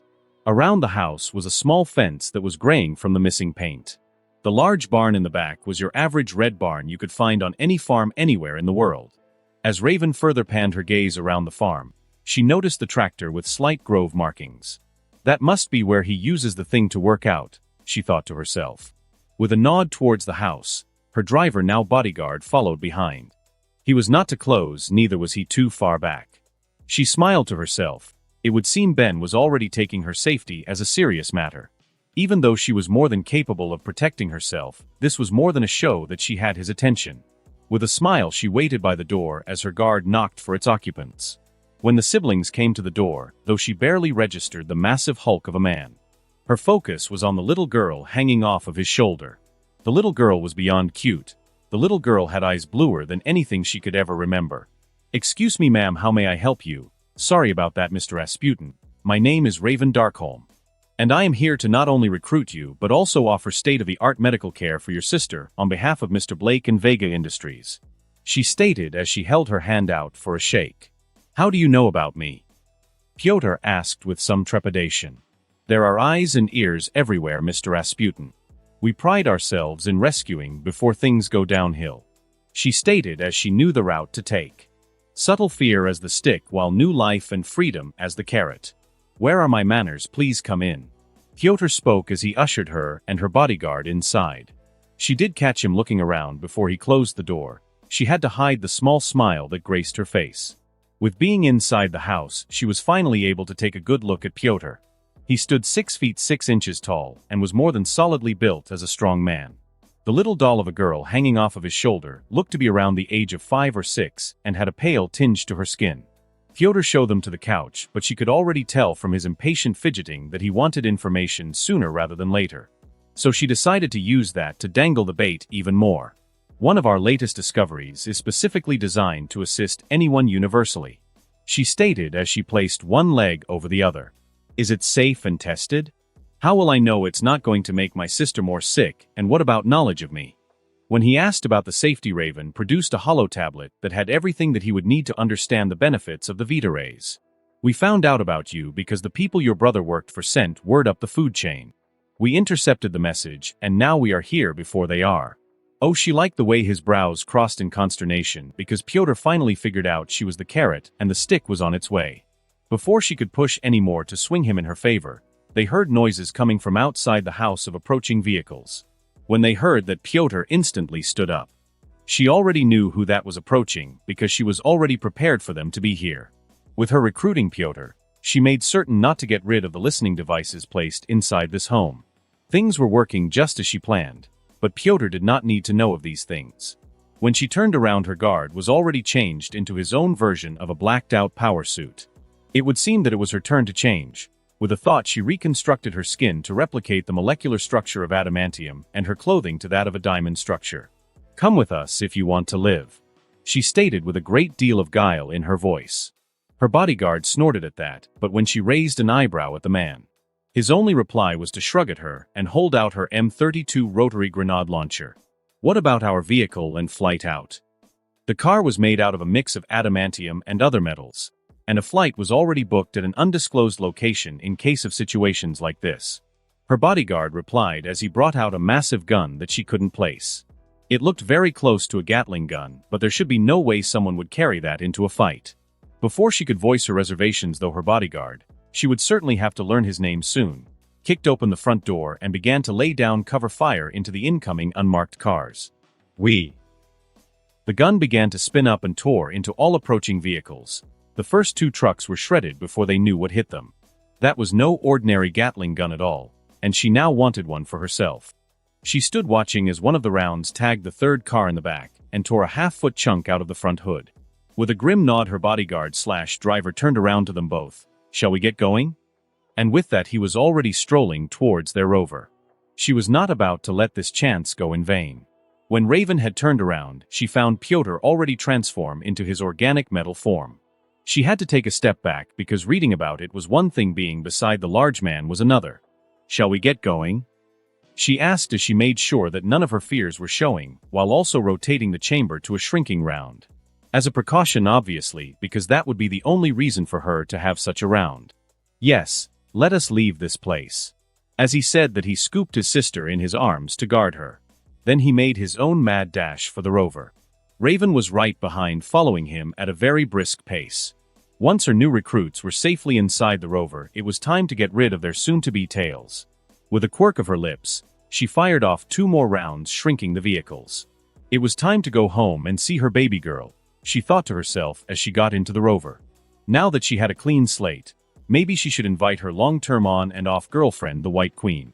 The fastest man alive. Paradise Lost. Magneto, the master of magnetism. He sat and watched as that boy paraded his people across the stage with that monkey of a man. He couldn't help but grip the arm of his throne at the sight of the boy, but as he gritted his teeth, the pain within his shoulder flared up again at the mere sight of him. He could barely make himself look at the metallic arm that he constructed for himself. With the twisting and destruction his arm had received during the fight, it was ruined beyond repair. This was another thing that he owed that boy. This arm was not only a blessing, but also a curse. It was a stark reminder of who and what he was facing. He will have his revenge soon, and his spies had already reported to him about movements in the shadows for mutants to be placed under the thumbs of their nations. There was nothing to do but to gather his forces slowly. The humans were secretly preparing for war, and it would be a war that they received. With that thought, he got up to stand at the viewing port of his sanctuary. His current forces were in the thousands, but that wouldn't be enough. They would need a game changer in the ranks, and he had been working on that for a while now. Oh, he will have his revenge on that boy, but for now, he will have to settle for being a god among monkeys. With his feet crossed as he floated mid-air, he closed his eyes and breathed deep. With each passing moment, each breath was slow, steady, and controlled. He slowly reached out to the planet below. First he took control of the hidden weapons satellite, but only kept the control to tentative touches. This wouldn't work if he startled the monkeys so soon. From there, his magnetic touch spread to his specially created satellites in orbit. Once his hold was firm over those, he felt the beads of sweat began to concentrate on his brows. It would seem that this was his current limit. This was a marked improvement from the last time he stretched his abilities this much. With steady breathing, he was currently controlling over 88 illegally hidden weapons platforms in orbit with his 10 amplifier satellites mixed in. Humans would bow down to their Homo superior or else, and this was a step towards his revenge against that boy. Undisclosed underground location. General Earling was not having a good week. First, another one of those costumed metas had shown herself in New York, creating all kinds of paperwork for him, and now he was tasked to see what one of the defense labs had cooked up. It was paperwork upon paperwork, and sometimes he wondered why he hadn't retired to his private lake yet. Then he would be reminded why when Ross messes up another one of his own operations. Earling could never and would never leave the defense of the nation in the hands of a half-bent revenge nut like Ross. The man was an excellent general, but threw his daughter into the mix, and Ross messes it all up. Earling had to place all those thoughts out of his mind, because today he was going to examine the Sentinel program. These eggheads were trying to push through to control the metahuman criminals. Putting those frustrating thoughts aside, Earling began to tap his feet. It was bad enough he had to come out here, but now Egghead Scientist had him waiting. Before he could speak up though, a monstrosity of a robot came walking into the testing grounds. From the reading material that they had given him, this Mark I variant was at least 20 feet tall and was made with some new smart plastics and ceramics. The colors were a shade of purple and gray. Each hands of the tall robot had 5 fingers, and the feet were one substantial part with what appears to be a working ankle joint. Alright, Trask, why the hell am I here looking at this thing? This, my dear man, is a sentinel to end the mutant threat to America and her people, Trask replied with solemnity. Earling wanted to yell at the man. The president himself was on stage with that Blake pretty boy. How in the blue blazes was he going to sell this and get it approved? The president himself has aligned with these metahumans. All you have to do is watch, General, Trask stated as he turned around and watched back to the testing areas. A live fire in 3, 2, 1. It was both fantastic and frightening for Earling. This robot was more than the next step in handling the growing metahuman situation. This robot was the next step in warfare, and it needed to stay with America and her people. Even though his inner child was clapping in joy because any young boy would love a giant robot, Earling was feeling more than a little trepidation with this surprise. There was a saying that Earling hated with a passion. Don't look a gift horse in the mouth. But that wasn't true. You not only look in the horse's mouth, but you check the whole damn thing. This was a situation that if it wasn't handled correctly, it could quickly end his career and see him placed in jail for the rest of his natural life. Unfortunately for Earling, he failed to notice the mad gleam within Trask's eyes. Benjamin Blake, speedster/billionaire/man on a mission/not quite a spymaster. I have been having the craziest week as far back as I can remember. Not only did I fight vampires, but also shoving my tool down the throat of Raven. Ooh, I was enjoying myself, but I knew she had ulterior motives for trying so hard to get me into bed. My enemies were growing stronger. and with me getting into situations that would give me away due to my power set. It was time for a game changer. From what I knew and discovered, the Speed Force was far more than a hyperspeed boost. I was still in the process of mastering the space and time feature, but I was going for something far different today. Today, though, I had to clear my mind for the task ahead of me because I had finally made it to my destination. I was currently standing on a hill overlooking a valley of sorts. The trees had grown back from that last time this part of the land was devastated. That didn't stop me from putting the parts of the puzzle together and deducing the location. It was in this location that a particular mountain was destroyed by Xavier to trap his half-brother within. Kane had become a deserter during the Vietnam War, but when Charles was finally able to track him down, Kane had already discovered the Crimson Gem of Sidorak. I wanted that nigh-limitless strength that Sidorak could provide the wielder of his gem. Falling for his bullcrap wouldn't do though, but I had plans for his, but because I knew what everyone else didn't do to my comic knowledge. Sidorak wasn't the actual owner of his dimension. He also wasn't as intelligent as most would think, and that was going to be his failing today. With my mind made up, it was time to stop stalling and proceed with my harebrained plan. I closed my eyes, then took a deep breath to center myself. Then with purpose, I opened them while filtering through different spectrums of my sight. First was the electromagnetic spectrum. The next was the thermodynamic sight, allowing me to see the body heat of a few rodents and other various animals going about their business. Then was the psionic sight, and I found something. It was roughly 600 feet to my left and about 50 feet in front of me. Then with one more shift in my vision, my target blossomed with a crimson glow beneath my feet. This guy was just there beneath my feet, trapped under what used to be a mountain, because he was too stupid to actually do anything other than try and punch his way out with unlimited power. With a thought, I cloaked myself within my aura, then with a grim smile of finality, I did a slight hop and dove right into the ground. I sunk beneath grass, leaves, and through small insects and other things.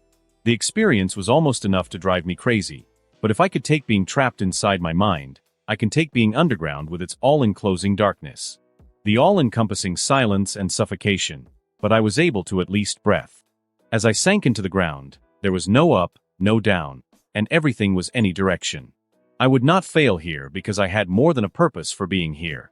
With focus, I directed the flow of energy beneath my feet, then took my first step towards Cain Marco. When I arrived at where the bright glowing crimson light was emitting from, I found Cain Marco sandwiched under more than 500 tons of dirt pressuring him down. For a moment, I just stood there and watched him from beyond his sight. Cain Marco, aka the Juggernaut, was a behemoth of a man. From what I could judge, he was standing at least 10 feet tall with arms so massive his bicep was the same size as my torso.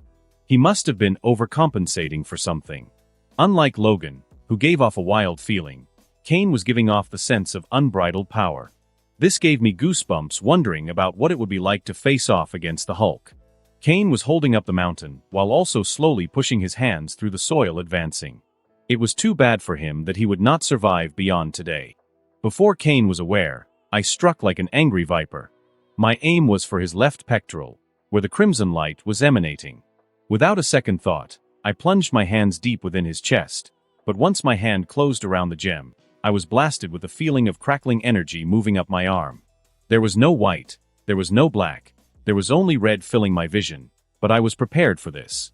My mind was still my own, which made me happy that I took the time to set up my mental defense. I closed my eyes and sank within my mind, ignoring the feeling of energy I was receiving from the gem. The gem was a lie. The real truth lay in what Master of the Gem was trying to do to my mind. When I delved into my mindscape, I found a bright red star banging against the Death Star that I was using as my decoy mental fortress. The red star was so busy pounding away at the fake mental fort that it was wholly unaware of the approaching superstructures closing in around it. Before it could register its surroundings, I had 4 of my superstructures fire their stasis beams. With the crimson star held within the beam's field, my mind rocked as it desperately attempted to break free of my mental construct's firm hold. While gritting my teeth, I called in the other roaming Death Stars that I had created to roam my mindscape to ward away any mental probes other than Jean. With the added defenses coming to back up the 4 already in use, it was finally time to call in the cage for this new mental invader. Building a Dyson sphere in the real world might not be viable, but there was nothing that said I couldn't create one within my mindscape. Around the crimson star, 4 separate parts closed down around it, removing the glow from my view. Then to make sure I went with enclosing rings like those from Nidavellir Space Station. First the one with a 4-point enclosure, then I brought in more and more until the invading star was surrounded. Maybe all these defenses were overkill, but I am an American, and I like to live by the phrase that there was no kill like overkill. I wanted to breathe a sigh of relief, but I knew that this wasn't the end of my ordeal. The next part would either make or break the risk I am taking. I drew on my connection to the Speed Force and drank deeply from its cup. The golden star within the center of my galaxy burst forth with its glow. With a bust of power, everything within the solar system brightens with colors popped with vivid clarity and power. With a mental command, I directed this all towards the intruder, then created another connection to absorb. With that new connection created, I held onto it as I launched myself at the star. With power crackling from my eyes and hands, I dove right through the outer casing holding the crimson star in its place. Mortal, how dare you interfere with my avatar? Just the mere presence of this being almost made me bow down to him reflexively, but unfortunately for him, I wasn't some weak-minded babe in the woods.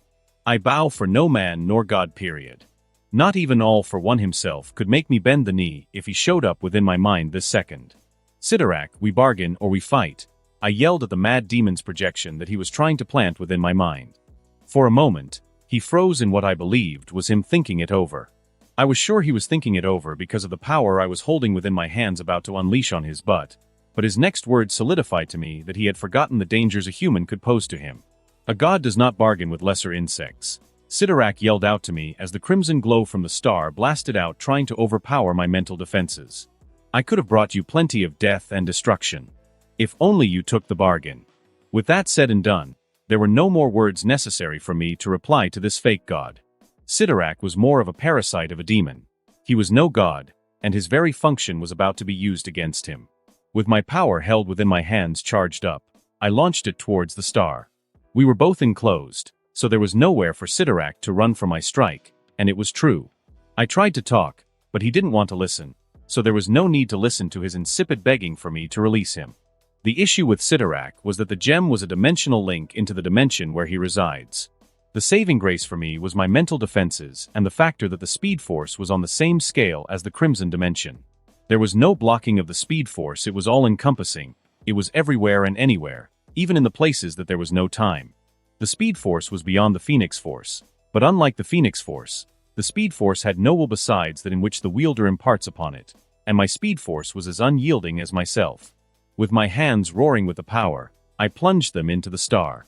Once my hands were within the crimson dimensional link, I felt it. There was a resonance of the dimension that I couldn't possibly describe in words, and the feeling was as if another part of my being is slotted into place. Here's Johnny. I yelled down at Sidorak as he just looked at me from his throne, stunned. I should have been scared, I should have been worried, but the widening of his eyes egged me on for more. He left the door open for me, and I was going to come right in and take his power for myself. Arrrrgghhh with a roar, I lashed out at the parasite sitting on his throne. Pure, unfiltered power lashed out from my mouth, but Sidorak already teleported himself somewhere else out of my sight. It was lucky for him that I was only able to open a small 3x3 sized hole into this dimension, but now that I know the feeling, I was confident that I could return later. With my gateway opened into the Crimson Dimension, it was time to take all the power I could. With a mental command, the power I was using to keep the portal open for my little attack began to pull in reverse. That was when I felt another connection slot into place, but I ignored that feeling to focus on the real situation at hand.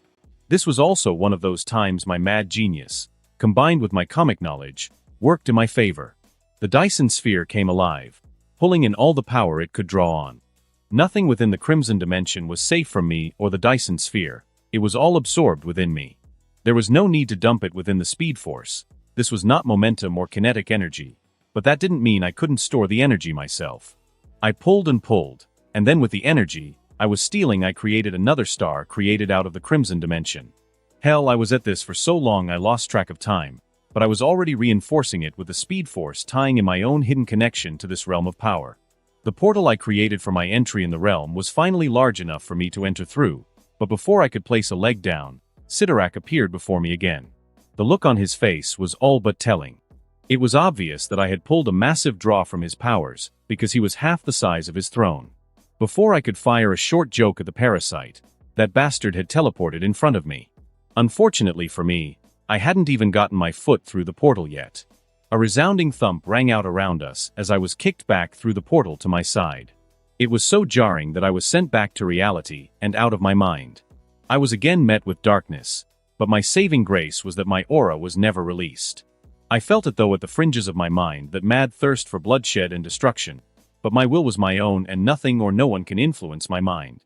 I repeated my mantra as I examined my mind, only to find that the star that was used to infiltrate the Crimson Dimension was still there, but less than half the size of Texas. I snorted at that because this battle between him and me was far from over. After the view of my mind, it was time to organize my mind with the other star. That power star needed to be settled in with the rest. It was time to examine my body to note the changes and fix anything that was out of order. What I found made me shake my head. I was now 9 feet tall and from all the muscles on my body. My weight had to be pushing over a ton easily, but this wouldn't do for my daily activities. This power was mine to command, and I refused for it to lay upon me its ideals of the perfect host body. Closing my eyes, I searched for and found the power feeding into my size, and then with a thought I reversed the idea, shutting it off. I slowly brought my height down to 6 feet 6 inches. This now placed me at the same height of Thor, and I could always change this later. I brought my body back to a solid athletic build, getting rid of all that excess muscle. But before I launched myself up through the dirt, I had to check my pants. I had to make sure that the sacrifice for all this power didn't cost me my jewels. I let out a sigh of relief, and seeing that I was still large and in charge, I took towards the sky. Oh, I was beyond on top of the world with my current power set and capabilities. And now that I had unlimited power under my belt, it was time to test out another one of my powers that I was slowly testing out in private. There wasn't even a sound as I was launched out into the open air. I have been experimenting with the whole time and space aspect of my powers in secret. Now that I was in the open air, with my aura still wrapped around me, I pushed myself through the air using the intent feature of my force to finally achieve flight. With a broad grin on my face, it was time to pull Superman. With a crack of thunder, I was blasted off into the stratosphere. This was such a monumental achievement, I was almost at a loss for words. I floated there in the stratosphere, basking in the sun rays that shone down over the Pacific. It was so tranquil and peaceful up here. I almost didn't want to go back down to Earth and deal with the things left piled up since my absence from the company. Since I was already here above the Pacific, I guess it was time that I made moves for my true seat of power. Salem was alright, but it was located within and on American soil, and my company was great with money and getting PR coverage, but they both lacked true security. I would need a sovereignty all of my own, and I knew just the place to start.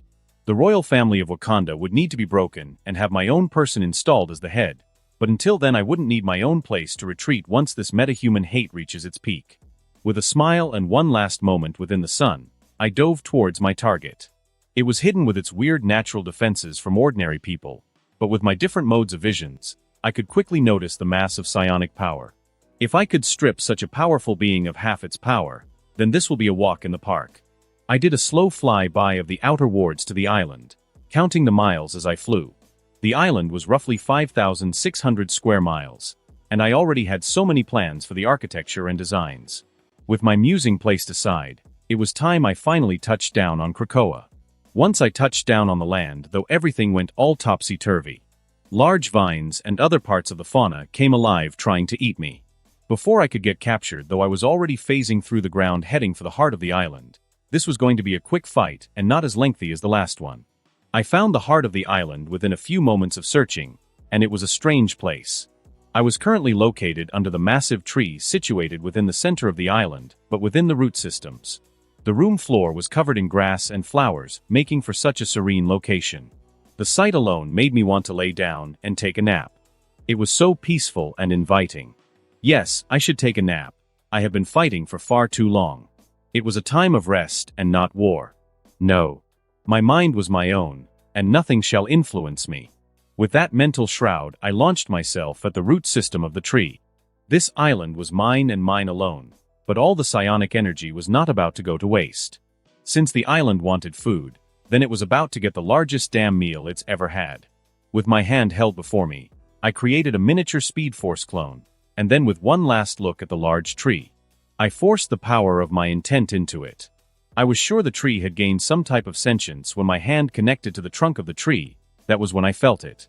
The small feeling at the back of my head that connected me to the Crimson Dimension, It sang as it joined me to the earth. The breath of such a feeling was so powerful it was beyond description. Slowly I closed my eyes and followed that feeling, then pushed more of myself within that feeling. The earth sang to my senses, but I couldn't tell what that was. From what I knew, telekinesis was never a power that the Juggernaut showed, but I could ignore that for now. There was a heart to this island, and I had to find it. There was no coexistence with this place. Krakoa was a monster island in the comics, and with the forced mental attack it tired when I first landed on this island, it made me wholly aware that it was hostile. There was silence as I listened to the land around me, but I felt the warmth of the sun as it shone down onto the earth. B.A. bump. What was that feeling? B.A. bump. B.A. bump. There it was, the heart of Krakoa. I pounced with all the power that was being fed into the heart of the tree. What I found was a crystal construct. Oh, so this was the heart and brain of the island. I felt the headache as it fought back trying to survive, but I refused to allow such a thing to live within my domain. It screamed and wailed as I launched my attacks against the mind that ruled over the island. Our battle took hours before the final death throes were heard. I was kneeling in my sweat from the ordeal, but I wasn't about to accept that this was the end. It was always the tired hero that allowed a hole for the mind to escape and survive. With the crystal within the heart of the tree drained of what power it had, this was the time to fill it with my own power and hunt down any hidden dangers left over. More and more power was pumped within the heart of the tree, then routed through the island. The earth sang to me, and I listened as I fed it my power. It would seem that even the soil that made up the island was like the mind that had prevailed over the land here. With a snort, that hidden danger was crushed beneath the weight of power that the earth now wielded. With a smile on my face, I commanded the roots surrounding me to create a seat to relax in while I contemplated the next step within my plans. With a sigh, I relaxed into my hidden throne on what was now my island. Well, you have been a busy bee, Mr. Blake. Right there sitting at a table in front of me was the Ancient One herself in all her mystic monk glory. She stood before me in her golden monk robes with the Eye of Agamotto hanging from around her neck. If I hadn't hung around Natasha for so long, I would have taken her stance for a relaxed one, but I knew better.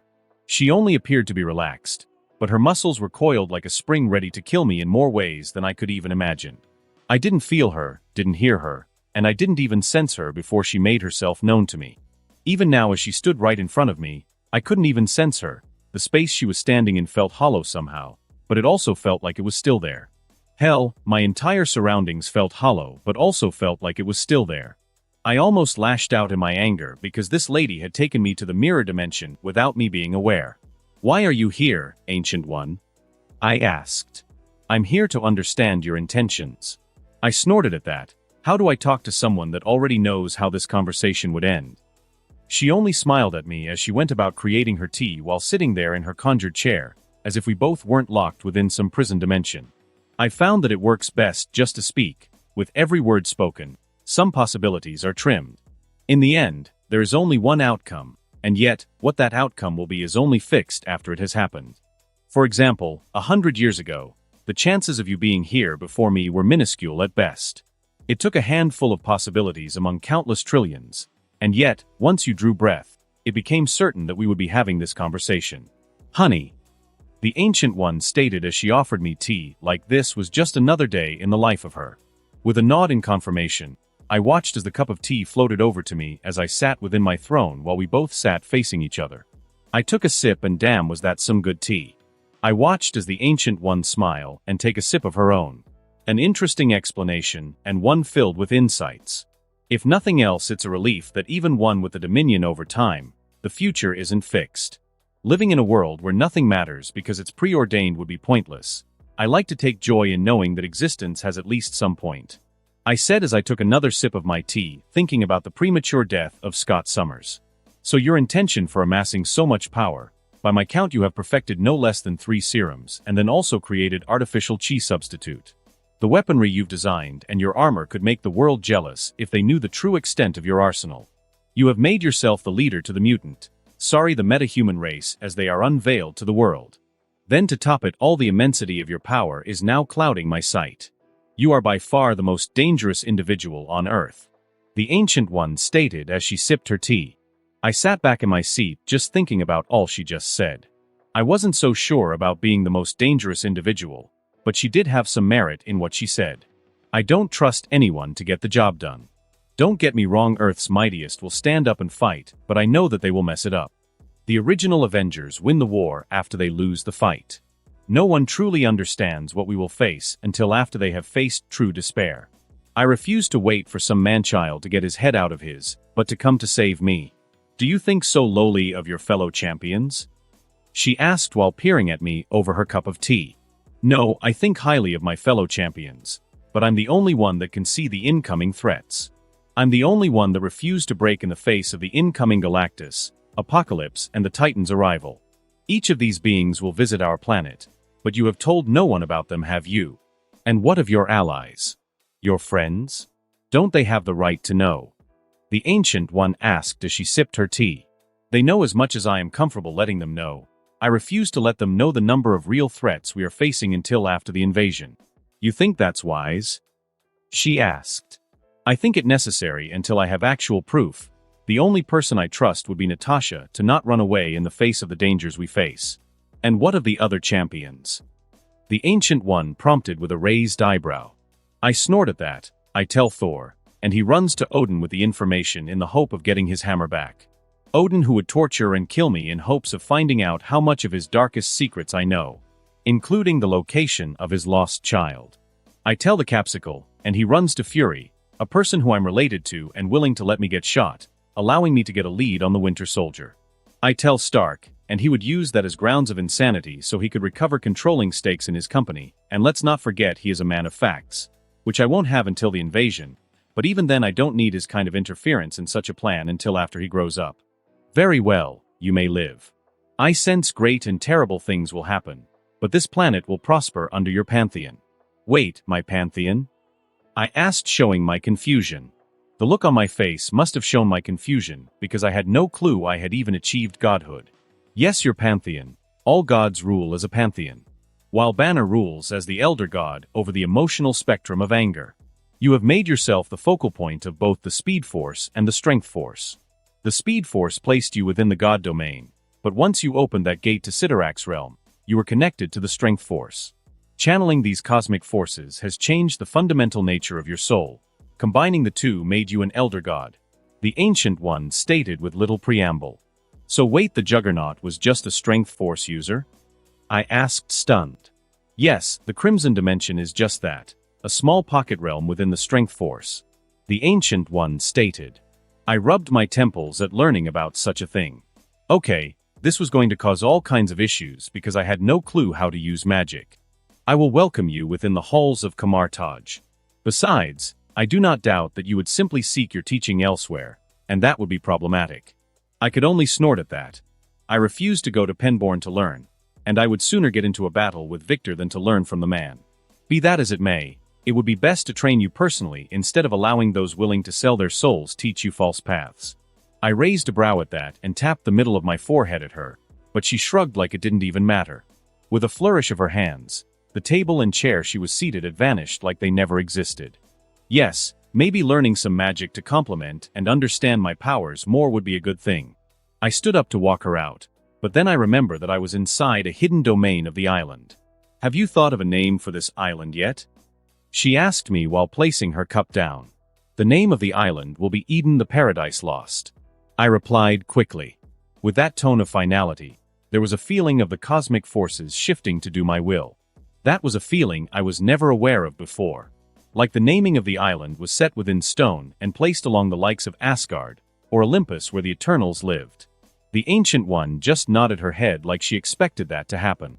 When you come by the sanctum, please bring your children with you, she stated with a smile as she turned around. With that, she faded from sight, and I felt the nature and earth around me once again. That lady is far too powerful, and if Strange is supposed to be the best, even more powerful than her. That's honestly some scary crap to know. Her death will have to be postponed for another time. With the completion of the ultimate serum that I'm working on, there will be no need for the connection to Dormammu to extend her lifespan. Wait, she said to bring my children. I groaned and went to look for that holding chamber that the island once used for housing its foods. The chamber was located on the west side of the island's heart tree. When I walked into the chamber, the bubble of embryonic fluids was already growing. The sac had an orange look to its outside surface, and there was a shadow substance I could tell was growing on the inside of the sac. Well crap, It looks like I was about to become a father again. With a mental command to the island, a chair was raised for me to sit in while I waited for whoever was inside that sack to be born. I guess I would need to think up baby names now. That thought alone made me want to facepalm, but it could wait for me to see the gender. I waited and waited. By the third hour, the sack was large and looked ready to burst open at any moment. Since it didn't break open, yet I went back to designing a new suit for myself. I was currently sitting without a shirt on right now. Since my shirt didn't survive re-entry, it was time I finished my unstable fabric creation. There was a material scientist from Japan that I would need to recruit for this project once it was finished. He was already playing with shape-changing fabric, but his research had hit a wall for the last 6 years. Nothing man-made could even do all of what he wanted to accomplish, but I knew my fabric could, and with my attention focused on different matters, I would need someone to head that division. Before I could place him under the collections tab for either Alfred, Natasha, or one of my reps to go offer him a position, I was distracted by a splush sound. Once I looked up from my vambrace, the sight that greeted me was of a person laying down on the ground. I walked over to kneel by the child that had just fallen out of the birthing pod. It was just as the Ancient One had said, but what she didn't tell me was the gender. I was now the father to a little girl. Judging from the aged features, she was somewhere around 5 or 6. She had flawless orange skin and bright fire-red hair. Her features were giving me a cute déjà vu of Starfire from the DC universe, but should have been an impossibility. Only when that though brushed my mind, I had to get rid of it because of the reality I lived within. It would appear that the island picked the image of a person to represent it as the avatar. With a sigh, I picked up my new daughter and went topside for one of the flowing rivers running parallel to the heart tree. "Daddy." A small voice squeaked out as I bathed her within the river. I could only smile down at her, and it would seem that my first 2 kids would be of a different nature to be sure. "Yes, sweetheart. What is my name?" she asked as her head was tilted to the side. That made me pause because I was sure that I didn't share the English language with her. There was so much of this island that I would need to explore very soon if this was going to be the place of my throne. What little I do know of the island came from the comics. I would need to gather some of the flowers and make sure that Jean was the one in control of all the psionic energy that the island had. Shit, the psionic energy, that was how she learned my language. "Your name is Maya, sweetheart," I told her with a smile as I washed the last of the sludge out of her long hair. Now that she was clean, I covered her with one of my large, oversized shirts. It was a comical scene, and she was a cute little thing with a button nose and bright green eyes and flaming red hair standing there with an oversized combat shirt on. "All right, sweetie, tell Daddy, can you feel the island?" I watched as she closed her eyes to concentrate, and I felt her as she searched out the island from top to bottom. It would seem that we are both connected through the heart tree. The feeling I was getting through the connection was a happy, bubbly excitement mixed with a sense of adventure.